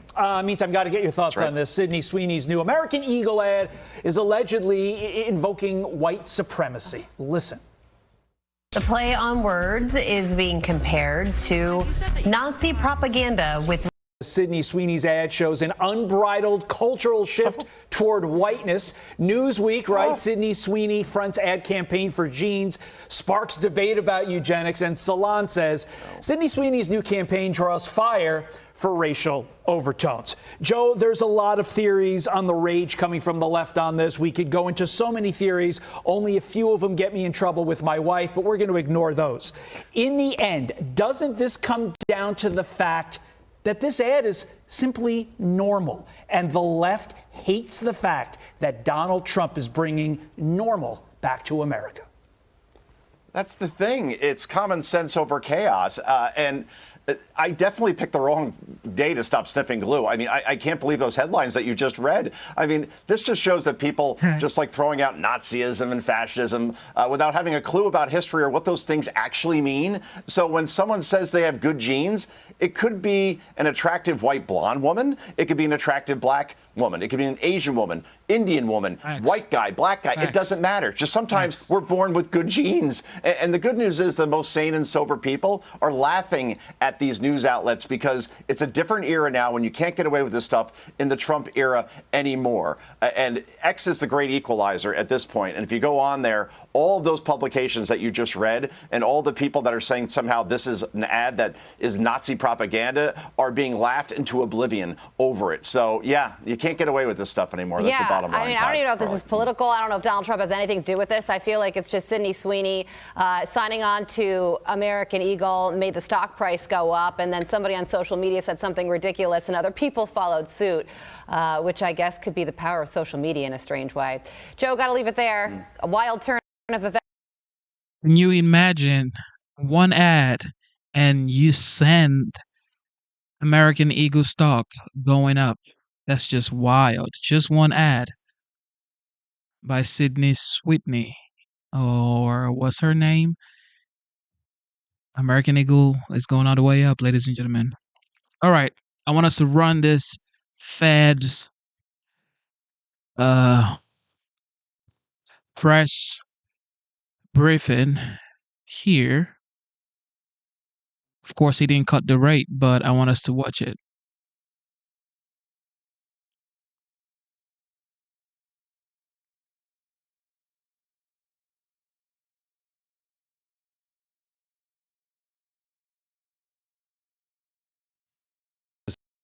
GDP rose at a goals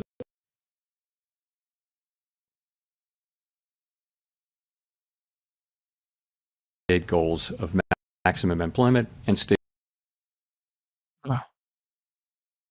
Bro, did he just jump on there? Yeah, he jumped on there. Goals of maximum employment and stable prices for the benefit of the American people. Despite elevated uncertainty, the economy is in a solid position. The unemployment rate remains low, and the labor market is at or near maximum employment. Inflation has been running somewhat above our 2% longer run objective. In support of our goals, today the Federal Open Market Committee decided to leave our policy interest rate unchanged.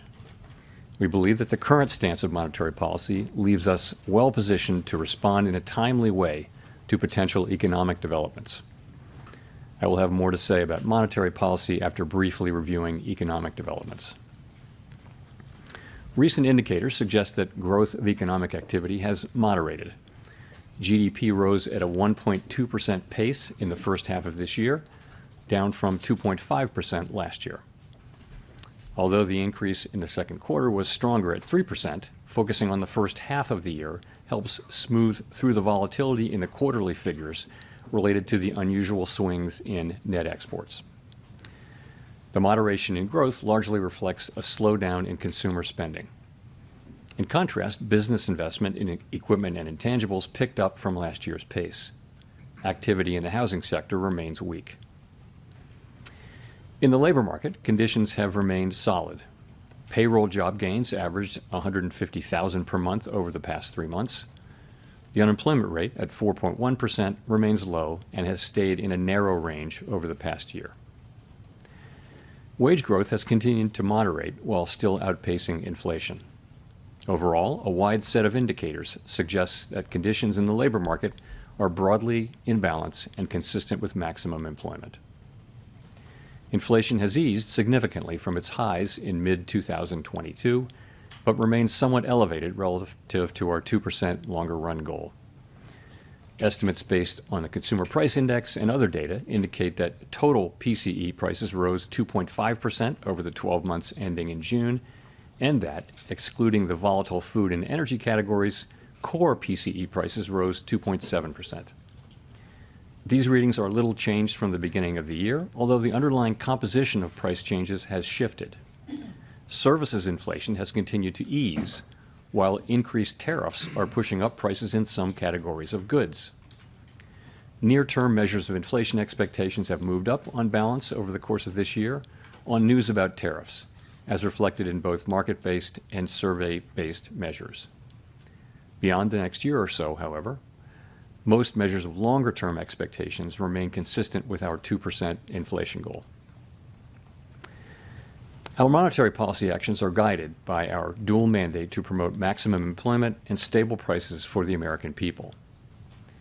At today's meeting, the committee decided to maintain the target range for the federal funds rate at 4.25% to 4.5% and to continue reducing the size of our balance sheet.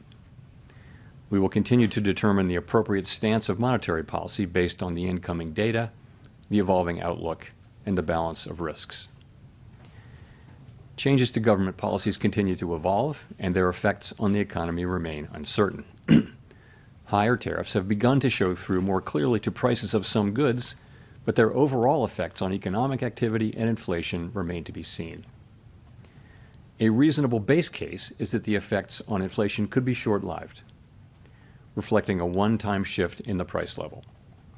But it is also possible that the inflationary effects could instead be more persistent, and that is a risk to be assessed and managed. Our obligation is to keep longer-term inflation expectations well anchored and to prevent a one-time increase in the price level from becoming an ongoing inflation problem.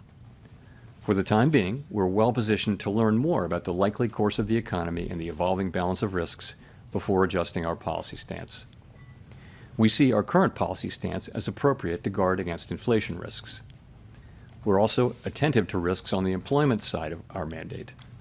In coming months, we will receive a good amount of data that will help inform our assessment of the balance of risks and the appropriate setting of the federal funds rate.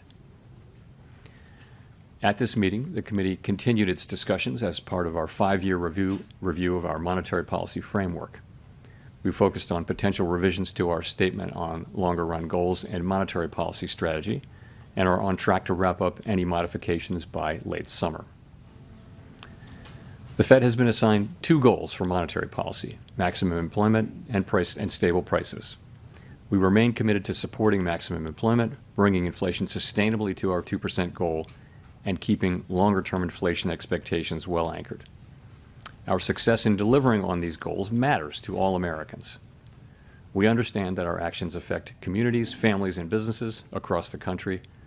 Everything we do is in service to our public mission. We at the Fed will do everything we can to achieve our maximum employment and price stability goals. Thank you. I look forward to your questions. Thanks, Chair Powell. There's a lot of lean in the markets, and not to mention out of the administration for a rate cut now in September. Is that expectation unrealistic at this point? So, as you know, today we decided to leave our policy rate where it's been, where I would characterize as modestly restrictive. Inflation is running a bit above 2%, as I mentioned, even excluding tariff effects. The labor market's solid, historically low unemployment.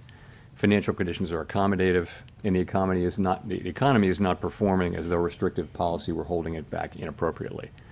So it seems to me and to almost the whole committee that the economy is not performing as though restrictive policy is holding it back inappropriately, and modestly restrictive policy seems appropriate.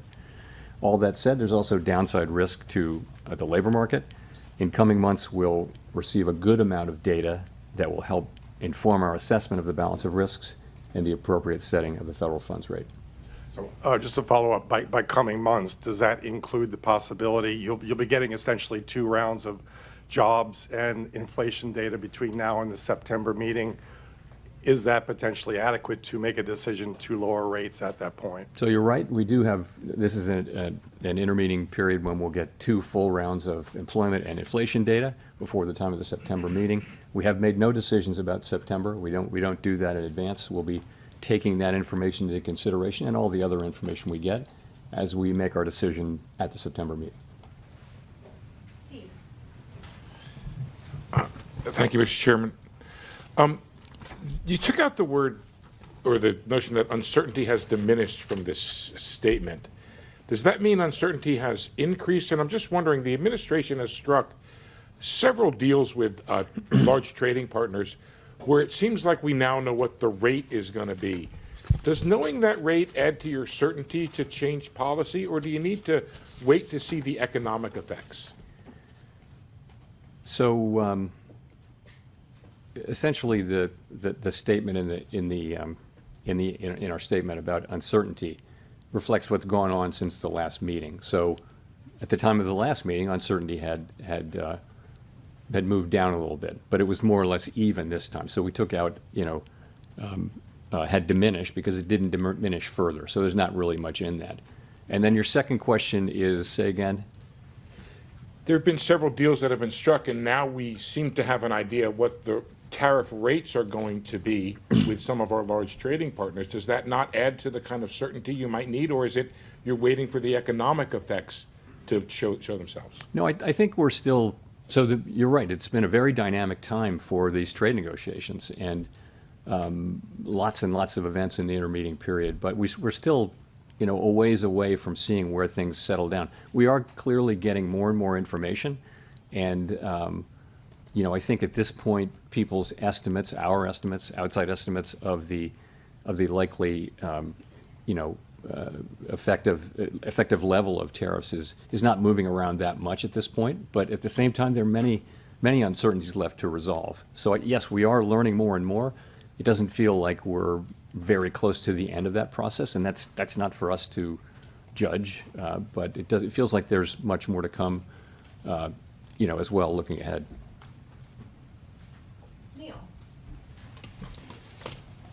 Hi, Mr. Chairman. Neil Irwin with Axios. This morning we got a GDP report in which final domestic private purchases decelerated, slowest pace since 22.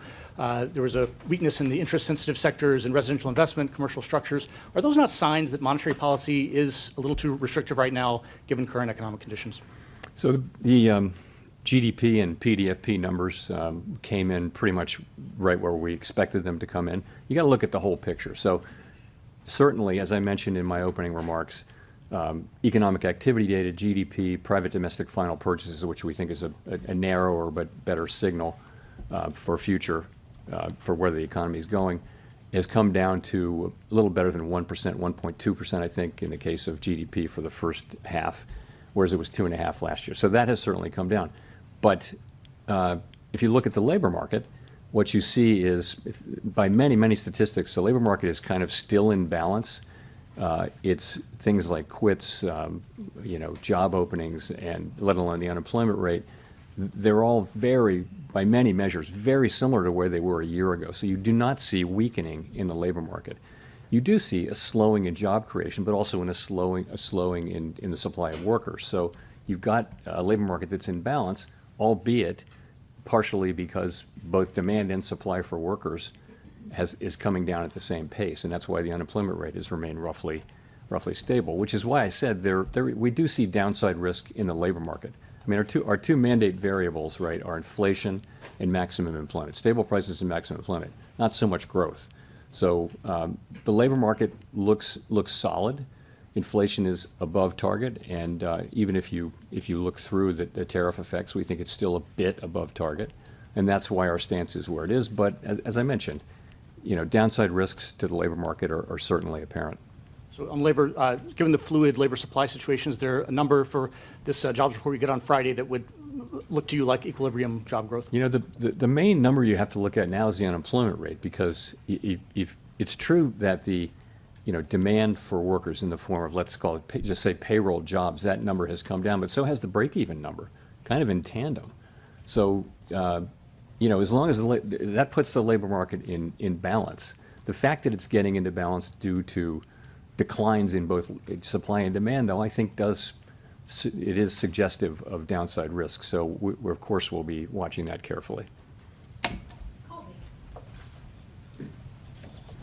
Thank you. Colby Smith with the New York Times. Two of your colleagues called for a quarter-point cut today, and I'm wondering what aspects of their argument were most compelling to you and how you're weighing their views against those on the committee who, as of the June forecast, were in the camp of the Fed holding interest rates steady for the remainder of the year. And just in terms of the June SEP in particular, is that still the best representation of where the core of the committee is? So on the dissents, what you want from everybody and also from a dissenter is a clear explanation of what your thinking is and what are the arguments you're making, and we had that today. So I think basically this was quite a good meeting all around the table where people were thought carefully about this and put their positions out there. As I mentioned, the sort of the majority of the committee was of the view that inflation's a bit above target, maximum employment is at target. That calls for modestly restrictive, in my way of thinking, modestly restrictive stance of policy for now. But we had two dissenters who I think, you want that clear thinking and expression of your thinking, and we certainly had that today, I think all around the table. In terms of, you ask about the June SEP, I wouldn't, that you're right, that's what it says, and that may well, I couldn't point to it 6 weeks later as expressing people's thought. You really can't do that. We don't run an SEP, and I don't like to substitute in my own estimate of what the SEP might be. We don't have one. So I'll just say that, we haven't made any decisions about September. We'll be monitoring all the incoming data and asking ourselves whether the federal funds rate is in the right place. And just on the point about policy being only modestly restrictive, does that mean that there's actually not much scope to reduce rates once the conditions for a cut are met, barring a significant weakening of the labor market? So let me say, my own estimate is modestly restrictive, and there are a range of views of what the neutral rate is at this moment for our economy, and so others may say it's more restrictive or less restrictive even. We're going to be at some point when we return to moving toward a more neutral stance, we'll be making that judgment as we go. I don't think we have a preset course. It's not so mechanical as saying, we've derived with great confidence the neutral rate, and that is our destination, because really we understand that no one actually knows what the neutral rate is. We know it by its works, and that will be how the way the economy reacts over time to, slightly looser policy.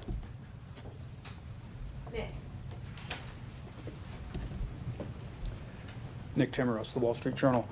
Chair Powell, my question is about what have you learned over the last few months about the inflation generating and price pass-through process? And just to drill down, the June CPI report showed evidence of tariff-induced goods inflation. Now, the tariff landscape is only starting to be settled with some of these more recent deals. Given the lags between when tariffs are announced and when they show up in goods prices, is 2 months a long enough horizon to evaluate the impact and be confident that tariffs aren't impacting the broader inflation process? I think you have to think of this as still quite early days. And so I think what we're seeing now is substantial amounts of tariff revenue being collected on the order of $30 billion a month, which is substantially higher than before. And the evidence seems to be mostly not paid only to a small extent through exporters lowering their price, and companies or retailers, sort of people who are upstream, institutions that are upstream from the consumer, are paying most of this for now. It's starting to show up in consumer prices, as you know, in the June report. We expect to see more of that. And we know from surveys that companies feel that they have every intention of putting this through to the consumer, but the truth is they may not be able to in many cases. So I think we're just going to have to watch and learn empirically how much of this and over what period of time. I think we've learned that the process will probably be slower than expected at the beginning, but we never expected it to be fast. We think we have a long way to go to really understand exactly how it will be. So that's how we're thinking of it right now. So if I could follow up, is the reticence to look through core goods inflation being driven by the judgment that during the pandemic expectations proved more adaptive than anyone at the Fed expected? Is it being driven by uncertainty over how restrictive policy is? You could argue we are a bit looking through goods inflation by not raising rates. We haven't reacted to new inflation, but I mean I wouldn't insist upon that. But I don't think I think the base case, as I said, a reasonable base case is that these are one-time price effects. Of course, in the end, there will not be. This will not turn out to be inflation, because we'll make sure that it's not. We will, through our tools, make sure that this does not move from being a one-time price increase to serious inflation. We want to do that efficiently, and that means we want to do it. If you move too soon, you wind up maybe not getting inflation all the way fixed, and you have to come back. That's inefficient. If you move too late, you might do unnecessary damage to the labor market. So there won't be, in the end, a big inflationary problem. What we're trying to do is accomplish that in a way that is efficient. But in the end, there should be no doubt that we will do what we need to do to keep inflation under control. Ideally, we do it efficiently.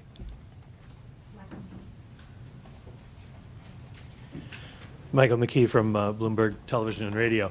The one big bill, leaving aside the adjectives, do you expect it to add stimulus to the economy in 2026? And would that be an argument for remaining on hold or cutting back on the number of rate cuts you would expect for next year?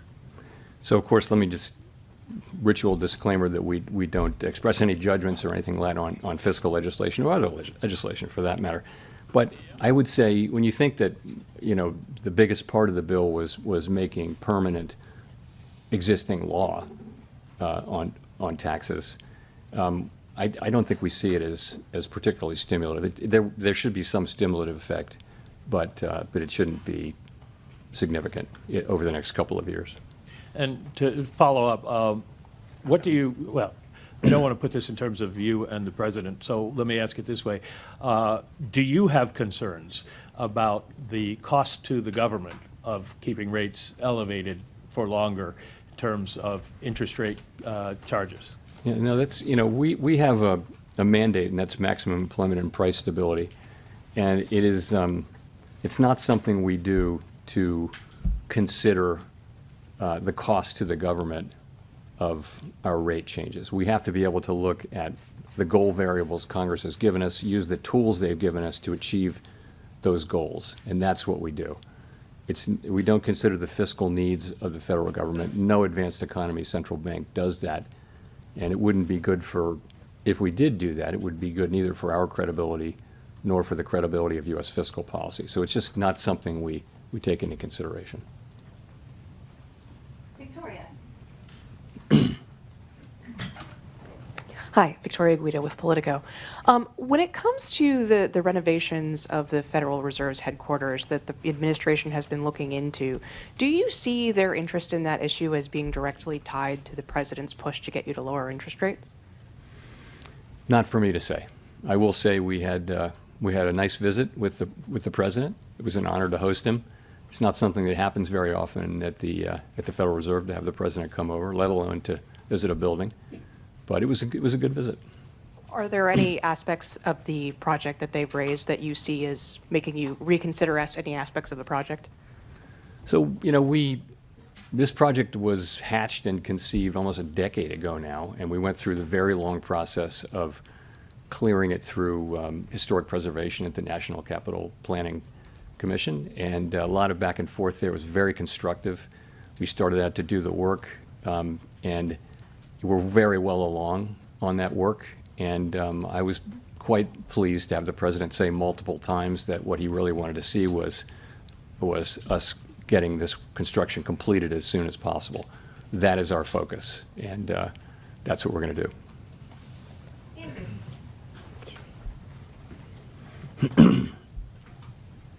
Thanks, Mr. Chairman. Andrew Ackerman with the Washington Post. What message do you take from the fact that inflation hit 2.1% last September and has bounced higher since? Why do you think financial conditions are restrictive and a neutral rate's below 4% when inflation has stopped falling for almost a year? So inflation, when you talk about these 12-month inflation measures, you're always battling residual seasonality. So we'll have, for example, 2 months of high inflation sometimes early in the year, and then inflation turns lower, and a lot of that may just be an artifact. So that's why we look at the 12-month numbers. I think inflation is most of the way back to 2%. There are things like the catch-up inflation. So, for example, all the insurance costs that they're only now going through inflation, but they actually reflect inflationary pressures from 2-3 years ago. So that's got to go through. In addition, now we have 3 or 4 tenths of inflation in core inflation from tariffs. So, and we can't really separate that out. We're not going to have a separate kind of inflation that isn't the tariffs. We're always going to be dealing with all of inflation. But the composition, as I mentioned, has really changed. And if you go back to the last couple of years, it was all about services inflation, which was being very sticky. Now services inflation is coming down nicely. Goods inflation was well behaved before, and now goods inflation is going up. So the story has really changed. That's partially because of tariffs. It's also partially because we had restrictive policy in place, and we've seen that the result of that gradually work its way through the services economy. Okay. The other thing I wanted to ask is, are you comfortable that BLS can continue performing their mission effectively if they take an 8% reduction in headcount and authorized spending as the administration has proposed? I'm not going to comment on the administration's proposal. I do think, as I've said, I think that we're getting the data that we need to do our jobs, and I think it's really important that good data helps not just the Fed, it helps the government, but it also helps the private sector. People in the economy, they use this data a lot too. So it's quite important for our economy, and certainly for the Fed's work and other government agencies' work, that we continue to get better at data. That's what we've been doing for 100 years. We've been getting better and better and better. It's very hard to accurately capture in real time the output of a $20+ trillion economy. And the United States has been a leader in that for 100 years, and we really need to continue that, in my view.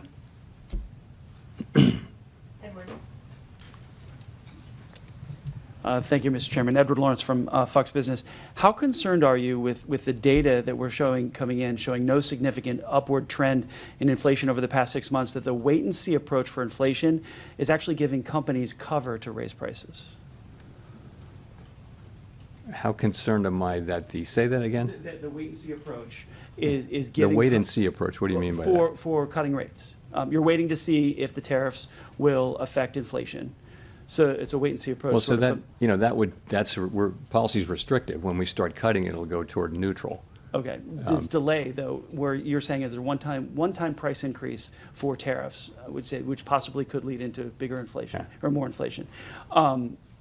Is that giving companies cover, though, to raise prices? Well, what may be giving, it's not our policy stance, what may be giving some companies will certainly be taking advantage of the fact of the tariffs and all of the discussion of how they're going to, companies will raise prices when and as they can.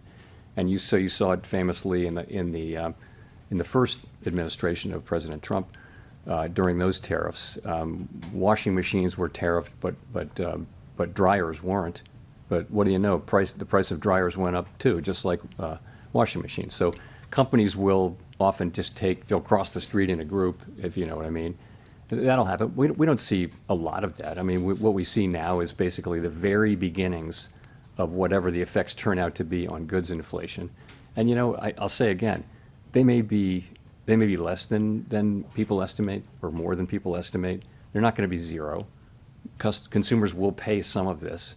Businesses will pay some of this. Retailers will pay some of this. But we're just going to have to see it through.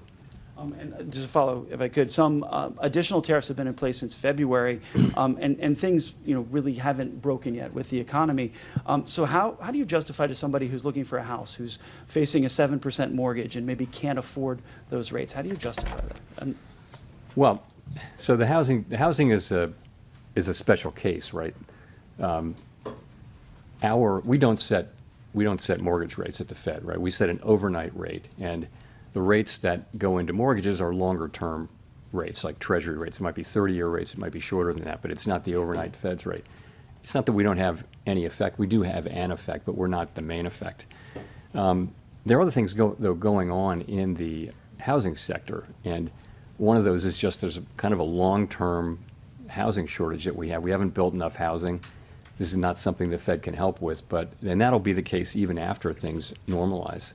So I think the best thing that we can do for housing is to have 2% inflation and maximum employment, and that's what we can contribute to housing. There are lots of other jobs to do for the private sector and Congress, but that's what we're trying to get to. We've made a lot of progress toward that. We have a very good labor market right now. Inflation, we were very close to 2%. We're seeing some goods inflation move us away, but so far not very far away.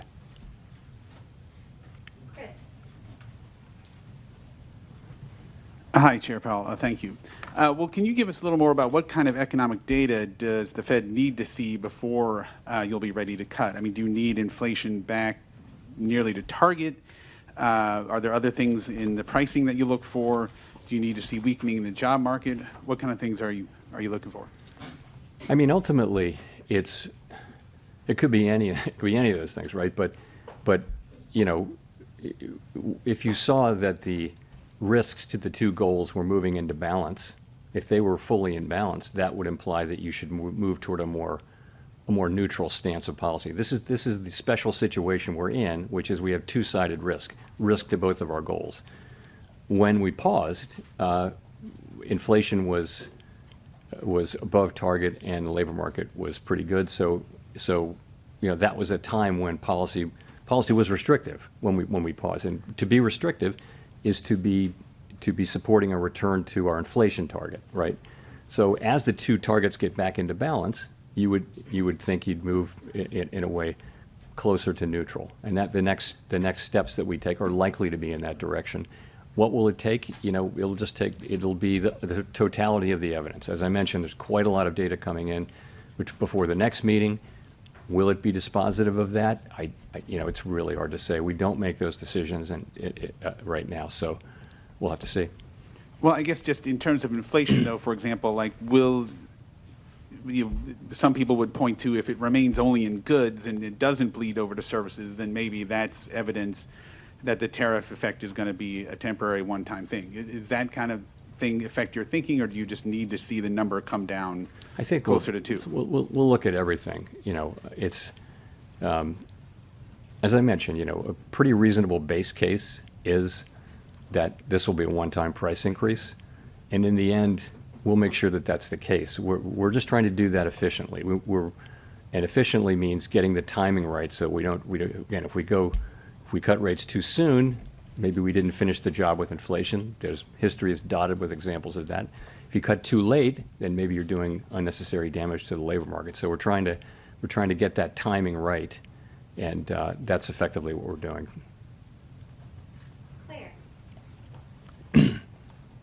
Claire Jones, Financial Times. Just a question on the dollar. We've seen it decline quite heavily this year. I was wondering if there's been any discussion about that at the meetings and to what degree that may be complicating your attempts to get inflation back to target. Thank you. So this goes back to the division of labor between the Fed and the Treasury, as you I'm sure know, and the Treasury only speaks to the dollar. It's not something that's been a topic of major discussion at all at the Fed. I wouldn't say it doesn't come up. If the transcripts, when they come out in a few years, they'll probably reflect some mentions of the dollar, but it would never be a major focus. And just to follow on, if I may, to Andrew's question, I think the amount of imputed data in CPI now is up to 35%. I mean, is there any discussion of that as well? Is there any consideration of looking at alternative measures, data scraping and so on, in order to just ensure you've got a good read on what's happening to prices in the US economy? Thank you. We're monitoring the situation. We do, of course, as you know, during the pandemic, we looked at a whole lot of new kinds of data. People are looking at big data sets that you can get from all sorts of places, and we do all of that. But we really need the government data. Really is the gold standard in data, and we need it to be, to be good and be able to rely on it. And we're not going to be able to substitute for that, but if we'll have to make do with what we have. But I certainly hope that we get what we need. Jay O'Brien. Hi, Mr. Chairman. Jay O'Brien, ABC News. President Trump has obviously invoked your name a lot. He has personally pressured you. Are you concerned the way that conduct might impact the Fed's independence going forward? I'll just say that, I think that having an independent central bank has been an institutional arrangement that has served the public well.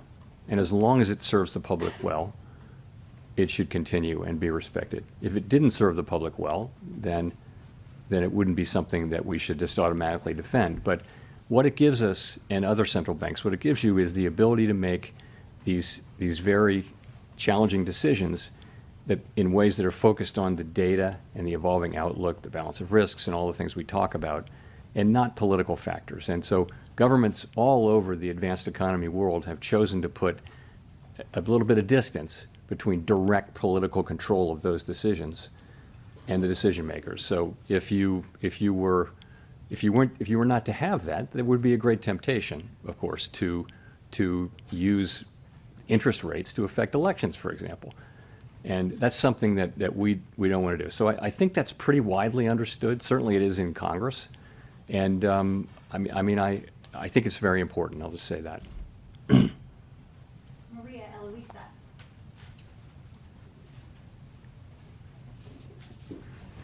Afternoon, Chair Powell. Maria Eloisa Capurro from Bloomberg News. You mentioned a slowdown in consumer spending, and I wanted to see if you could walk us through what was the discussion with the committee around that. We've seen delinquency rates rising for upper income households. How do you see that evolving in the next few months? How much of a vulnerability that is for the economy going forward?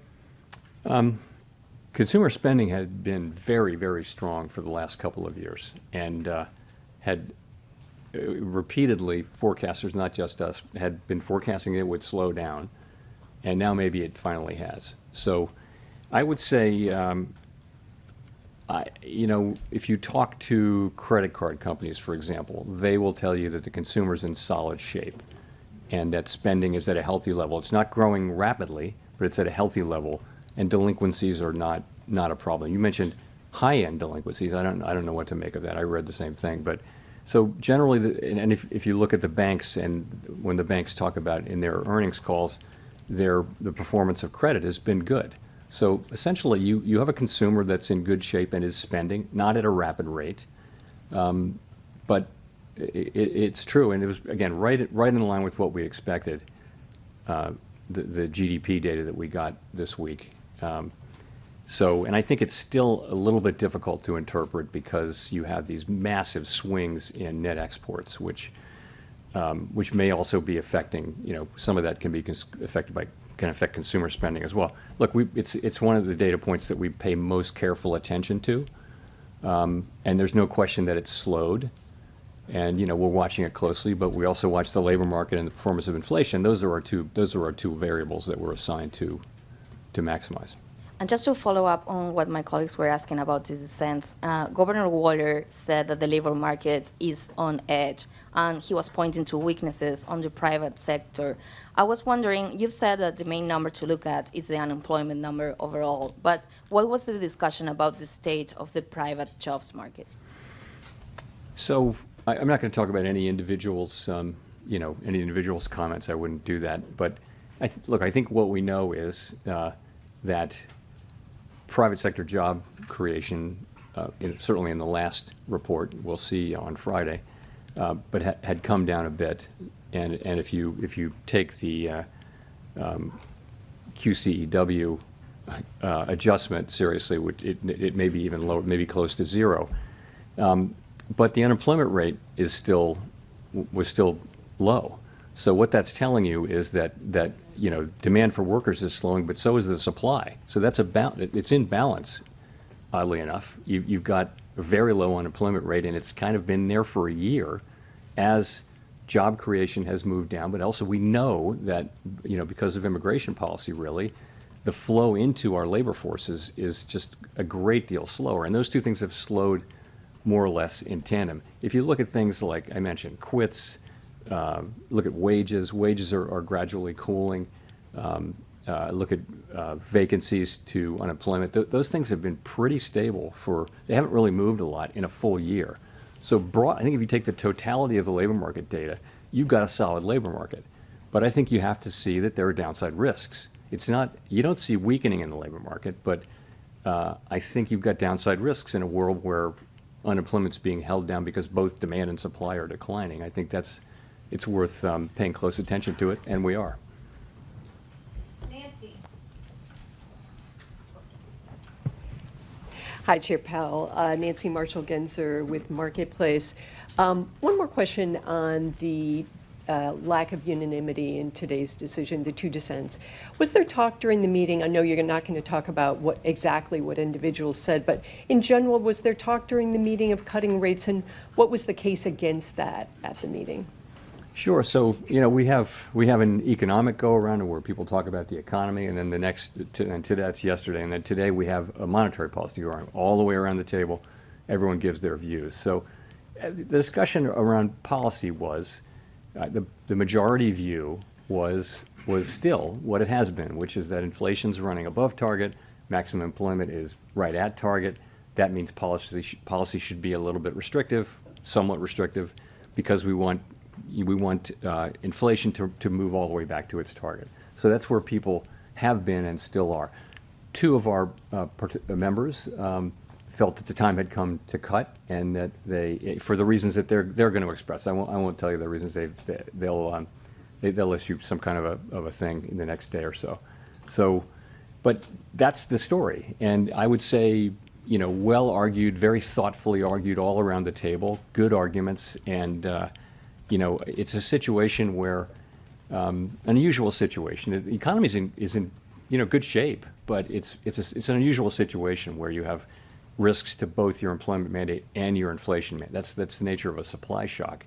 And it's probably not surprising that there would be differences and different perspectives on that, as well as different views of where the neutral rate is, so that different views of how tight policy is. So we have those. I will say what you hope is that people, explain their positions very thoughtfully and clearly, and we absolutely had that today, all the way around the table. I would call it one of the better meetings I can recall from that standpoint. And you've said you you're waiting to be confident inflation is heading toward your 2% target before you start cutting rates. When you do get that confidence, would you be in favor of lowering rates right away? It's not quite the way I would put it. I said that's why we think policy should be restrictive, is because, inflation is above target. When we have risks to both goals, and one of them is farther away from goal than the other, and that's inflation. Maximum employment's at goal, so that means policy should be tight, because tight policy is what brings inflation down. If you came to the view that the risks to the two were more in balance, that would imply that policy shouldn't be restrictive. It should be more neutral, more a neutral stance, and that would be somewhat lower than where we are now. No one knows exactly where that is. So that's the framework I think I'd be taking, and we'll just have to see. We're going to be obviously looking at a lot of data in the next cycle. It is one of the cycles where we have 2 employment and 2 inflation reports, and we'll see where that takes us.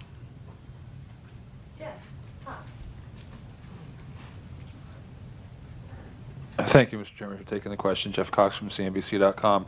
A metric that you like to cite a lot is the final sales to private domestic purchasers. That was down to a 1.2% gain in second quarter from 1.9% in Q1, suggesting that there's some softening in underlying demand.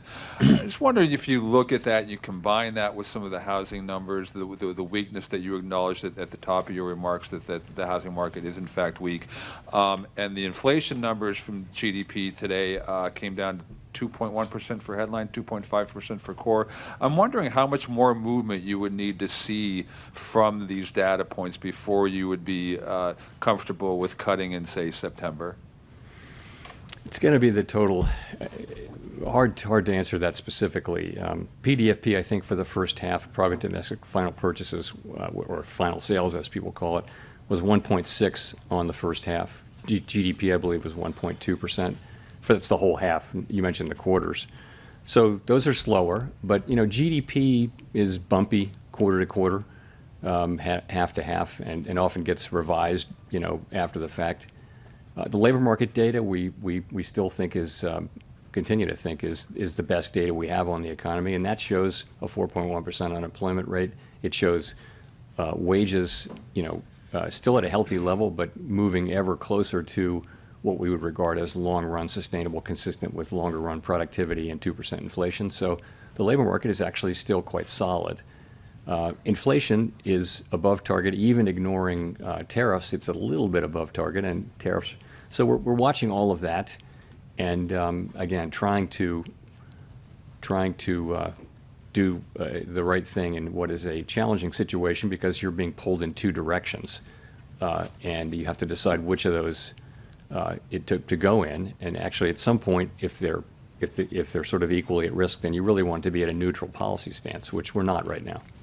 So it'd be safe to say that if the data kind of stays in line with where it is right now, that you wouldn't be comfortable with cutting in September? I'm not gonna say that. No, I just think we're going to need to see the data, and it can go in many different directions. The inflation data and the employment data, and we're going to make a judgment based on all of the data and based on that balance of risks analysis that I mentioned. Thank you.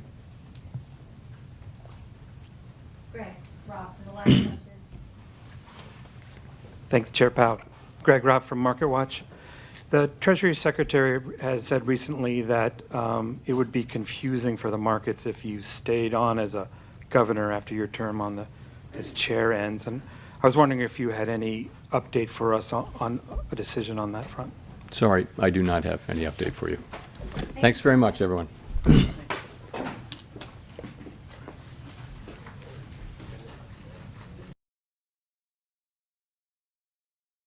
Quote, how can people be expected to have faith in Trump if he won't release? Of course, we're back to this. Jepsen. No, we're not going to go back there. All right. Ladies and gentlemen, it's been fun and wonderful. You guys spending your time here with me. God bless you. Instead of looking for perfection, seek for consistency. Never give up on yourself. Never give up on your dreams. Never give up on God, believe in yourself, believe in your dreams, and believe in Almighty God. And with that being said, God is the greatest. America is the greatest nation on the face of the earth. God made it so. All right, so the Commander-in-Chief, the 45th, and of course, the 47th President of the United States actually just posted on Truth Social about 20 minutes ago. He said, wow, Canada has just announced that it is backing statehood of Palestine or Palestine. That will make it very hard for us to make a trade deal with them. Oh, Canada. So Canada is backing the statehood of Palestine. Okay, so now the Commander-in-Chief is saying that this would make Canada very had to make a trade deal with. So I got to give a shout out to our esteemed members, Dr. Luke the Goat, God bless you. Sandra, God bless you. Ellie, God bless you. Ingraham, God bless you. Ringmaster, God bless you. And of course, our moderators, Jet, MVP Jet, God bless you. Thank you for the super chat. Thank you, Jet. Everything I've sent. Okay.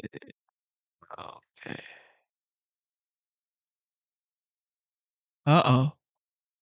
Shout out to Jet, man. Jet sent a super chat. He said, if this was 2022, that'd be Dylan Mulvaney, and the same people wouldn't if they said a word about the AD. Shout out to Jet. God bless you for the super chat. Appreciate you. Of course, shout out to C. Shelley. God bless you, C. Shelley. Now you can get your beauty sleep. Shout out to the Bucket Master, Mr. Busky. God bless you. And of course, Terry Vinings, the Bama girl. Rolling Tide, like C. Shelley would call her. God bless you. I think she's gone to sleep by now. Okay. She's taking her. Wait. Was it C. Shelley or Terry Vinings? I wanted to say she's taking her blue eyes and blonde hair to bed. They're coming for me, ladies and gentlemen. They're coming for me. I think that's C. Shelley. Okay. So C. Shelley can take her blue eyes and her blonde hair to bed. Okay. With her good genes. Okay. Shout out to everybody, man. God bless you for being here. Shout out to Rain Promo. Shout out to Johnny 5. God bless you. Too Strong. God bless you. Everybody here, God bless you, man. Thank you for being here. God bless you. God bless you. God bless you. God bless you. Don't forget, be nice. Be nice to people. You never know what people are going through, because some people are just this close to losing it. So be nice, all right? Be nice. Be kind to people, all right?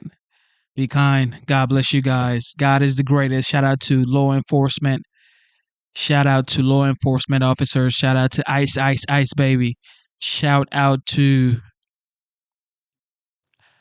the military personnel. Shout out to our veterans. Shout out to these people, because without the military, there would be no homeland. Anders. God bless you, Anders. Thank you for being here as well. Yeah, guys, we're going to be back tomorrow. Okay, well, sometimes today. All right, we're going to be back. Mr. Busky said, do not hate, appreciate.